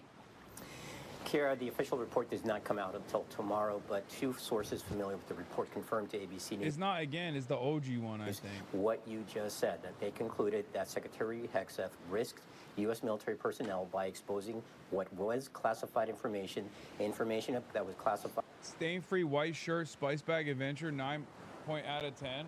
9.8 out of 10, yeah. Think about that. A lot of you were complaining, saying I'm drunk. Meanwhile, off of Dude, for the love of God, let your mods ban people. I do. I usually just unban the people that are really fucking annoying.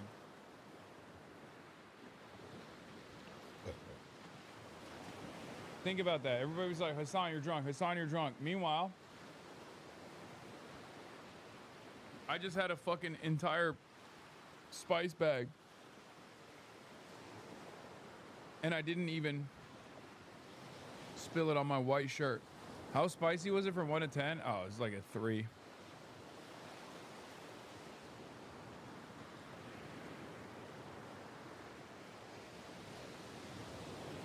Yeah, I ate the spice bag drunken master style. Are they the mega strong Zins? No.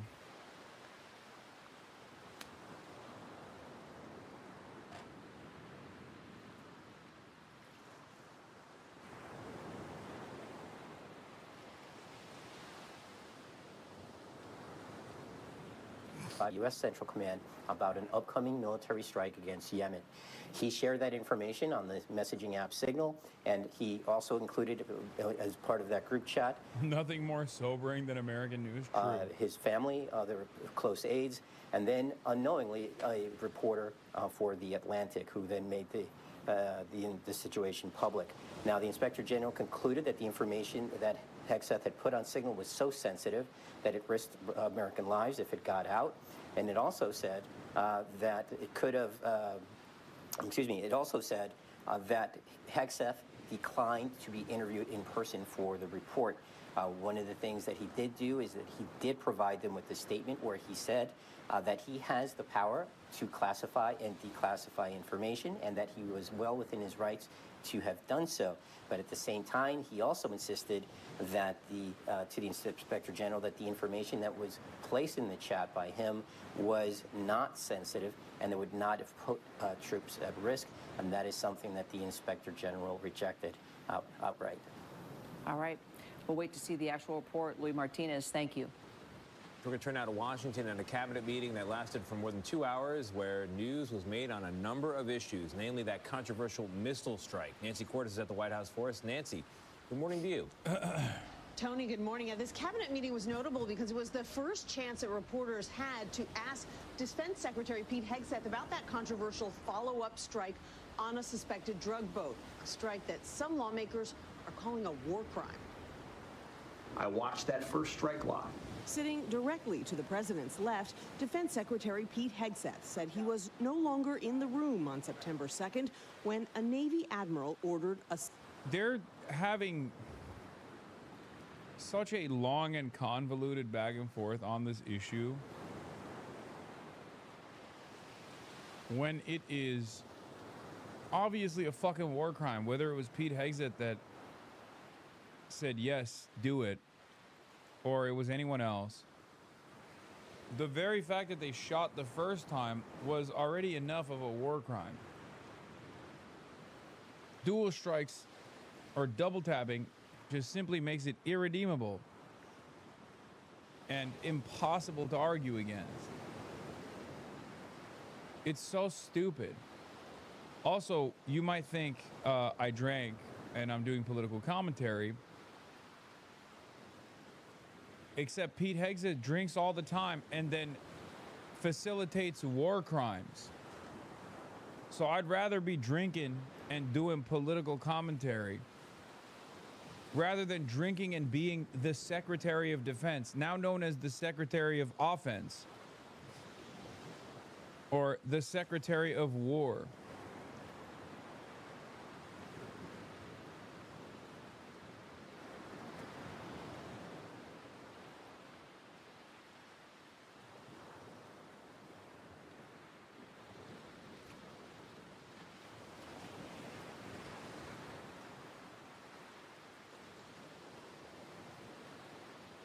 Wait, now I'm seeing the fucking clip.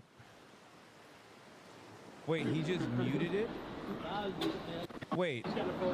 Yeah, I don't have my phone with me. Can we just do screen photo? Here. Yeah. Right. Hey, free Kaya. Free Kaya. Oh my God, he muted it? Jesus. He muted me saying nice to meet you? Bro, that's so sad. It's just like, just show that he like came up to me and you know, celebrate it in and of itself. Why did you have to mute the part where I literally go, hey, nice to meet you, man? Screen photo? Here. Yeah. Ready? Hey, free Kaya. Free Kaya. Nice to meet you, man. I have my phone with me. That is so funny. Yes, and everyone in every place you can think of copy pasted that. That is hilarious.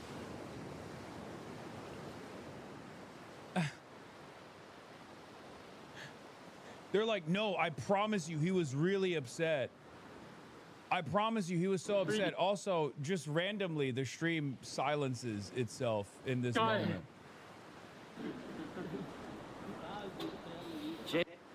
Yeah, I said, nice to meet you. And he goes, yeah, you too.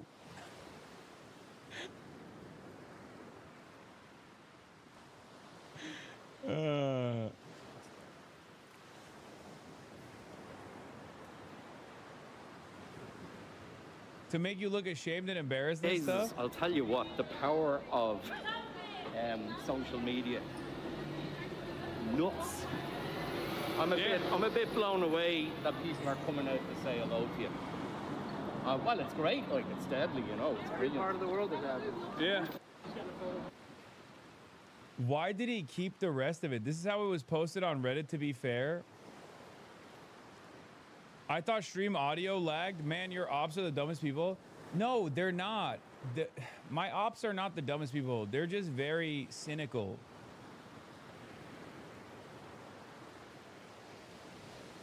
Also, I can't believe he posted this a fucking hour ago. Like, this just happened. That means he is psychotically obsessed. Meanwhile, when Ethan goes outside, he starts yelling from the river to the sea, a phrase he considers anti-Semitic when someone asks him to. Yeah. Yeah, this is the guy who's like terrified of going outside because he thinks someone's gonna assassinate him, by the way. This is the funniest part about all this back and forth, is that like my biggest fucking haters, when I actually meet them in person, even my biggest fucking haters turn into fans. It's just like, it's all love. It's all love in the real world. It's never anything like, he posted it minutes after the interaction. That's so sad. Well, I promise one day people will actually enjoy Ethan Klein. That will happen. You showed up in one of your haters' top 5 watch channels? That's awesome. This thing finally fucking broke. Jesus Christ. Took a while.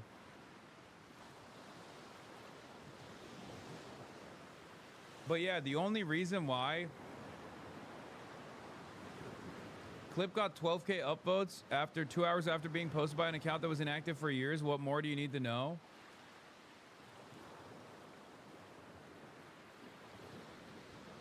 What are you gonna do?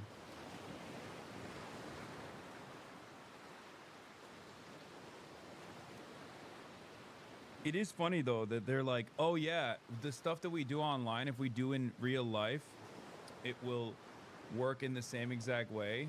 And then it doesn't. So then they have to manipulate the footage to be like, no, actually he was quiet because he was so scared.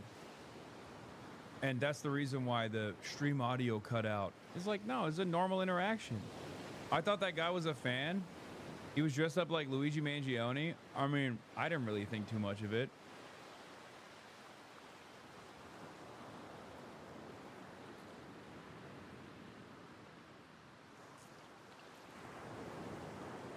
Yeah, my haters become my waiters in the table of success.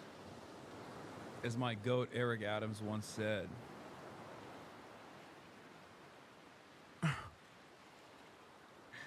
What are you gonna do?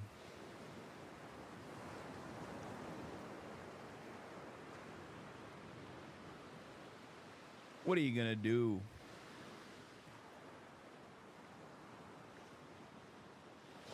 I say feed into the meme until they get bored. Yeah, I mean, that's what I've been doing. I don't really give a shit.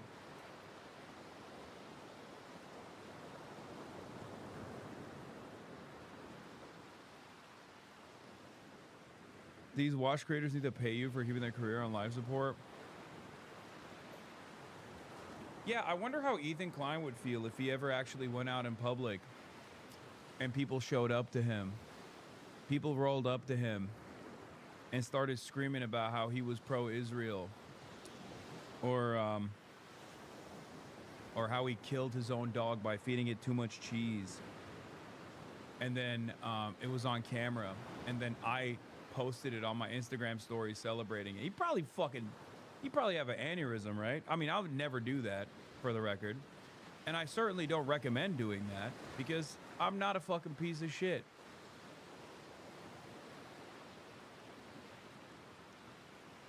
But just think for a moment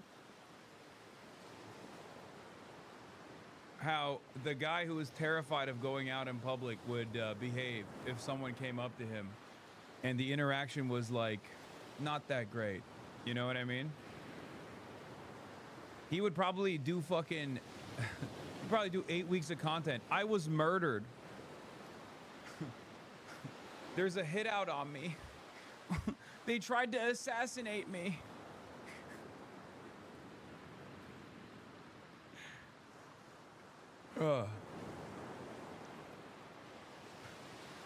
Hassan Piker tried to murder me. He put a hit out on me. Hassan Piker tried to do an anti-Semitic hit out on me.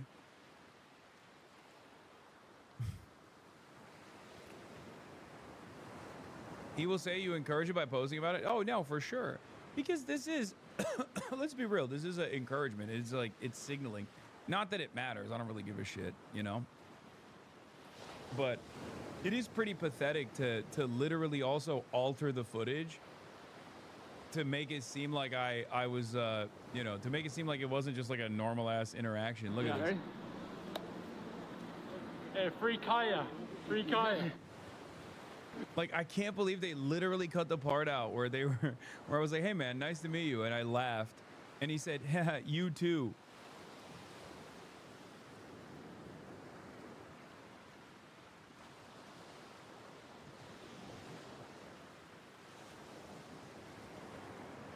God, these guys are so fucking lame. Not even the guy who came up to me, for the record. The guy who came up to me, I mean, sure, you could say he's a pussy because he hid his face or hid the photo, whatever. It's a troll, right? But at least he's like not so much of a pussy that he's out and about, like in the real world, right? But many of these online content creators are genuine, ginormous pussies. Like, they are afraid of their fans. They're afraid of their haters. They're afraid of going out in the fucking real world. At least that guy is out in the real world, you know? But the fact that these giant pussies who can't even go outside, who are scared of their own fucking shadow, and behave as though they would be killed if they actually interacted with someone and that interaction was like maybe a little uncomfortable. It's just really funny that like those guys will then go to this length to fucking edit a video to mute the part where like I'm having a normal and cordial conversation with this person and he's actually responding positively.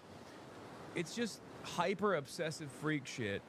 And I think it's sad that like people don't even realize that this is freak shit. You know what I mean? There's a lot of people who just kind of lean into this in the content creator side. And I don't think they would appreciate it if the roles were reversed. They just wouldn't.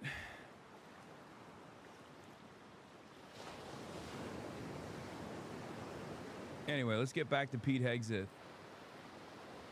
Strike and Donald Trump attacking Vuvuzela. Suspected drug boat. A couple of hours later, I learned that that commander had made which he had the complete authority to do. And by the way, Admiral Bradley made the correct decision to ultimately sink the boat and eliminate the threat. The first strike reportedly killed 9 people, and the second killed the final 2 who were clinging to debris.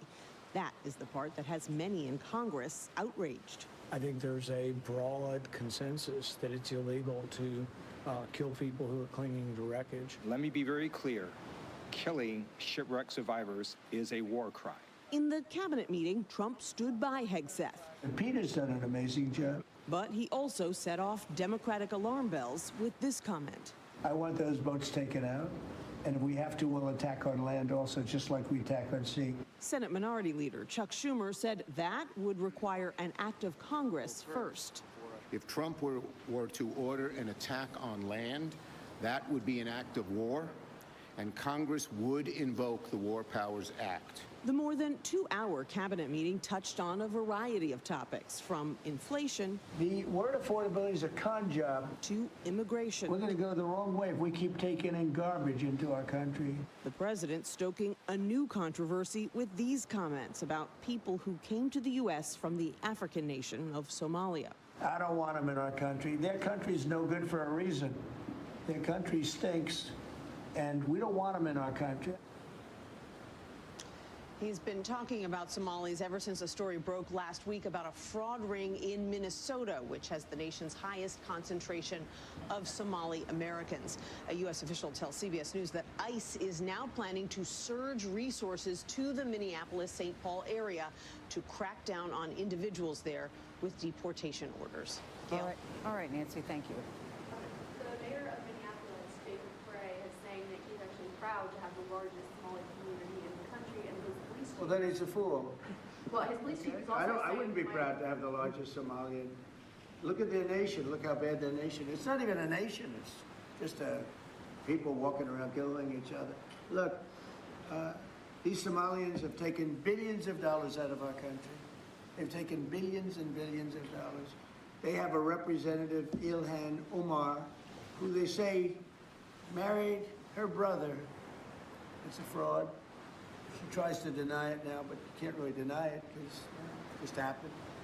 She shouldn't be allowed to be a congresswoman, and I'm sure people are looking at that. And she should be thrown the hell out of our country.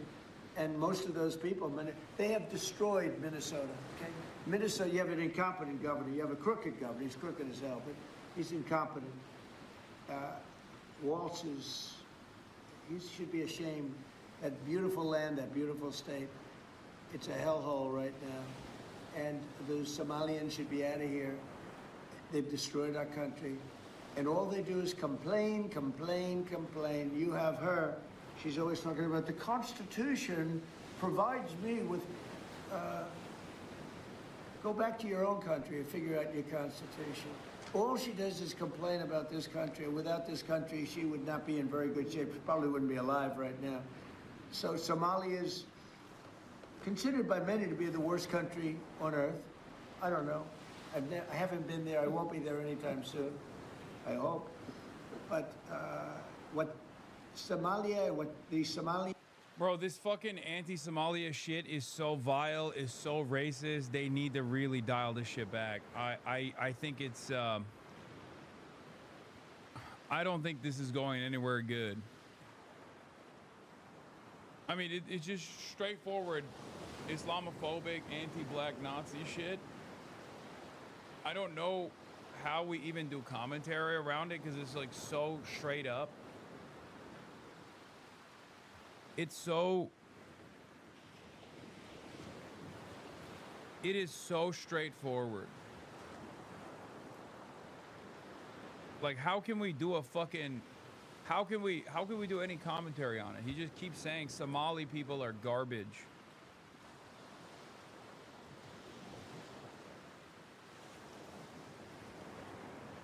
It's getting extra gross and extra scary in the United States of America. I don't like that the president is entertaining this kind of language, this kind of rhetoric, and consistently targeting a population of black African Muslim people living on U.S. soil like this. There's not really too much analysis you can do in circumstances like this because it's just like straight up racist.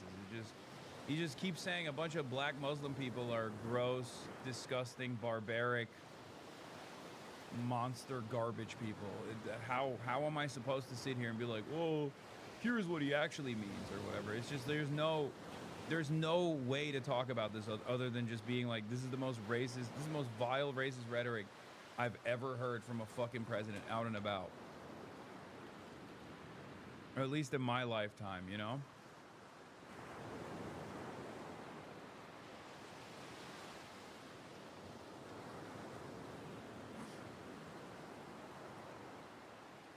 Yeah, it's also ironic because Minneapolis is one of the nicest places in the United States of America, one of the happiest places.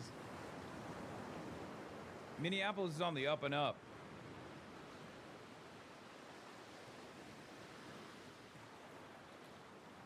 So how do you even entertain this shit? People have done to Minnesota is not even believable. It's not even believable. And a lot of it starts with the governor. A lot of it starts with Barack Hussein Obama, because that's when people started coming in. And you have to have people come in that are going to love our country, cherish our country. They want to kiss our country goodnight. They talk about our country. We want them to pray for our country. This is not the people living in Minnesota. And she's a disaster. She should not be, and her friends shouldn't be allowed. Frankly, they shouldn't even be allowed to be congresspeople, okay? They shouldn't even be allowed to be congresspeople. Yeah, that's great, man. That's a great take. Yes, people from Somali background should not be allowed to be congresspeople. Like, what are we doing? What the fuck are we doing here? Like, if you are from a different country and you came here and you got citizenship and you ran for office and you won the election, and as a part of your job you criticize America because it's not doing well, it's not doing right by your constituents, working class people in general, then you should get the fuck out. So what's the argument? Only white people get to say America sucks dick? Is that what it is? Or are you allowed to say America sucks dick at all, even when it does?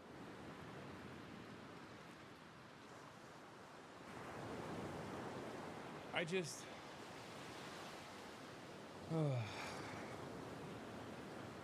This is my least favorite subject to cover because it's so straightforwardly bad.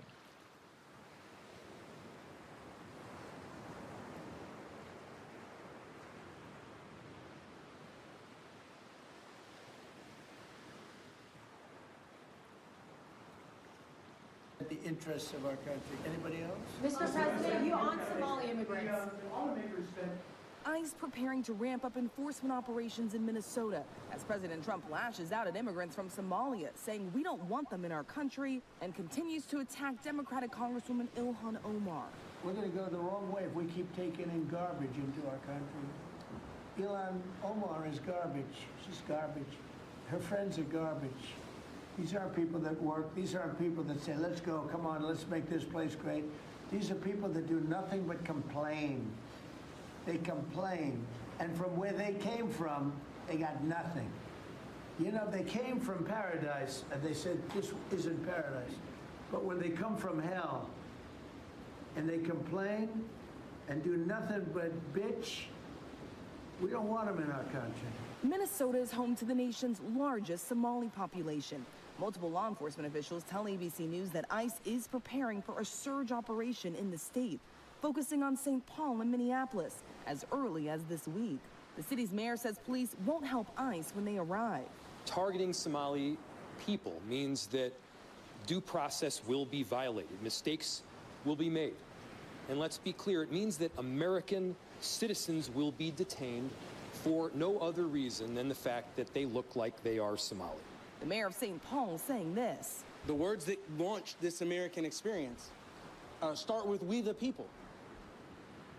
And I believe that the sacred moments in American history are the moments we've had to decide who the we is. Who gets to be included in the we? Do we mean black people? Do we mean women? Do we mean immigrants? The president criticizing Somalis for weeks now, terminating temporary protected status for Somalis and writing, send them back to where they came from. And this morning, the Trump administration cracking down on immigration nationwide, pausing all immigration applications for people from 19 so-called countries of concern, including Somalia, Afghanistan, Venezuela, and Sudan.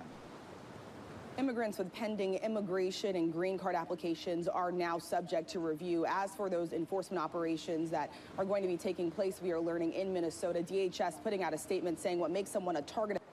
I'm so confused. He cries about complaining, but all he does is complain. That's literally how he got elected. Yeah, but he's white. and he's an American citizen, as in he's been an American citizen for at least 2 generations, you know, like his parents were American citizens, so it's different than someone who's a first generation. It's not, by the way.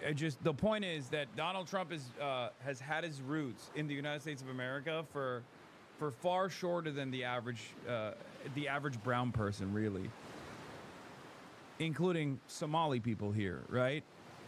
But because he's white, he gets to just fucking chirp like this, I guess. I don't know. It's so fucking gross, man. It's so gross. This is not their race or ethnicity, but the fact that they are in the country illegally, saying they do not comment on potential operations, George. Rachel Scott, thanks very much. And joining us now for her first interview since the comments from the president is Congresswoman Ilhan Omar of Minnesota. She came to the U.S. from Somalia as a child and became an American citizen about 25 years ago. Congresswoman, thank you for being with us. The president attacked you personally yesterday, and I want to play more of what he said. Ilhan Omar is garbage. She's garbage. Her friends are garbage. These aren't people that work. These aren't people that say, let's go, come on, let's make this place great. These are people that do nothing but complain. Congresswoman, how do you respond to that? Well, thank you, Anna, for having me. I would say the president's obsession with me and the Somali community is really unhealthy. It's creepy. And I hope that he gets the help that he needs. It sounds like he is trying to deflect from the failures that he's had as president. His immigration rates are not going in the way that he's expected. We know that the tariffs are not working to make life affordable for Americans. We know that he is afraid of what is in the Epstein files, as he's fought to be the head of the pedophile protection party. And we know that right now he is being investigated for war crimes that he might have committed when he ordered what seems to be illegal attacks against boats in the Caribbean. Your district has the largest population of Somali immigrants in the U.S., around 80,000 in the state of Minnesota. This isn't the first time the president has made derogatory comments about your community. Last week, he threatened to end temporary protected status for Somali immigrants in the state. He alleged, without evidence, Somali gangs are terrorizing the state. In his first term, he called the Somali resettlement in the state a disaster. Why do you think he's so focused on this community, and what impact does that kind of racist and dehumanizing language have? He's always been a racist, a bigot, a xenophobic, and Islamophobic. We know that he called African nations a shithole in his first administration. We know that when he came down that escalator, he said he was going to stop Muslim immigration into this country. And so it is not surprising that he is going after black immigrants in this country. And it's certainly not surprising that he's choosing a black immigrant community that is also Muslim. But what I would like to say is that most of us are citizens. On our passport, it says we are nationals of this country. We love that Minnesota has welcomed us. Many of us have not been settled in Minnesota. We chose it as a home because the Minnesota people and the state is beautiful and very welcoming. And we are going to be here regardless of what the president has to say. I agree. I love the Twin Cities. I love visiting your home state as well, Minnesota. Lots of good people there. Beautiful part of the country. Are you getting any support from Republican colleagues on this? Are you seeing anyone from the president's own party stand up and say, this kind of rhetoric isn't okay? No, and it is not. Oh, God, that's so sad. That's so fucking crazy.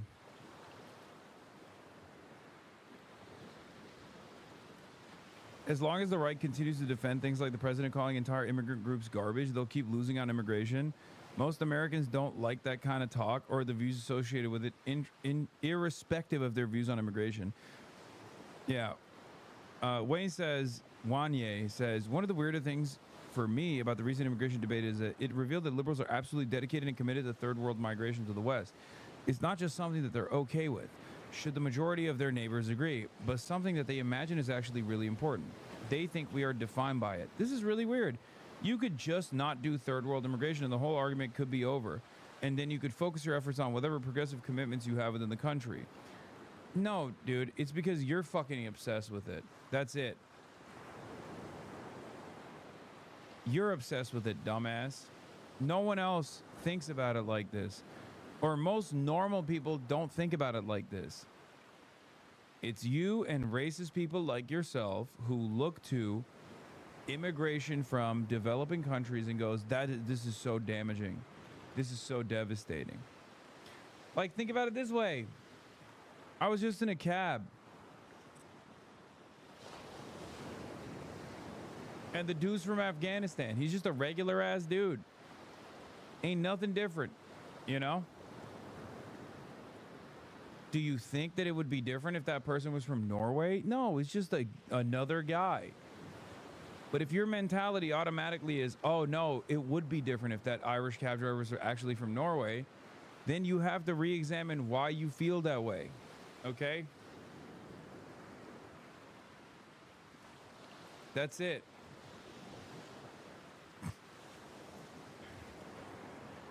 Surprising because the Republicans have bent the knee to this president.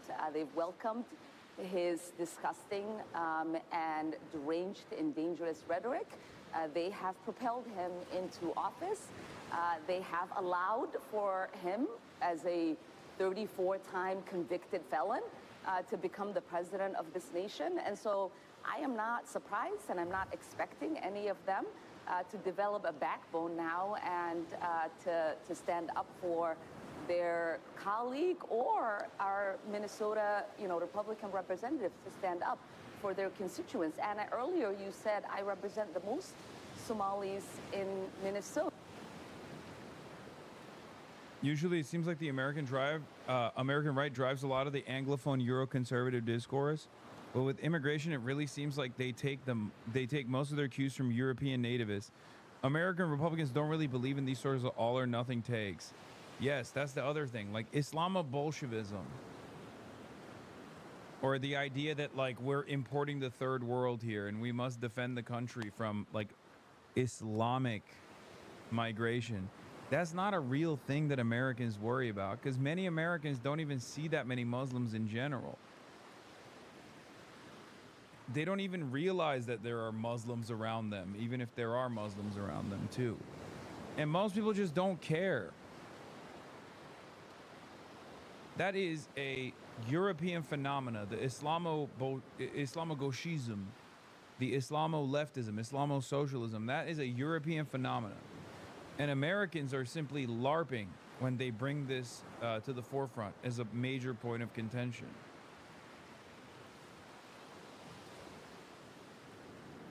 We risk losing our national identity if we are too open to people from all around the world. Donald Trump supporters say 65% of Donald Trump supporters agree with that sentiment, as opposed to 81% of British right-wingers. It is bad for society if white people decline as a share of the population. 43% of Trump supporters agree with that sentiment, as opposed to 70% of the British right.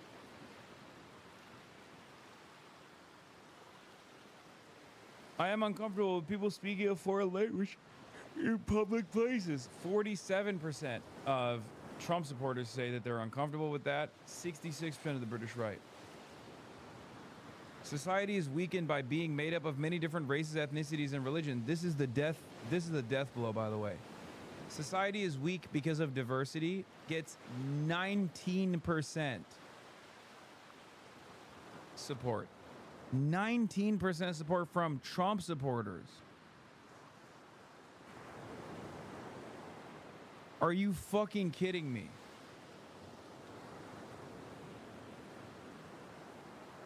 Are you fucking kidding me? This is why I also say America is one of the most diverse nations on the planet, and America is one of the most woke places when it comes to immigration in developing nations. okay? It's not even close. No, this isn't because woke is back, chatters. It's not because woke is back. When it comes to immigration, the American right, woke has never left. Because half of the fucking Trump voters are Mexican. What the fuck are we talking about? America is the most diverse nation on the planet. Okay? It's the most diverse country on the planet. That's why school shooters aren't just white boys any longer. You got black school shooters. You got female school shooters.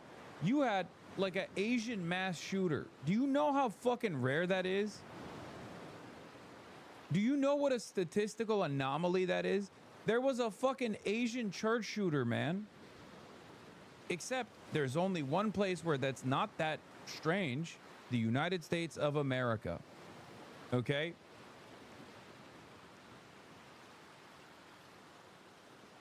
That's it.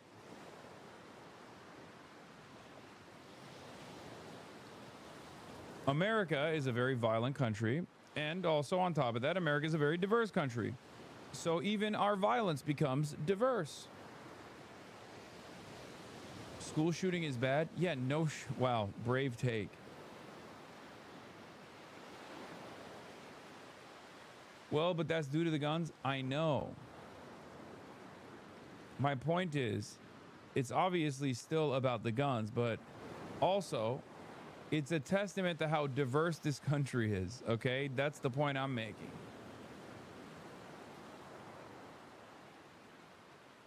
And that actually is not a fact. Most Somalis live in the different congressional districts that are mostly represented by Republicans, including the Republican whip of the House. The New York Times is now reporting federal immigration agents may soon be targeting Somali migrants in the Twin Cities area. What are you hearing? What do you know about these reports? Well, over 90% of Minnesota Somalis are citizens of this country. And so we know that some people have been questioned. They have been, ICE has made attempts to abduct and detain them.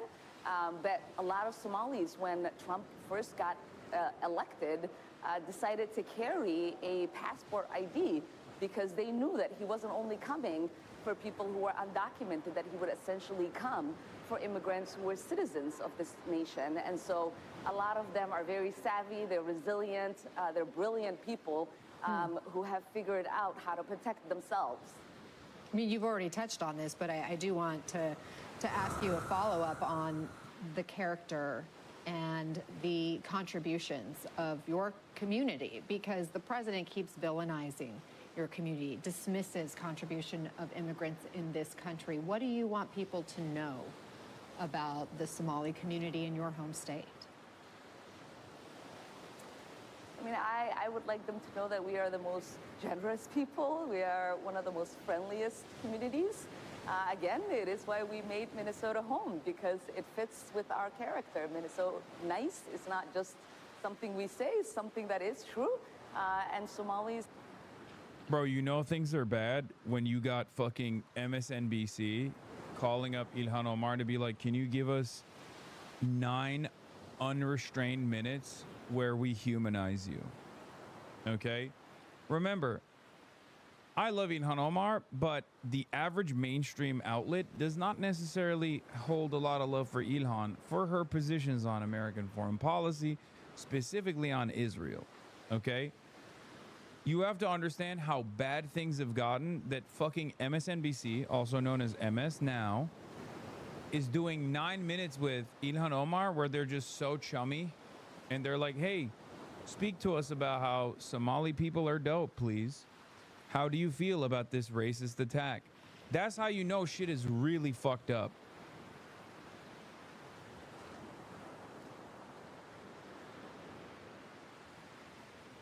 So as nice as Minnesota is, we are, like I said, very resilient. We're very hardworking, and we are very patriotic. Minnesota Somalis have the highest level of people who have become citizens as immigrants in this country. And we vote, we contribute, we volunteer, and we run for office. What's your message to the president right now in this moment? I would say your message of bigotry is not working. Your intimidations are not going to work on the Somali community who have survived so much. And I would say that his deflection and scapegoating is also not going to work. Where Americans still remember the fact that his economic policies are still hurting them, that he has not kept his promise of keeping costs down, bringing down inflation, creating opportunities for job growth. And so that's what I have to say to the president. Real quick before we go here, what is your reaction to the breaking news this hour that President Trump is pardoning your colleague, Congressman Henry Cuellar, who was indicted on bribery charges? I think it is unfortunate in the ways in which the president is using his pardon. As you know, we like to think of presidential pardons as being investigated, being recommended. And we are seeing now that he's just doing favors to people that he likes, in the way in which he pardoned the former president of Honduras, who was a narco trafficker, who spent many years disappearing, terrorizing his own citizens, and who our own law enforcement and taxpayers spend so many dollars in investigating to get him to be incarcerated, and his 45-year sentence is now commuted, and it's unfortunate in the way in which the president loves people who break the law. But Congressman Cuellar hasn't been convicted. He is a member of the Democratic Party. He's not part of the president's party. Are you surprised that the president would grant him a pardon? I am not, because to this president, he pardons anyone that is friendly to him. You think Cuellar is friendly to him? We know that he doesn't go through a process, and I think it is unfortunate that we are not going to see the legal system play out in any kind of way for any of these people that he is pardoning. Congresswoman Ilhan Omar, appreciate your time. Thank you so much for being with us.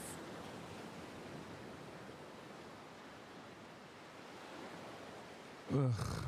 God, American politics sucks so much ass, dude.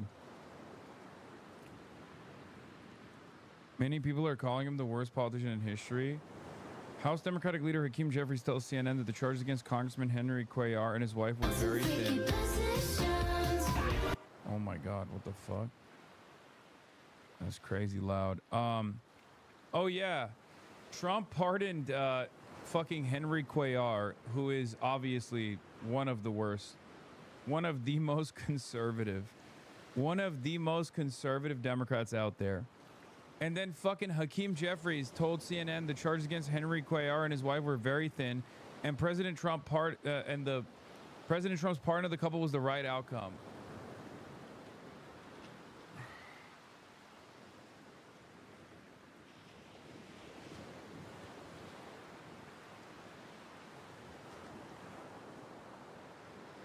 Like, what are we doing, man? The Democrats themselves also suck so bad. Like, we don't have to. This is not how politics is supposed to be. And the Democrats shouldn't behave like this. It's so whack. It's unbearable. It is unmanageable. It is unsalvageable. What do you do? What the fuck do you do? You could be drinking Guinness right now. I know.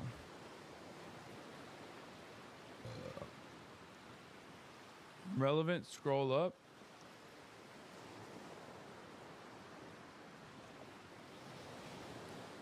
If current trend continue, whites will go from being a small minority of the world population to virtually extinct. They did a pretty good job making us Jews almost extinct. As the saying goes, it always starts with the Jews, but it doesn't stop there. Jews are white, if not peak white. I mean, he's not wrong when he says Jews are white. It is, however, weird Jews in America, Ashkenazi Jews especially, are white, okay? But he's also responding to a person that literally talked about Jews almost being extinct. In which case, yeah, that person is right. The person whose username is I like Teslas is talking about the fucking Holocaust. Okay? Jews being white have no basis on whether or not they almost got to the verge of extinction. Like, it's not wrong. Yeah, Ashkenazi Jews, by and large, Jews in America are considered white. Like, they're in the white, they're under the categorization of white. Now, that might change.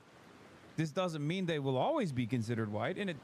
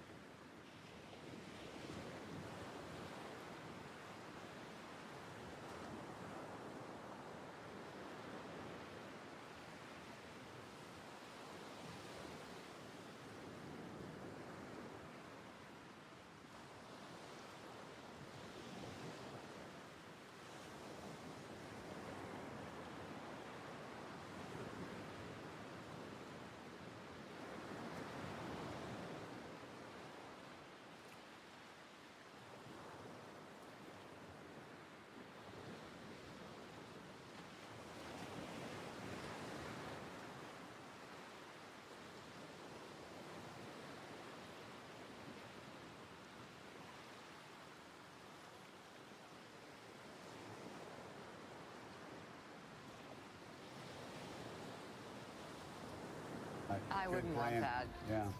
The clip posted by the official White House X account, Twitter account, shows a video montage of ICE officers chasing and handcuffing people to a remix of Carpenter's song Juno. The post includes text reading "bye-bye" with a heart eyes emoji.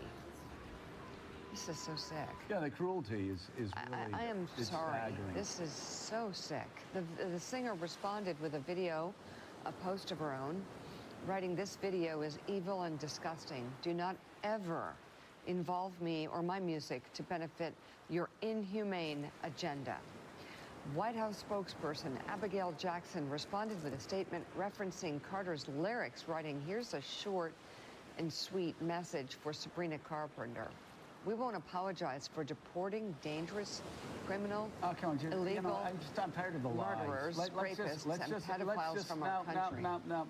We're not going to read the lies. You know, they are getting students And Jacob Saber, am I not supposed to say this yet? What? Just hang on, okay? They are ICE is getting innocent people that are going to see their family. They are busting down like kindergartens and pulling out kindergarten teachers. Okay, Morning Joe. More like Morning Joe Stalin. When did this happen? They're out here talking like they're on the Hasanabi broadcast. What the fuck? They literally hung out with Donald Trump. Remember, they kissed the ring. What a shocking. Yeah, Morning Joe, more like Maoist Joe. Yeah, good morning. It's a beautiful morning for revolution. How the fuck is Morning Joe saying this about the Trump immigration agenda? They literally went to Mar-a-Lago to be like, I will suck your dick, Mr. President. I love you.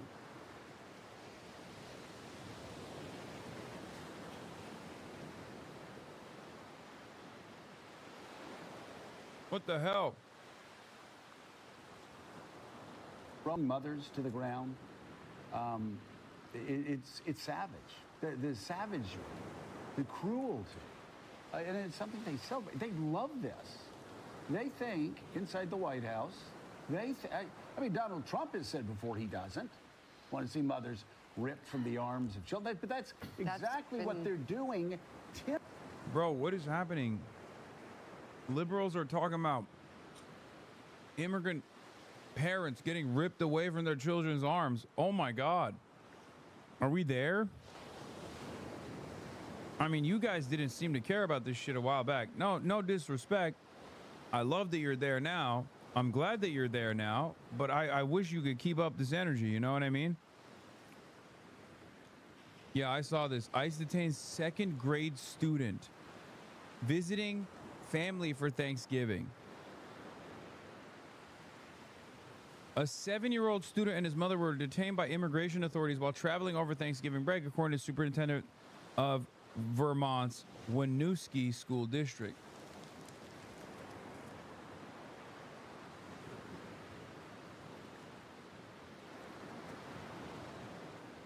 I feel so much safer. I'll keep it real with you guys. These sick and twisted 7-year-olds need to be purged out of the nation-state boundary immediately.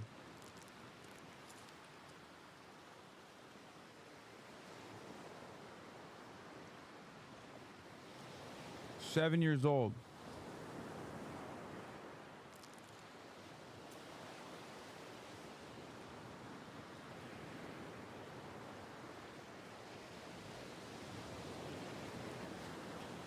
ICE detains a teenage student at Boston Airport, flying home to surprise family for Thanksgiving. Despite judge's orders expressly blocking deportation, agents took her to Honduras just hours later. Agents at Boston's Logan International Airport. It's the day before Thanksgiving. We're all supposed to be with our families, and yet she's taken away from her family this time of year. It's cruel and unconscionable behavior, and we're not going to tolerate it. Parmelo says Lopez Beloza, a student at Babson College in Massachusetts, was planning to surprise her family for the holiday, but was picked up before she could even board her flight. She was scanning her boarding pass, so she was told there was something wrong with the ticket. I don't believe that to be the case. Something must have happened between when she had her passport scanned in Logan Airport. CBS Austin reached out to the Department of Homeland Security asking why Lopez Beloza was detained and later deported. We've yet to receive a response. According to a report from the Boston Globe, there's been a removal order for Lopez Beloza since 2017. Parmelo says he was blindsided by her deportation. We have a decision from 6:08 p.m. on Friday saying she shall not be removed from Massachusetts. But more importantly, she shall not be removed from the United States of America until we get to the bottom of why she was detained in the first place. The Massachusetts lawyer says this highlights the larger issue with the current immigration system in the country. And we need to have better immigration policies here. You know, she's a dreamer and she's living a draconian nightmare right now. This is not what should be happening ever.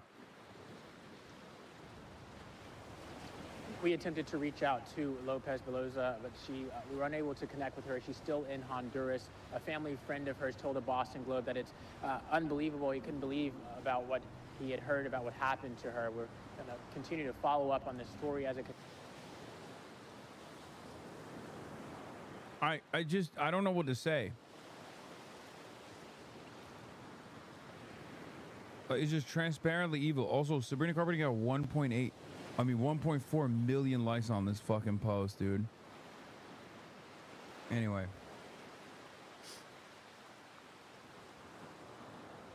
But that ratio was so fat, it seems like even Morning Joe is on board now with a pro-immigrant agenda.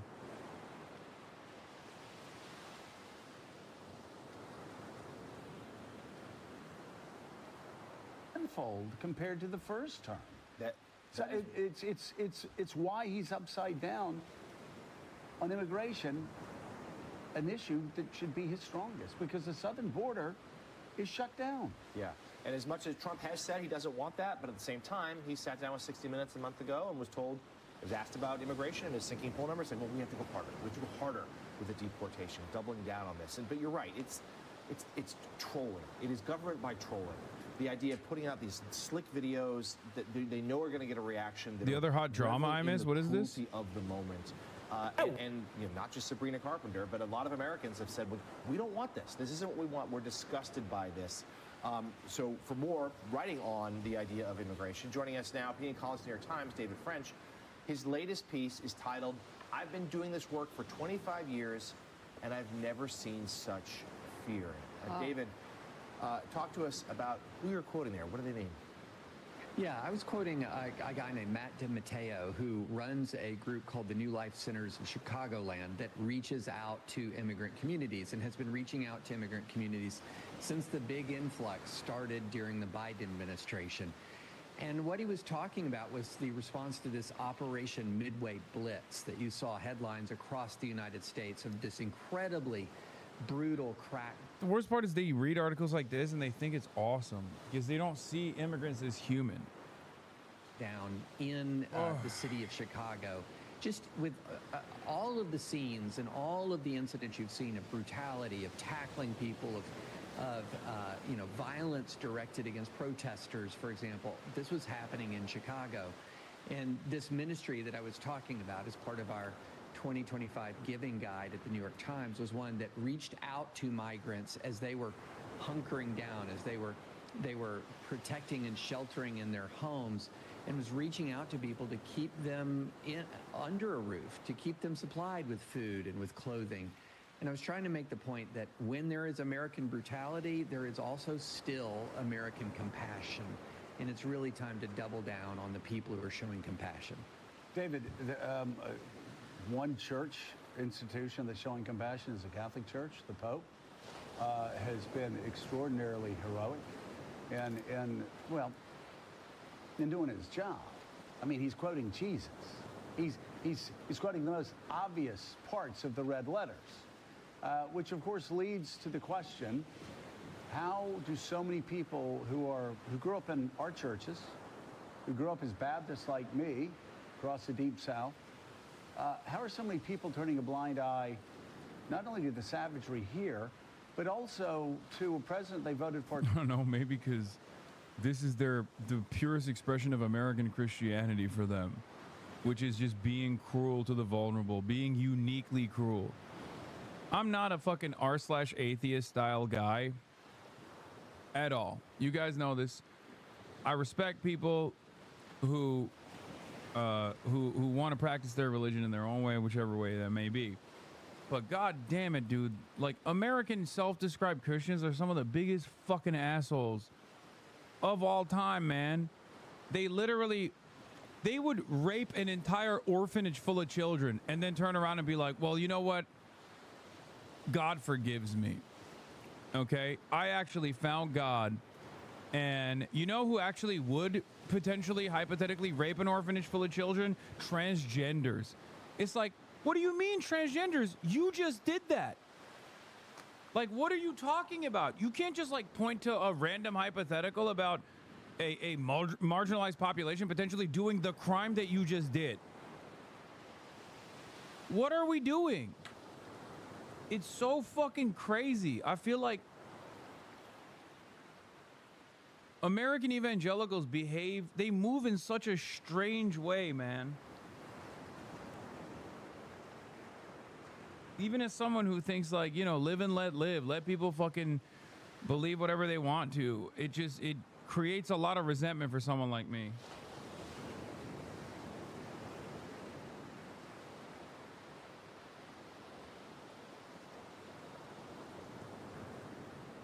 I promise you, go on Twitter, scroll your For You page for like 8 scrolls. You're inevitably going to arrive at someone saying the most heinous shit you've ever heard about immigrants or about gay people, trans people, whatever, poor people, and how they deserve to die. Click on their profile. There is a 85% chance that that person has a cross on their profile being like, American of real good Christian faith, cryptocurrency entrepreneur. Every time, brother, every time I see someone talking about like SNAP benefits and how like black women deserve to die because they should work harder and they shouldn't be on SNAP, I click on their profile. It's a dude who in the description of their profile straight up says like, I love God, Jesus is my savior. No, the fuck he's not. He is not your savior, bitch. You are not a Christian. You are doing devil worship. You worship the devil. You worship capital. Get the fuck out of here. Anytime. Yo, self-described Christians are so fucking annoying. Christians who are just Christian and chill about it are fine. But there is a very high likelihood if a motherfucker is like writing about how aggressive they are with their Christianity, with their faith, they are probably a massive piece of shit. I have yet to see a motherfucker who doesn't wear that shit on their sleeve. I've yet to see a motherfucker who wears that shit on their sleeve be a nice person, bro. I'm sorry. Corinthians, Christ is King. These are the types of Twitter bios you must avoid, okay?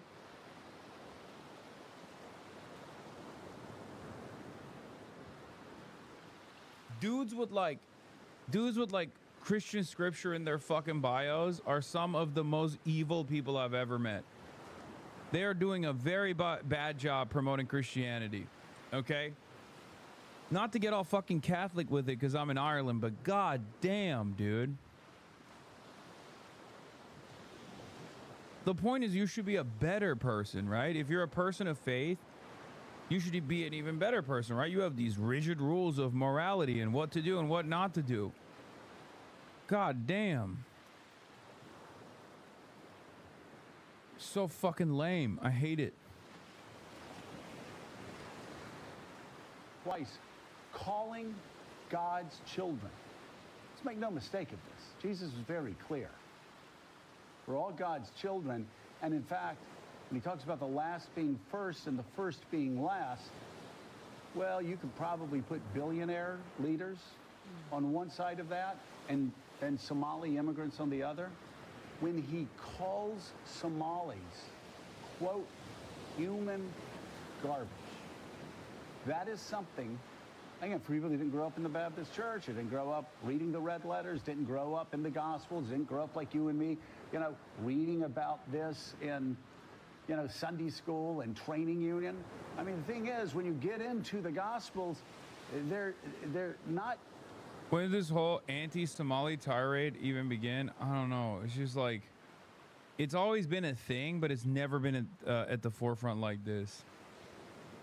I guess it's a way for Donald Trump to shit on Muslims without like actually shitting on all Muslims, I guess, because he can't shit on all Muslims because then the Gulf leadership is going to hear that and be like, all right, bro, maybe dial it back. We're giving you like $7 quintillion fucking dollars for your stupid ass fail son and his real estate projects. Like, fucking dial it back, please. So this way he can be Islamophobic and anti-black at the same time. And then when asked, he could just be like, no, I'm just talking about Somalians.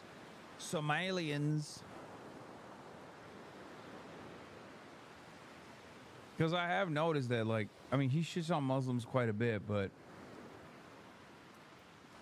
even with Zoran, he didn't really, like, do Islamophobia as much. So many rules. People like to talk about rules. The commandment is just time and time again.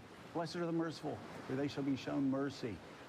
This guy's still talking about a Christianity that unfortunately does not exist in the United States of America in modern day.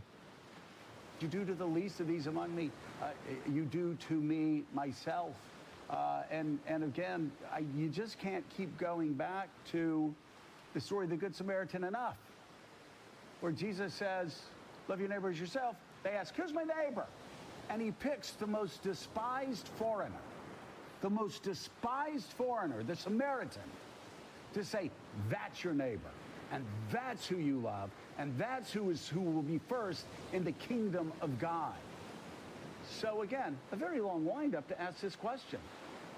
How have these people been so programmed to forget every single thing they were taught in church, in Sunday school, in training union, in Wednesday night Bible studies? Like, how have they been so programmed that they completely put this political, I don't even know what to call it, over the teachings of Jesus Christ? Because make no mistake, read the Bible. The Somali shit is also kind of dumb, aside from being super racist, because, like, most Americans only know, like, what a Somali person is from Captain Phillips.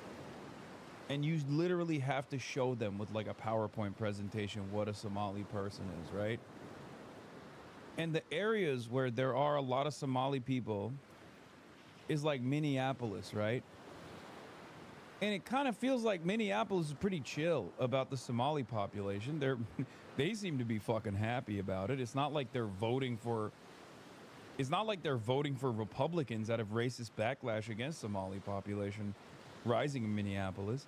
So there's just not really, like, most Americans don't even fucking know what Somalia is. You know? Like, you need to be locked in. When Trump shits on Mexicans, at least every American knows what a Mexican is, okay? I'm willing to bet most Americans have no fucking clue when Trump says, oh, Somali, the Somalians, they're invading the country. And it's like, most Americans are like, what the fuck is a Somalian? Which is not even what you're supposed to. It's Somali, not Somalian. But regardless, you know what I mean?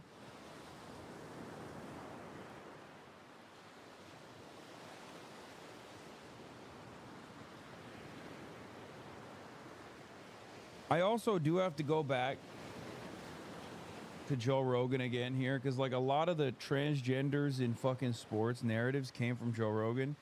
And I do legitimately think this Somalis in fucking Minneapolis, Minnesota conversation came into play after Joe Rogan, that fucking moron, on his podcast was like, yo, Tim Walz is actually changing the flag of Minnesota to the Somali flag. I still see that fucking dumbass clip on my timeline, dude. That shit still goes viral every now and then. God, Americans have the weirdest gripes. Republicans have the weirdest fucking gripes of all time. Oh, my state flag. They changed the beautiful state flag of Minnesota. How dare they?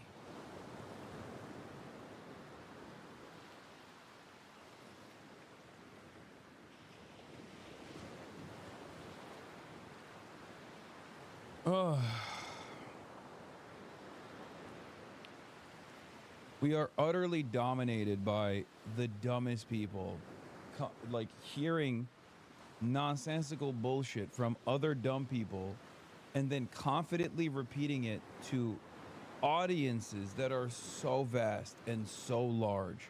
Also filled to the brim with even dumber people who then turn around and believe the shit that they're hearing.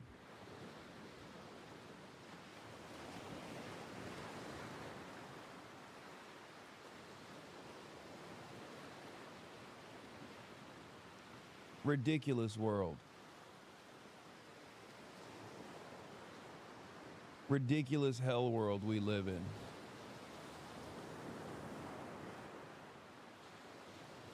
fucked up. Read Jesus' words. Don't go to Leviticus. Oh my God, this Read- motherfucker's still talking about Jesus. I'm sorry, I can't listen to this anymore. We have some breaking news coming in. The Department of Homeland Security has announced moments ago it is launching a brand new immigration crackdown in New Orleans now, according to a federal law enforcement official. Where's Kaya? In West Hollywood, Los Angeles, California, chatter. I did not fly my wonderful 120-pound dog to Ireland on a 10-hour flight.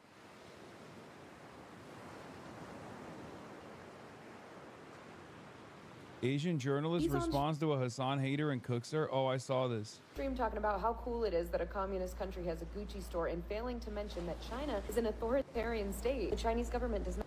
Yeah. You can't fucking say that we should learn from Chinese development and also have high-speed rail here.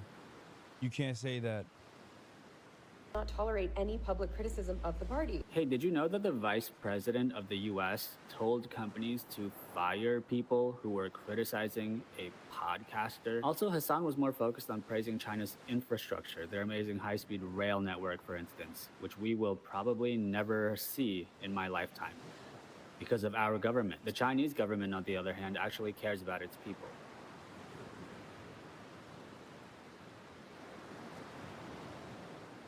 And it's crazy because I talk about like the repressive nature of Chinese governance as well, and how it's just not for me, you know, and how I don't like it personally. But these guys seem to never hear that side because it has to be black and white.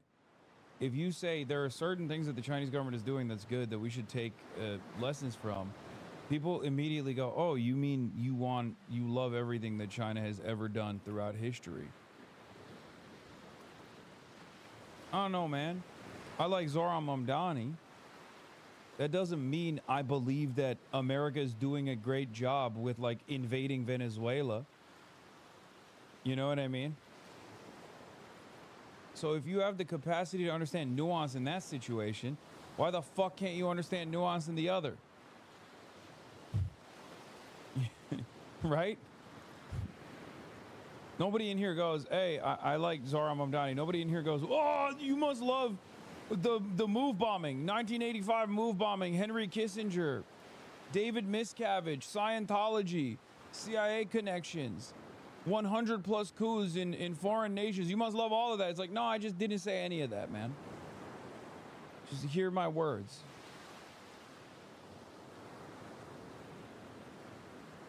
Did I say any of that? No. The fuck?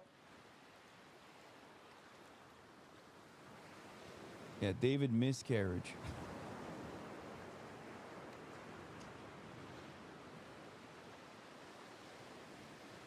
You want the imperial court back? Tell the truth? Yeah, that's what I want.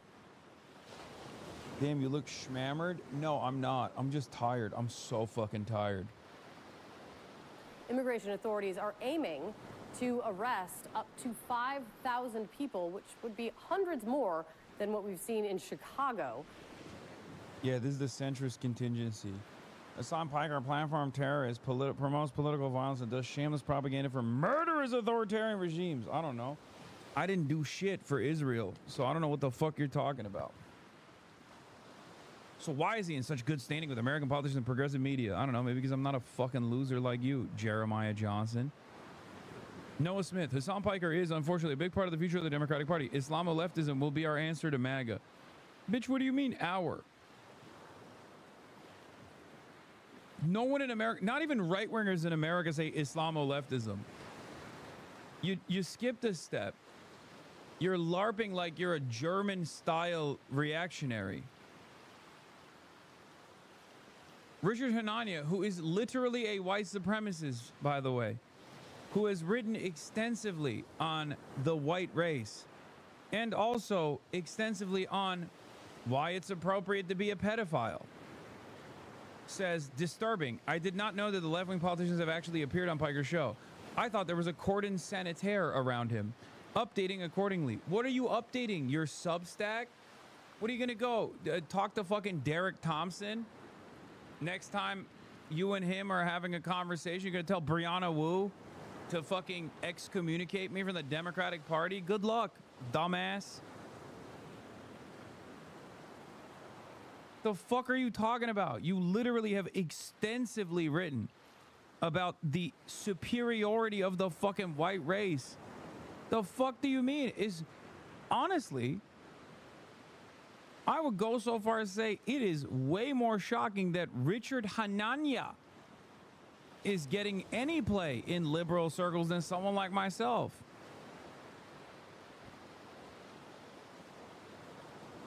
It's so strange. Anyway, none of this actually fucking matters, obviously, because these guys have no emotion, but it's just crazy. What is condom sanitaire? Yeah, like a he's saying like I'm immediately putting a fucking blacklist on someone like this. Yeah, you want to see the fucking line today, by the way, to see me speak at the Phil Debate Society at Trinity College in Dublin? This was the fucking line, chat. That's why I don't really stress my fucking dumbass haters, okay? You think I give a fuck? Look at this shit.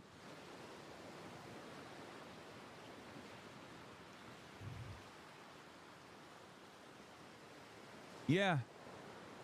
Yeah, I know this shit's not gonna make it on LSF and get fucking updates. Oh my God, my Reddit upvotes. But, you know, that's what the real world looks like, okay? So remember that. Next time, some fucking basement-dwelling, neck-bearded loser who hasn't seen the fucking daylight in months tries to tell you, well, Hasan is a really bad guy. You shouldn't listen to him. Everybody actually hates him in my circles. Everybody actually despises him in the fucking internet circles I congregate, where we cyber stalk trans people and try to get them to kill themselves. Yeah, dude, who do you think? Who do you think in the real world is seen as more normal? You and your autistic circle of cyber stalkers, who are, by the way, self-described. They call it A-logging. Or, I don't know, someone who's defending progressive values. Who do you think is going to be seen as a more normal individual, okay? It's the same shit with Israel. You can find a place on the internet where, you know, all of the anti-Israel sentiment is actually anti-Semitic and very dangerous and very scary, and no one actually should give this guy any daylight, whatever. But like in the real world, most people are on fuck Israel time. So good luck. Have fun with that.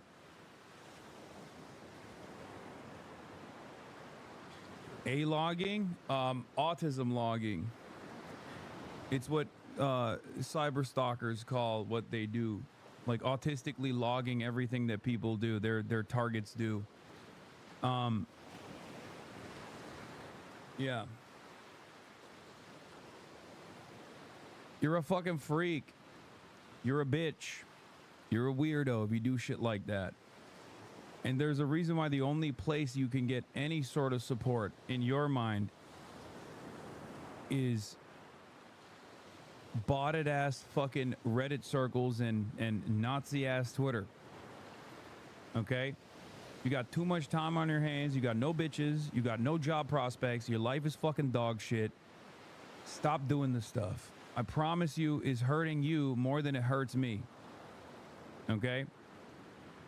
Because you might think, oh, this has an impact. This has an impact. Ultimately, it doesn't. It has a far worse impact on your life and on your own personal mental health than it does on mine. Okay? In an effort to try and turn someone like myself into a lolcow, you end up not realizing that you're losing your own sense of humanity, your own sense of purpose in the world. I will never be able to obviously get across to many of these people, unfortunately, but I really do care about you, whether you believe me or not. I do. I want you to do right. I want you to be happy. I want you to have a better future. It doesn't matter if you fucking stalk my ass. It doesn't matter if you despise me, if you think I'm like the biggest villain of all time. I promise you, you will do better if you just focus on yourself for a little bit. Just tap out of the internet, okay? Just for a little bit. That's it.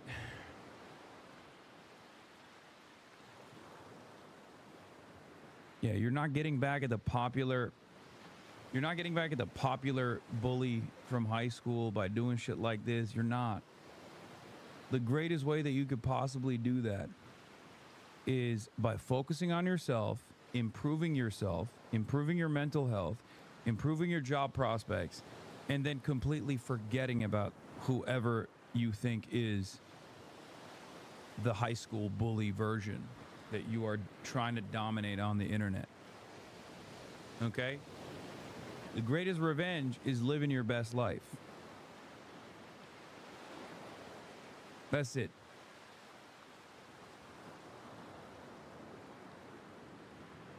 All right, let's continue with this. Trump calls Somalis garbage as ICE plans new targeted operation. Across a zone extending 80-plus miles northwest to the state capital. CNN's Ryan Young is in New Orleans this morning as this is about to unfold. Ryan, what are you learning and what are you hearing there? Good morning, Katie. As you can imagine, people are terrified. They are scared about what this will mean for their life. Look, we're in one of the... Rainbow 09, thank you for the 20 tier 1 gifted subs.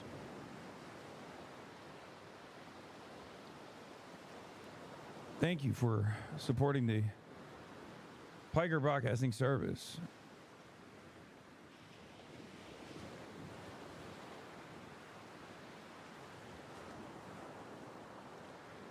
Like, oh my God, this might be clip of the year. Clip of the year. I think this could be it. No, I think this is the clip of the year, chat. It's so based.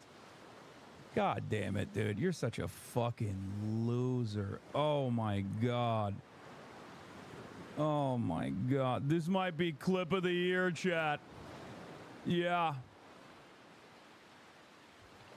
Yeah. Spaced. Yeah. Take a shower.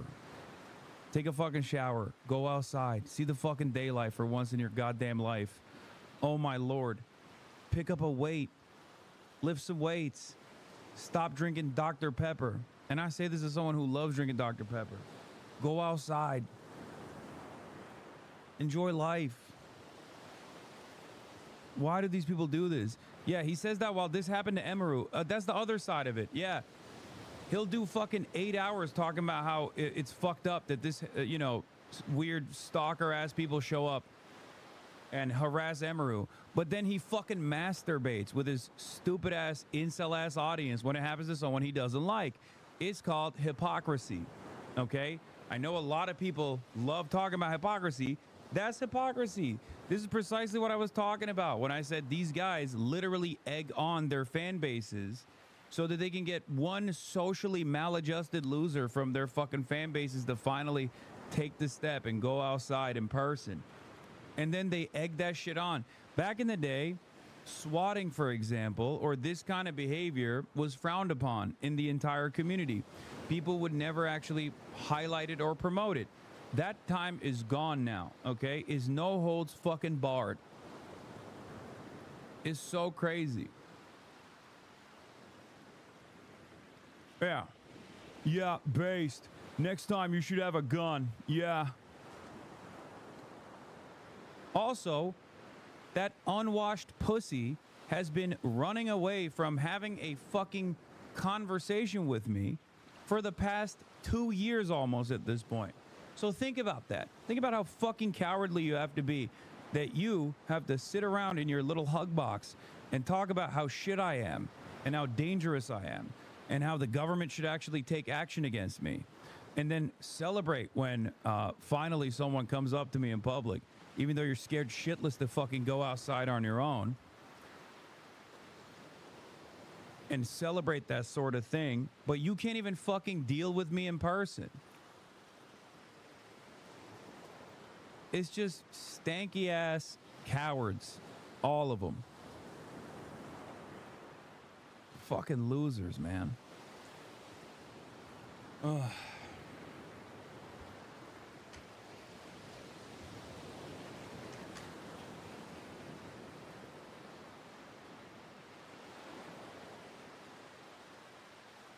Hasan compares his sniper being to sexually assaulted. That's not what you mean. I can already tell this line of attack.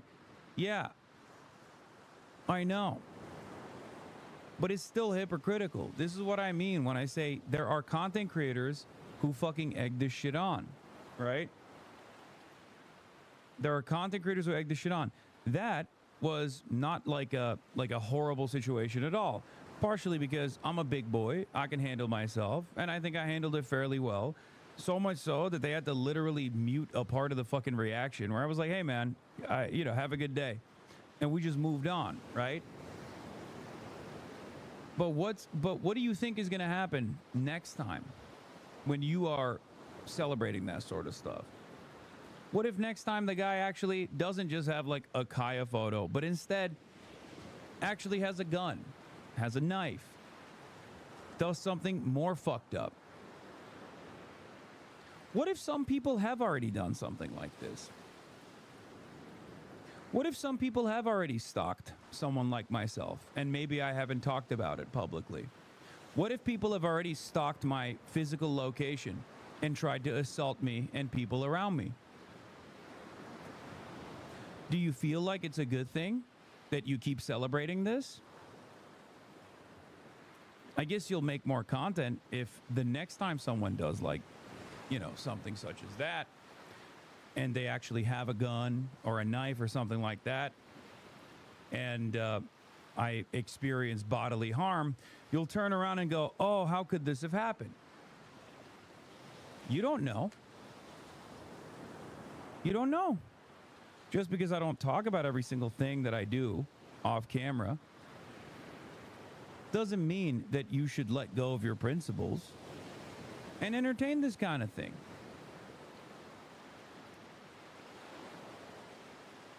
Anyway.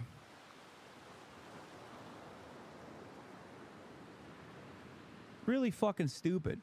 It is truly a stupid thing for someone like Asmongold to entertain this kind of stuff. It is.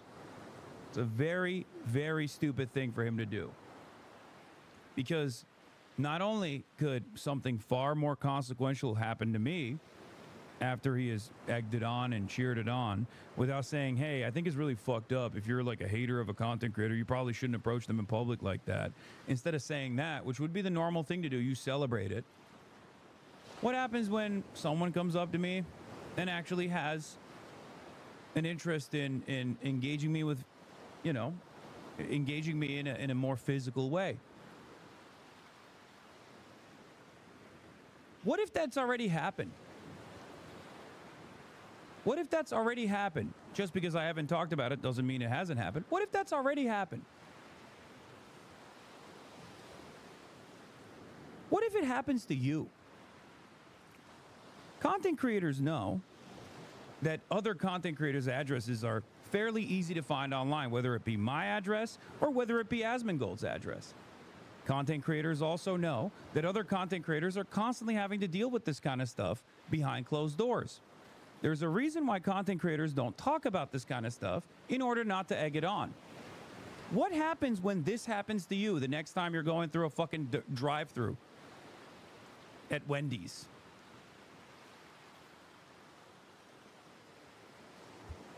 Let me tell you, I won't respond in the same way that you're responding here. Okay?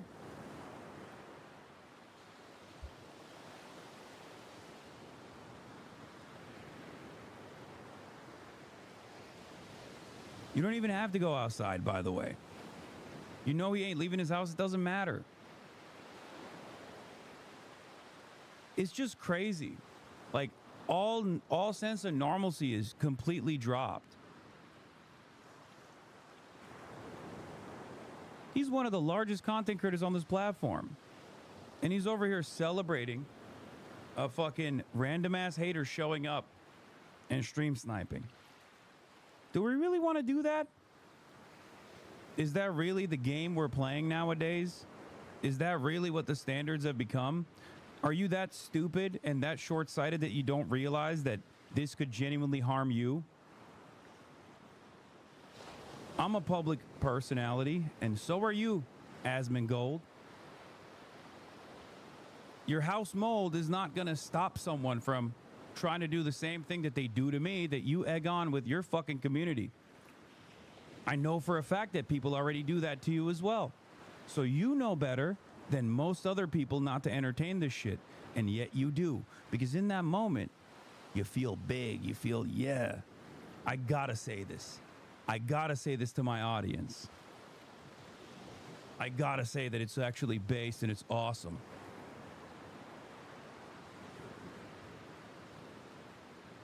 So strange.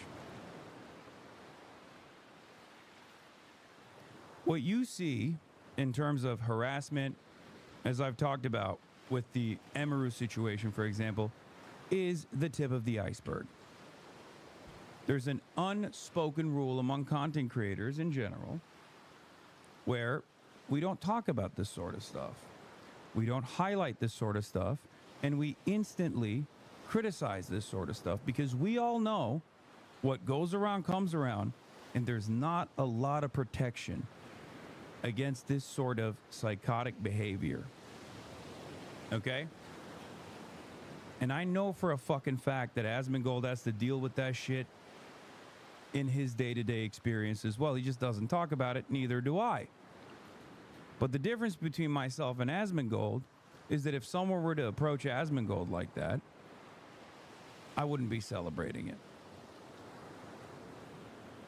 Okay? Yeah, he can farm this all day, every day. But if he hears my words, I think he'll understand man to man. You can farm this shit, but what goes around comes around, Asmongold. And before people say, oh, he doesn't go outside, it doesn't matter. Content creators know that it's not just about going outside. Asmongold personally knows it's not just about going outside. Just as I personally know it's not just about going outside. When there's a will, there's a way. When you're in the same fucking spot, day in, day out, live streaming, people can figure out exactly where you live, just like they know where Asmongold lives and just like they know where I live. So don't fucking talk like that. Okay? It's not just about stream snipers, you fucking moron. It's what you consider to be permissible, what you are leaning into with your audience. Inevitably, people are going to do more of the stuff that I know you've experienced already.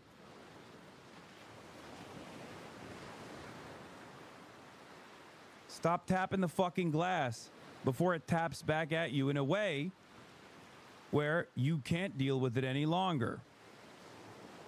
This is the reality. This is what I fucking despise about Ethan Klein and Destiny and Asmongold and Dan Saltman, whose addresses are all readily available in the same exact websites and platforms that they rely on, that their fan bases go to find my address, to harass me. Okay?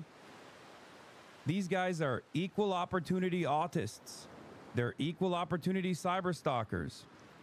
You're playing a very fucking dangerous game when you lean into this shit.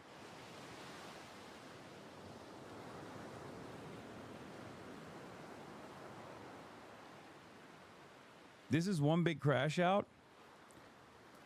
Just saying, if you want to see this as a crash out, go ahead. See it as a fucking crash out. I don't think it's a crash out.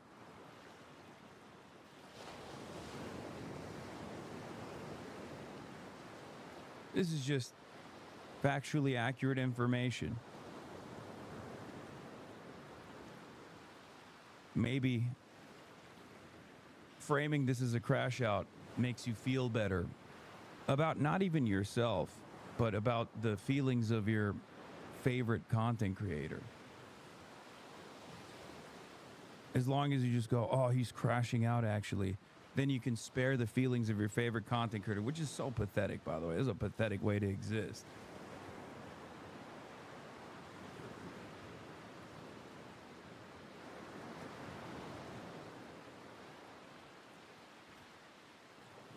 What I've said so far is no different than my commentary after Emaru was sexually assaulted at TwitchCon, at the meet and greet. I said the exact same things then as I'm saying now. Leaning into and promoting and celebrating random people showing up as stream snipers on streams of other content creators you don't like, that's creating a dangerous environment for you too. You think you're farming this shit right now, but I know for a fucking fact you're dealing with it on the back end. You're dealing with it in your day-to-day life. I know for a fucking fact that you're dealing with it because every content creator deals with this shit. Why the fuck do you think you'll be spared? It's incredibly, incredibly short-sighted that you think you can make one fucking YouTube video off of this. And then it won't come back around to you. Especially when it already has come back around to you. This is not a crash out. It's more so a warning. He's gonna blame you, FYI, for what? For saying that you shouldn't fucking turn around and lean into people, random people showing up on people's streams? Really? It's gonna take time away from his 18th video about how I'm a fucking dangerous, radical, terrorist, anti-Semite.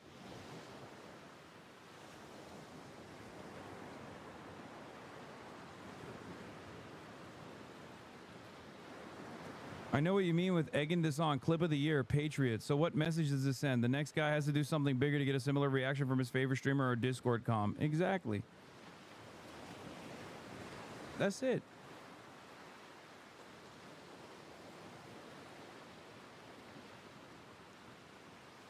That's what it is. And I know he knows that. Okay? Gonna spit it in my honest opinion. I know. But I hope he'll understand what I'm saying here.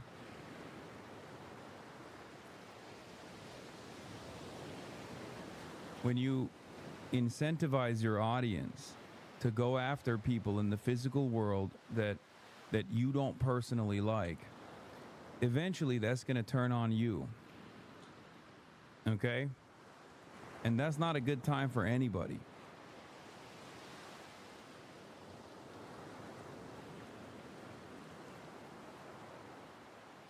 Okay?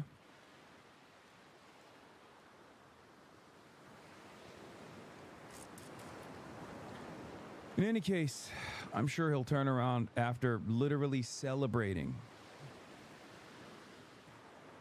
someone showing up and being like, oh, I thought it was just like a meme. I think so. I think it's a meme. I think it's ultimately harmless at this stage, right? But when you got fucking freaks like Roachman being like, yeah, this is the clip of the year, you're telling your audience that they need to do more of it, okay? You're telling your audience to fucking stalk my ass in the real world. That's not healthy. That's not healthy for me at all, and that's not healthy for you either. Okay?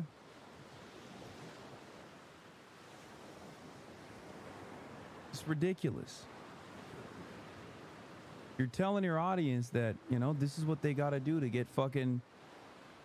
You're telling your parasocial fans that they got to do stuff like this to get your attention, that you'll highlight them, that you'll give them praise. What are you doing?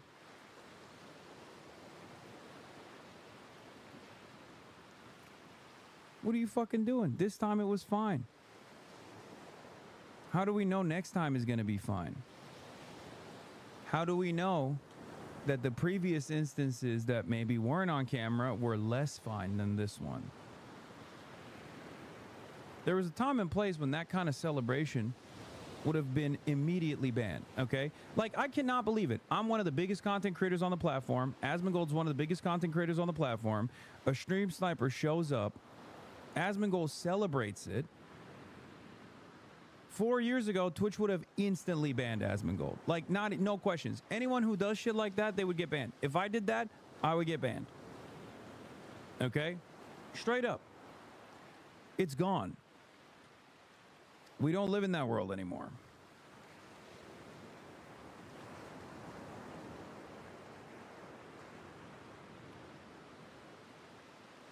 It's crazy. He's doing damage control on his stream so hard right now. Good.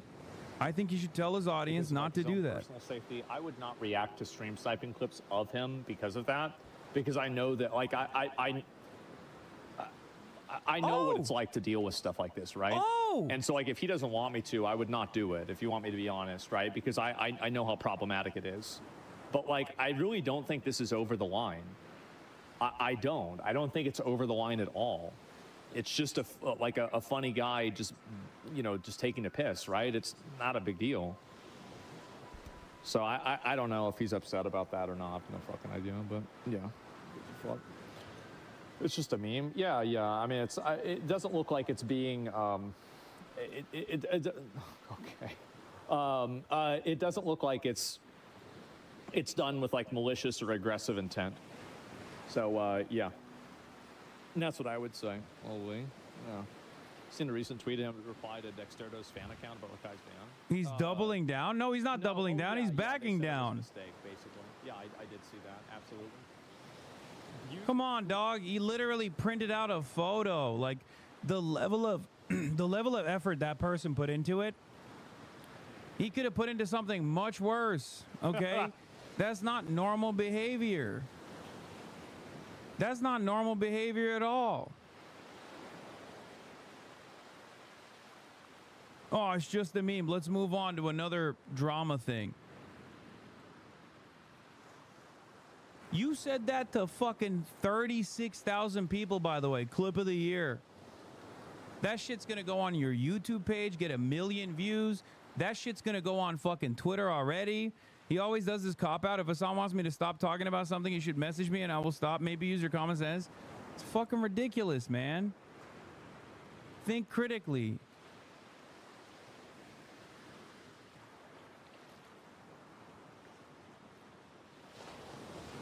The only reason why I know about what he said is because he literally said it on, and it made its way to Twitter already.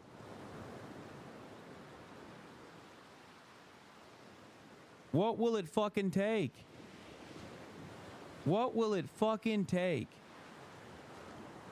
Also, it's not a surprise to me that every right-wing account posted it. Every single one. The clip of the year has been up on his YouTube for 2 hours already. Are you fucking serious?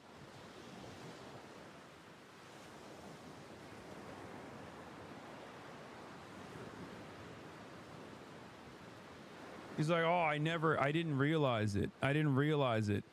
There is no way, dude. There's no way that shit's already on his fucking YouTube. No.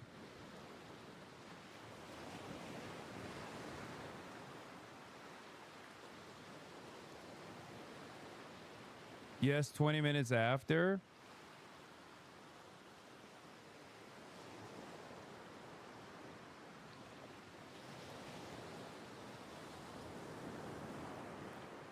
This, I think, might be the clip.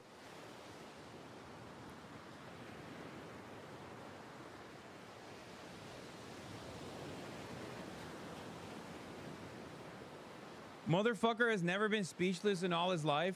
Yeah, dumbass. I wasn't speechless here either. 3.5 thousand likes. Brother, it's muted. Think critically. I responded to the person. I said, nice to meet you. He responded back. They edited the clip. These people are so stupid. 120,000 views in 2 hours, Asmin. And it's the edited clip, too. It's not even me just going like, it's not even me going like, hey, nice to meet you, man. Not only is it What do you say? What do you say? What do you say to this?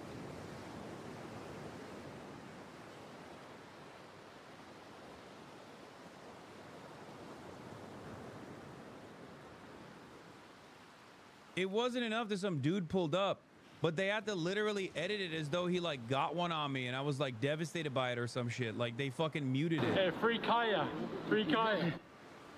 And then they start playing music. Wait. They just wait. Jesus, I'll tell you what, the power of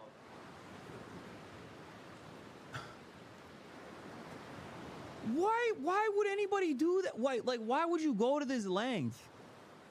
Why would you go to this extent to literally mute the fucking VOD? This happened 3 hours ago, okay? This happened 3 hours ago. Guy shows up, it's fine. It's not like a big fucking deal at all.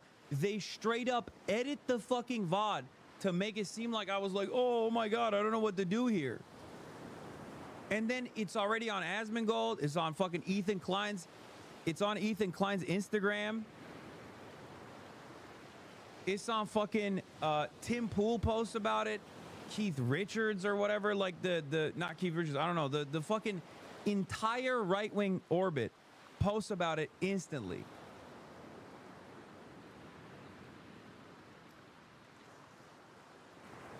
And it's all the same edited clip. It is so incredibly coordinated.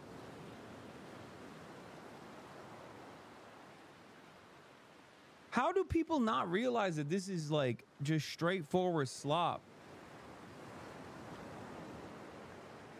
And also, when you lean into this, and the same goes for Tim Pool, who fucking complains about getting swatted all the time. Every single fucking right-wing account was like, oh, this was so awesome. Hey, dumbass, you go outside too. What do you think they're gonna do or say to you when you go outside? You got a lot more haters than I do, motherfucker. I don't give a shit about going outside. I'll go outside every goddamn day. You are terrified of going outside. You got more haters than I do. Why the fuck do you think you can just lean into this shit on the internet?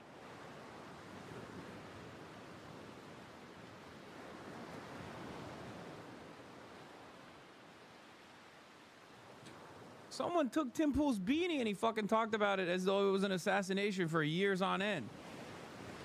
Guy fucking stalks me with malicious intent. It's not that big of a deal at the end of the day because, you know, I'm going to diffuse that situation because most people are not going to behave too crazy in the normal world, right? But like, there's a lot of effort that he put into this. Do you not think that this is not normal behavior? Do you think that this is behavior that should be celebrated? Are you that fucking stupid? Again.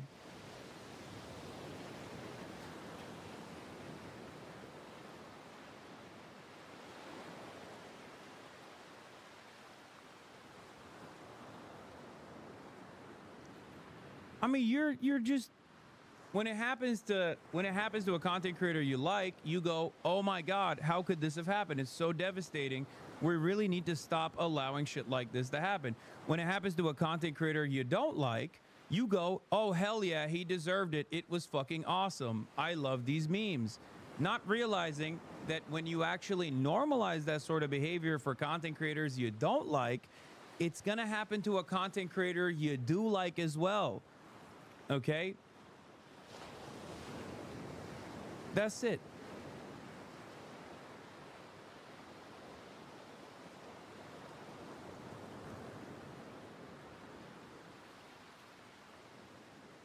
Well, it kind of backfired because looking at the picture, it just looks kind of dope. You should just lean into it and make it your PFP. These people are so weird. Yeah, I know. It's not what this guy did that's the problem. You understand that, right? Like, the intent behind it is the major issue. The effort put into it is the problem. Okay? Yeah, whatever. He fucking pulled up with a photo of Kaya being electrocuted. It's a funny meme.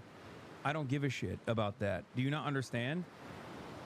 It's the fact that someone took that level of initiative and effort to find where I'm at when I'm obviously like unafraid to put my location out there to do that. A person that does that, that gets this level of immediate praise and celebration, is going to create copycats. Content creators know that it's going to create copycats. And not only will it create copycats, it will create more dangerous copycats where people will constantly try to push the envelope. They will try to do something more impactful because this doesn't work, right? This is just regular harassment. It didn't work. It didn't like get a rise out of me or whatever. So next time they're going to do something different. Where will it end? Okay? That's the question.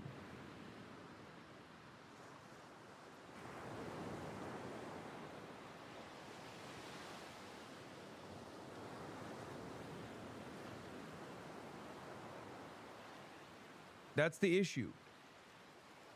These people act as though I fucking incite violence, right? I'm inciting violence. This is directly an incitement for more violence, and it's also directly incitement for more violence that will come back to you inevitably as well.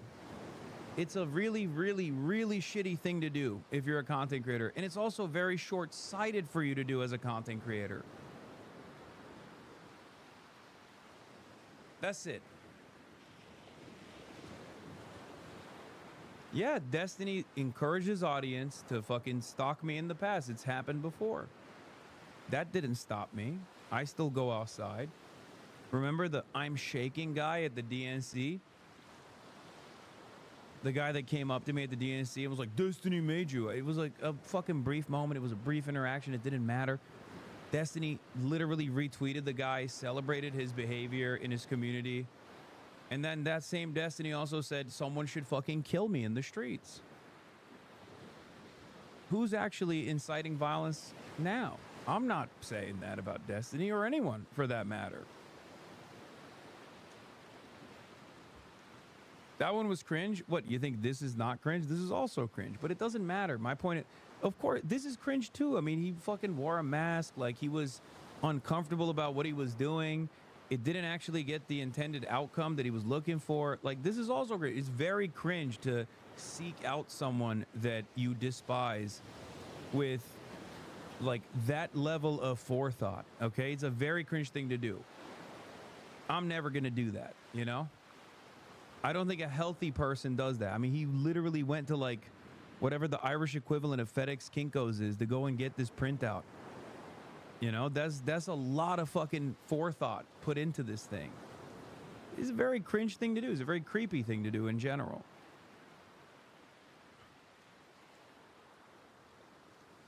Masking is good behavior. COVID still exists. You have to be the dumbest person on the planet, right? Like, you think this person is COVID conscious? You think that's why he's wearing a mask? What's the left tendency here? I swear to God, you could watch a fucking dude walk into a school with an AR-15 and kill a bunch of children, and I'd be like, oh, he's wearing a COVID mask to protect his identity, and you'd turn around and be like, actually, he's COVID conscious. Have you thought about the fact that he doesn't want to fucking spread disease? Yeah, what if the school shooter has long COVID? Are you okay?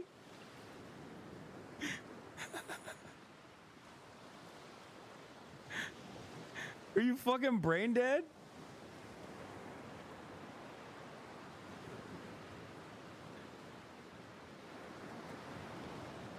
No, that person wasn't joking. That's definitely a COVID conscious person.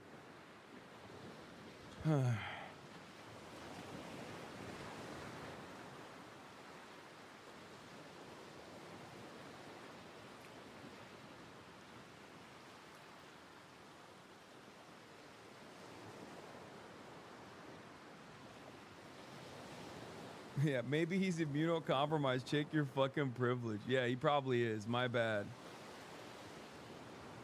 My fucking bad, chatter. Yeah, ICE is also masking up because they're COVID conscious. That's why they're putting masks on. You fucking nailed it. Anyway, I think I got my point across. I hope it was able to reach the intended audience.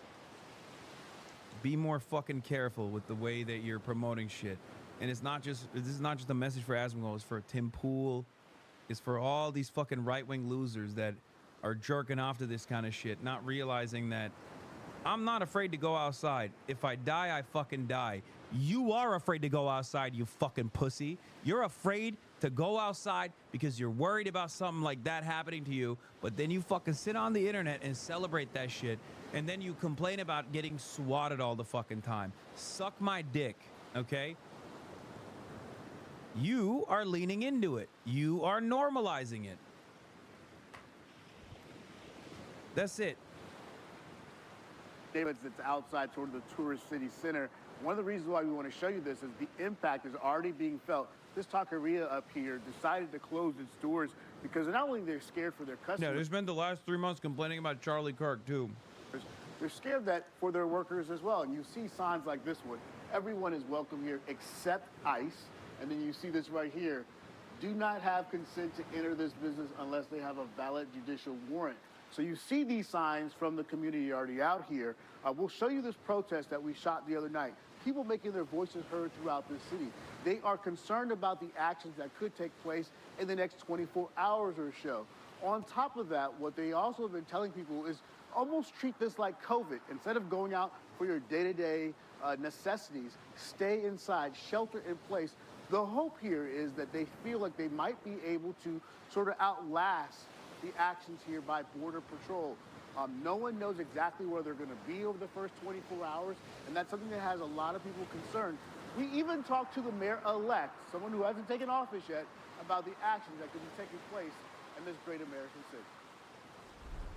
What they're seeing on TV and reports that they're seeing is not that Border Patrol is going after the most violent criminals. You know, that's not what they're seeing. What they're seeing is what appears to be racial profiling of brown people, and then going after these individuals and treating them like they are these significantly violent offenders. Something to mention here, the mayor-elect hasn't taken office yet. That doesn't happen until January. She's the first Hispanic mayor in the city's history. But something that other folks are talking about, especially in the crime space, is the fact that people here in this state can carry guns. You don't have to have a license to carry a concealed weapon here in this state. And they're concerned if somebody jumps out with a mask, could they be responded to with someone shooting because they were in fear of their life? So there's a conversation about keeping everyone safe, not only the Border Patrol agents, but obviously the people in these neighborhoods. You look at the crime numbers year to date, the numbers are actually down in terms of total crime and murders in the city of New Orleans. They feel like they have some positive motion when it comes to cracking down on crime. They are scared that this action will actually have some communities actually not calling 911. It's something that we'll see playing out over the next few days. We'll be here on the ground to check it all out. Kate? Yeah, positive momentum on bringing down those crime statistics is also a theme amongst the cities that we've seen. Yeah, just like in Chicago. Immigration officers in Chicago to detain and deport violent offenders that DHS said were released from jails because of sanctuary policies. The agency said it arrested more than 4,000 people, but only about 120 of those have a criminal record.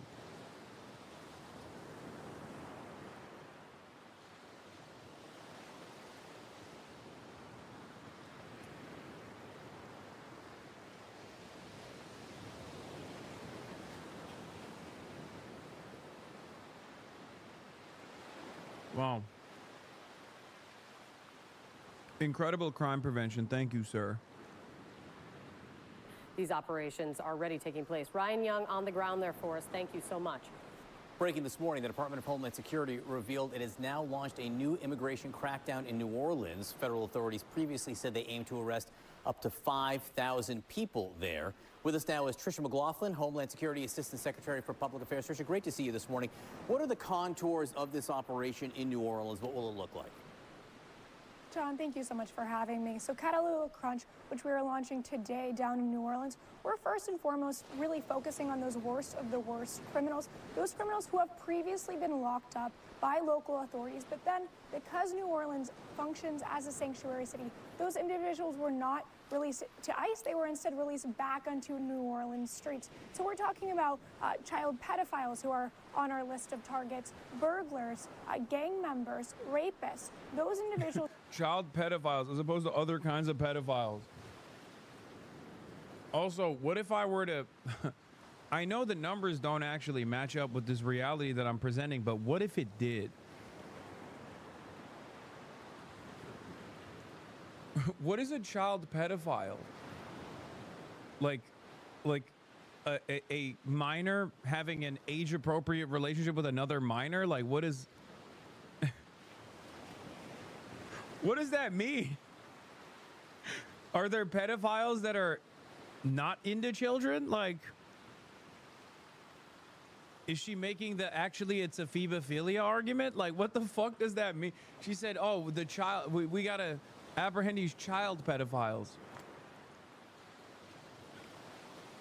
Guys, we're not going after adults that are pedophiles because the president is one. We're going after children that are pedophiles.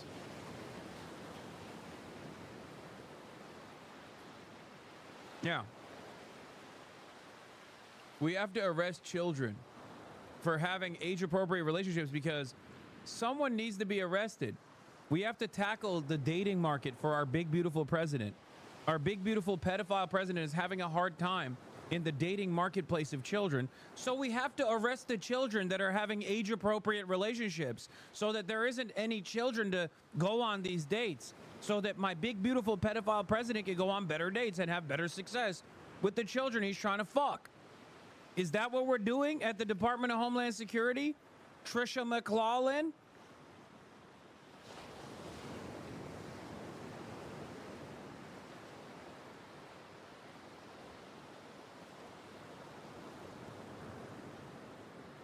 What a fucking insane thing, by the way. None of it is true.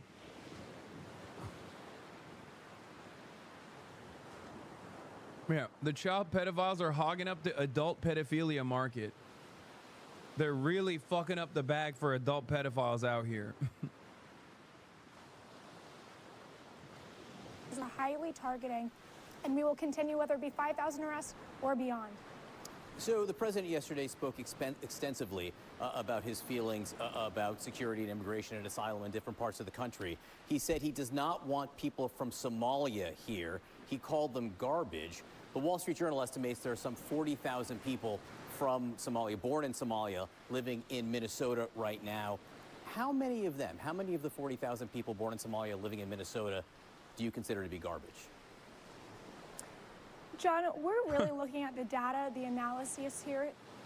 Yeah, John, approximately about 78 to 83% of Somalis in Minneapolis are garbage, according to our current estimates, and the remainder, that is around 17%, are actually very fine people.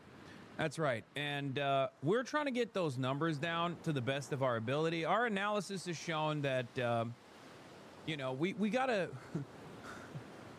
We got to deal with the 83% garbage people that are parasitic forces that are actually both simultaneously controlling the international banking system. That's right, the Somalis are doing that, while also they're lazy and taking advantage of the welfare programs that exist. And see, they control Hollywood as well, these Somalis. And what we have to do for these Somalis is we have to deal with them, these parasitic Somalis. Because at the end of the day, John, we must secure a meaningful existence for the future of our white children. I know I added a 15th word onto that instead of using the traditional 14 word, because sometimes I like to add an extra word, you know, to really confuse the onlookers. Okay? I mean, that's what this argument is. Like, what do you mean? There's just some of them are garbage people. Like, that's what we're doing now? At least Trump won. They would say stuff like, oh, he didn't mean it. Now they're like, yeah, he meant it. They are garbage. The fuck are we doing? Yeah, she said facts over feelings, actually. Somalis are human garbage. Wow, thank you for the facts. Kind of feels like that's your feeling, you fucking asshole. Particularly out of Minneapolis and other parts of the country where we're seeing Somalia, there's widespread fraud, particularly marriage fraud when it comes to immigration. We're looking at criminality here. Homeland Security has very reliable data here and analysis that we can go after these individuals and make sure that they're not a public charge on our communities, and they're also not a public threat to the American people. My question is, all of them? The president says he doesn't want them here. He called them garbage. Do you consider that to be all of the 40,000 people born in Somalia now living in Minnesota? John, this is not about politics. This is about public safety. We saw what just happened last week with the terrorist attack against us here in our nation's capital, where one of our great heroes, Sarah Beckstrom, was killed. That's what the precipice of this was. That's why we have to get back to base camp and make sure we are prioritizing the American people's safety. It cannot be overstated the position the Biden administration put us in when it came to vetting, letting some of these individuals under these parole programs where there was little to no vetting, no biometric data, no criminal background history, no cyber, no financial crime history. They were really relying on people to vouch for these individuals and say they should be in the country. When it comes to asylum claims as well. The marriage fraud thing is horseshit. Is a conspiracy theory about Ilhan Omar and her family. The right keeps trying to push. I know.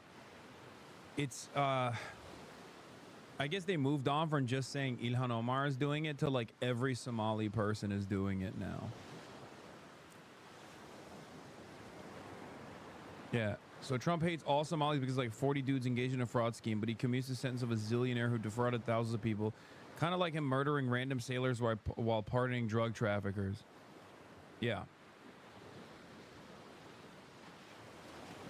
Commutation Trump issued to David Gentile wipes away all further fines and restitution. Gentile had been sentenced to 7 years for his role. Dude, I swear to God, he's doing a bit column A, bit column B.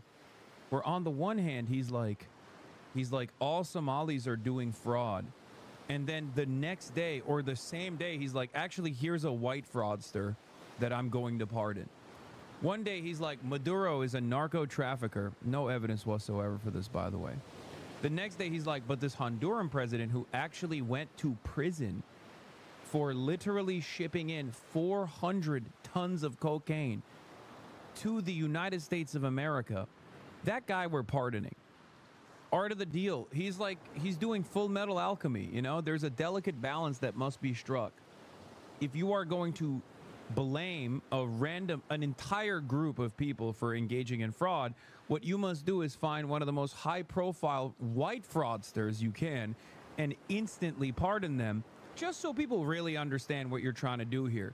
You're basically trying to say, I don't give a fuck about fraud. I just want to use, the fraud to cast a shade of doubt on an entire population of people that I just want to remove from the American boundaries. Yeah, I saw how some Somali people are responding. They're mocking Israel and Trump in the White House. Somalis are mocking U.S. racism by joking that Minnesota was promised to them 3,000 years ago. Except the problem here is some white guy's going to see this and fucking lose his mind and then do a shooting or some shit. And I'm terrified of that.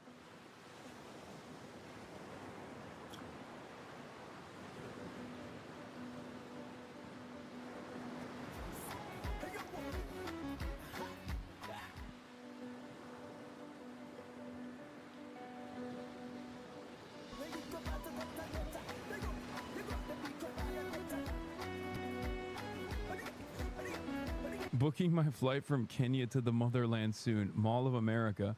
Hashtag Minnesomalia.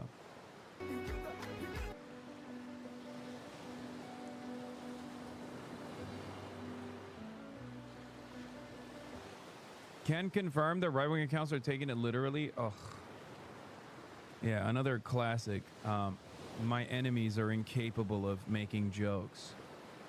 They are utterly incapable of humor. They are being They are demonstrating utmost sincerity when they make these things that you call jokes.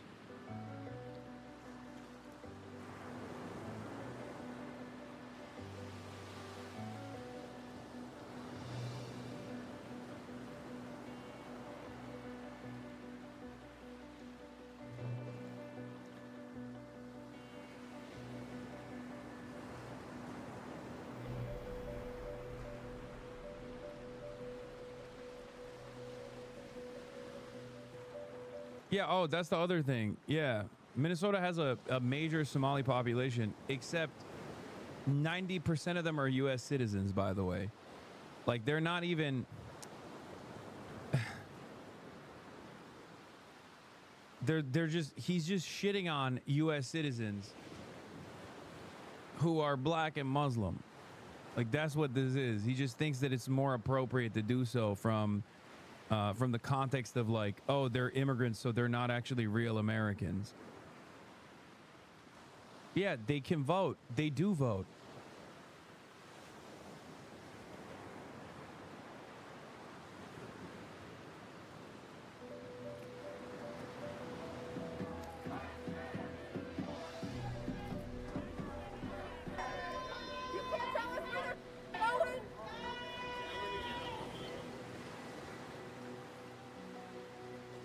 Yeah, that's the other side of the story is like it's kind of difficult to be an undocumented migrant coming into the United States of America all the way from Somalia.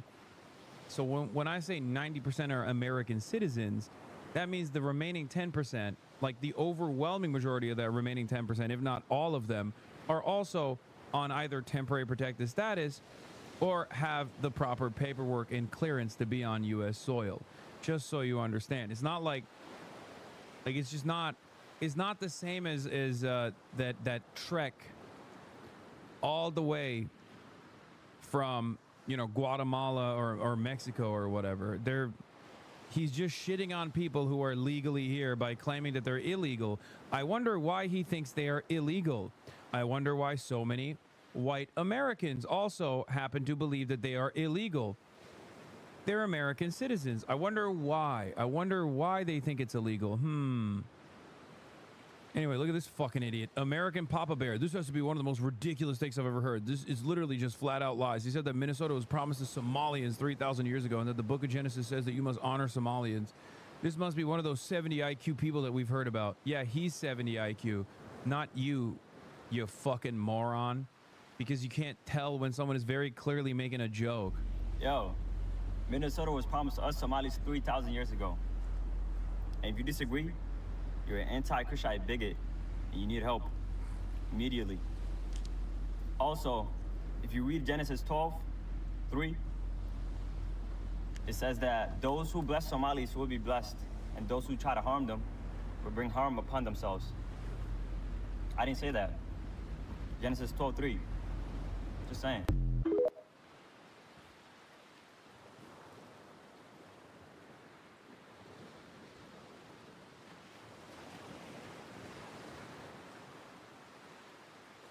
Check account location, probably America. This one is so dumb that I assume this is an American. Yep, called it. Yeah, this one is too stupid to be one of those like... This one is too stupid to be an account from India, okay? That's one of our own. I can smell a homegrown moron like this.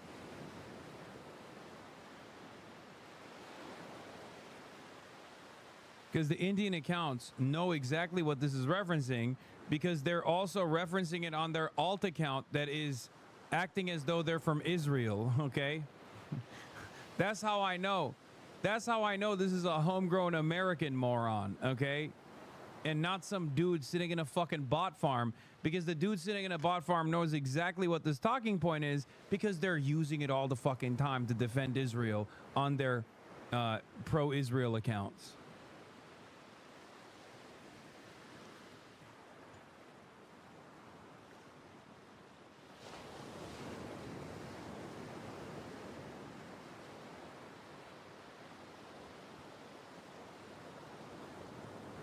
Ugh. Anyway, that's all I got for today. We did 7 hours. I'm so fucking tired. But tomorrow I'm going to be live early from Belfast. Okay, tomorrow I'm going to be live early from Belfast. We're going to have a long day tomorrow. Okay, get ready, get excited. We're doing a black cab tour. Okay, for those of you who don't know what that is, we're going to be doing a black cab tour in Belfast, which is a very famous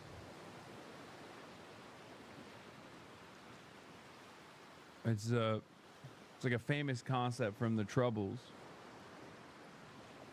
for the IRA, and we have a very special tour guide, a very, very special tour guide. Okay, we're gonna have a bunch of very special tour guides, but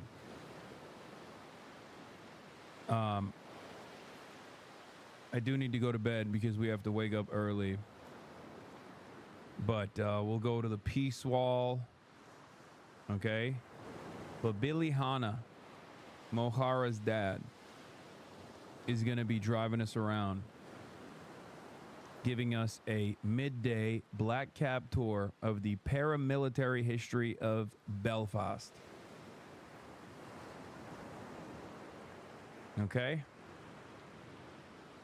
And then later in the day, I will have a desktop stream time as well after that, where I'll go through some news and stuff like that. And then at night, we'll be going out. At night, we're going to be going out with the boys, with the Kneecap Boys in Belfast, and drink a bunch of proper pints with the lads. Okay? I will be live tomorrow at 2 p.m. local time, which I believe is like 6 a.m. Pacific and 9 a.m. Eastern time.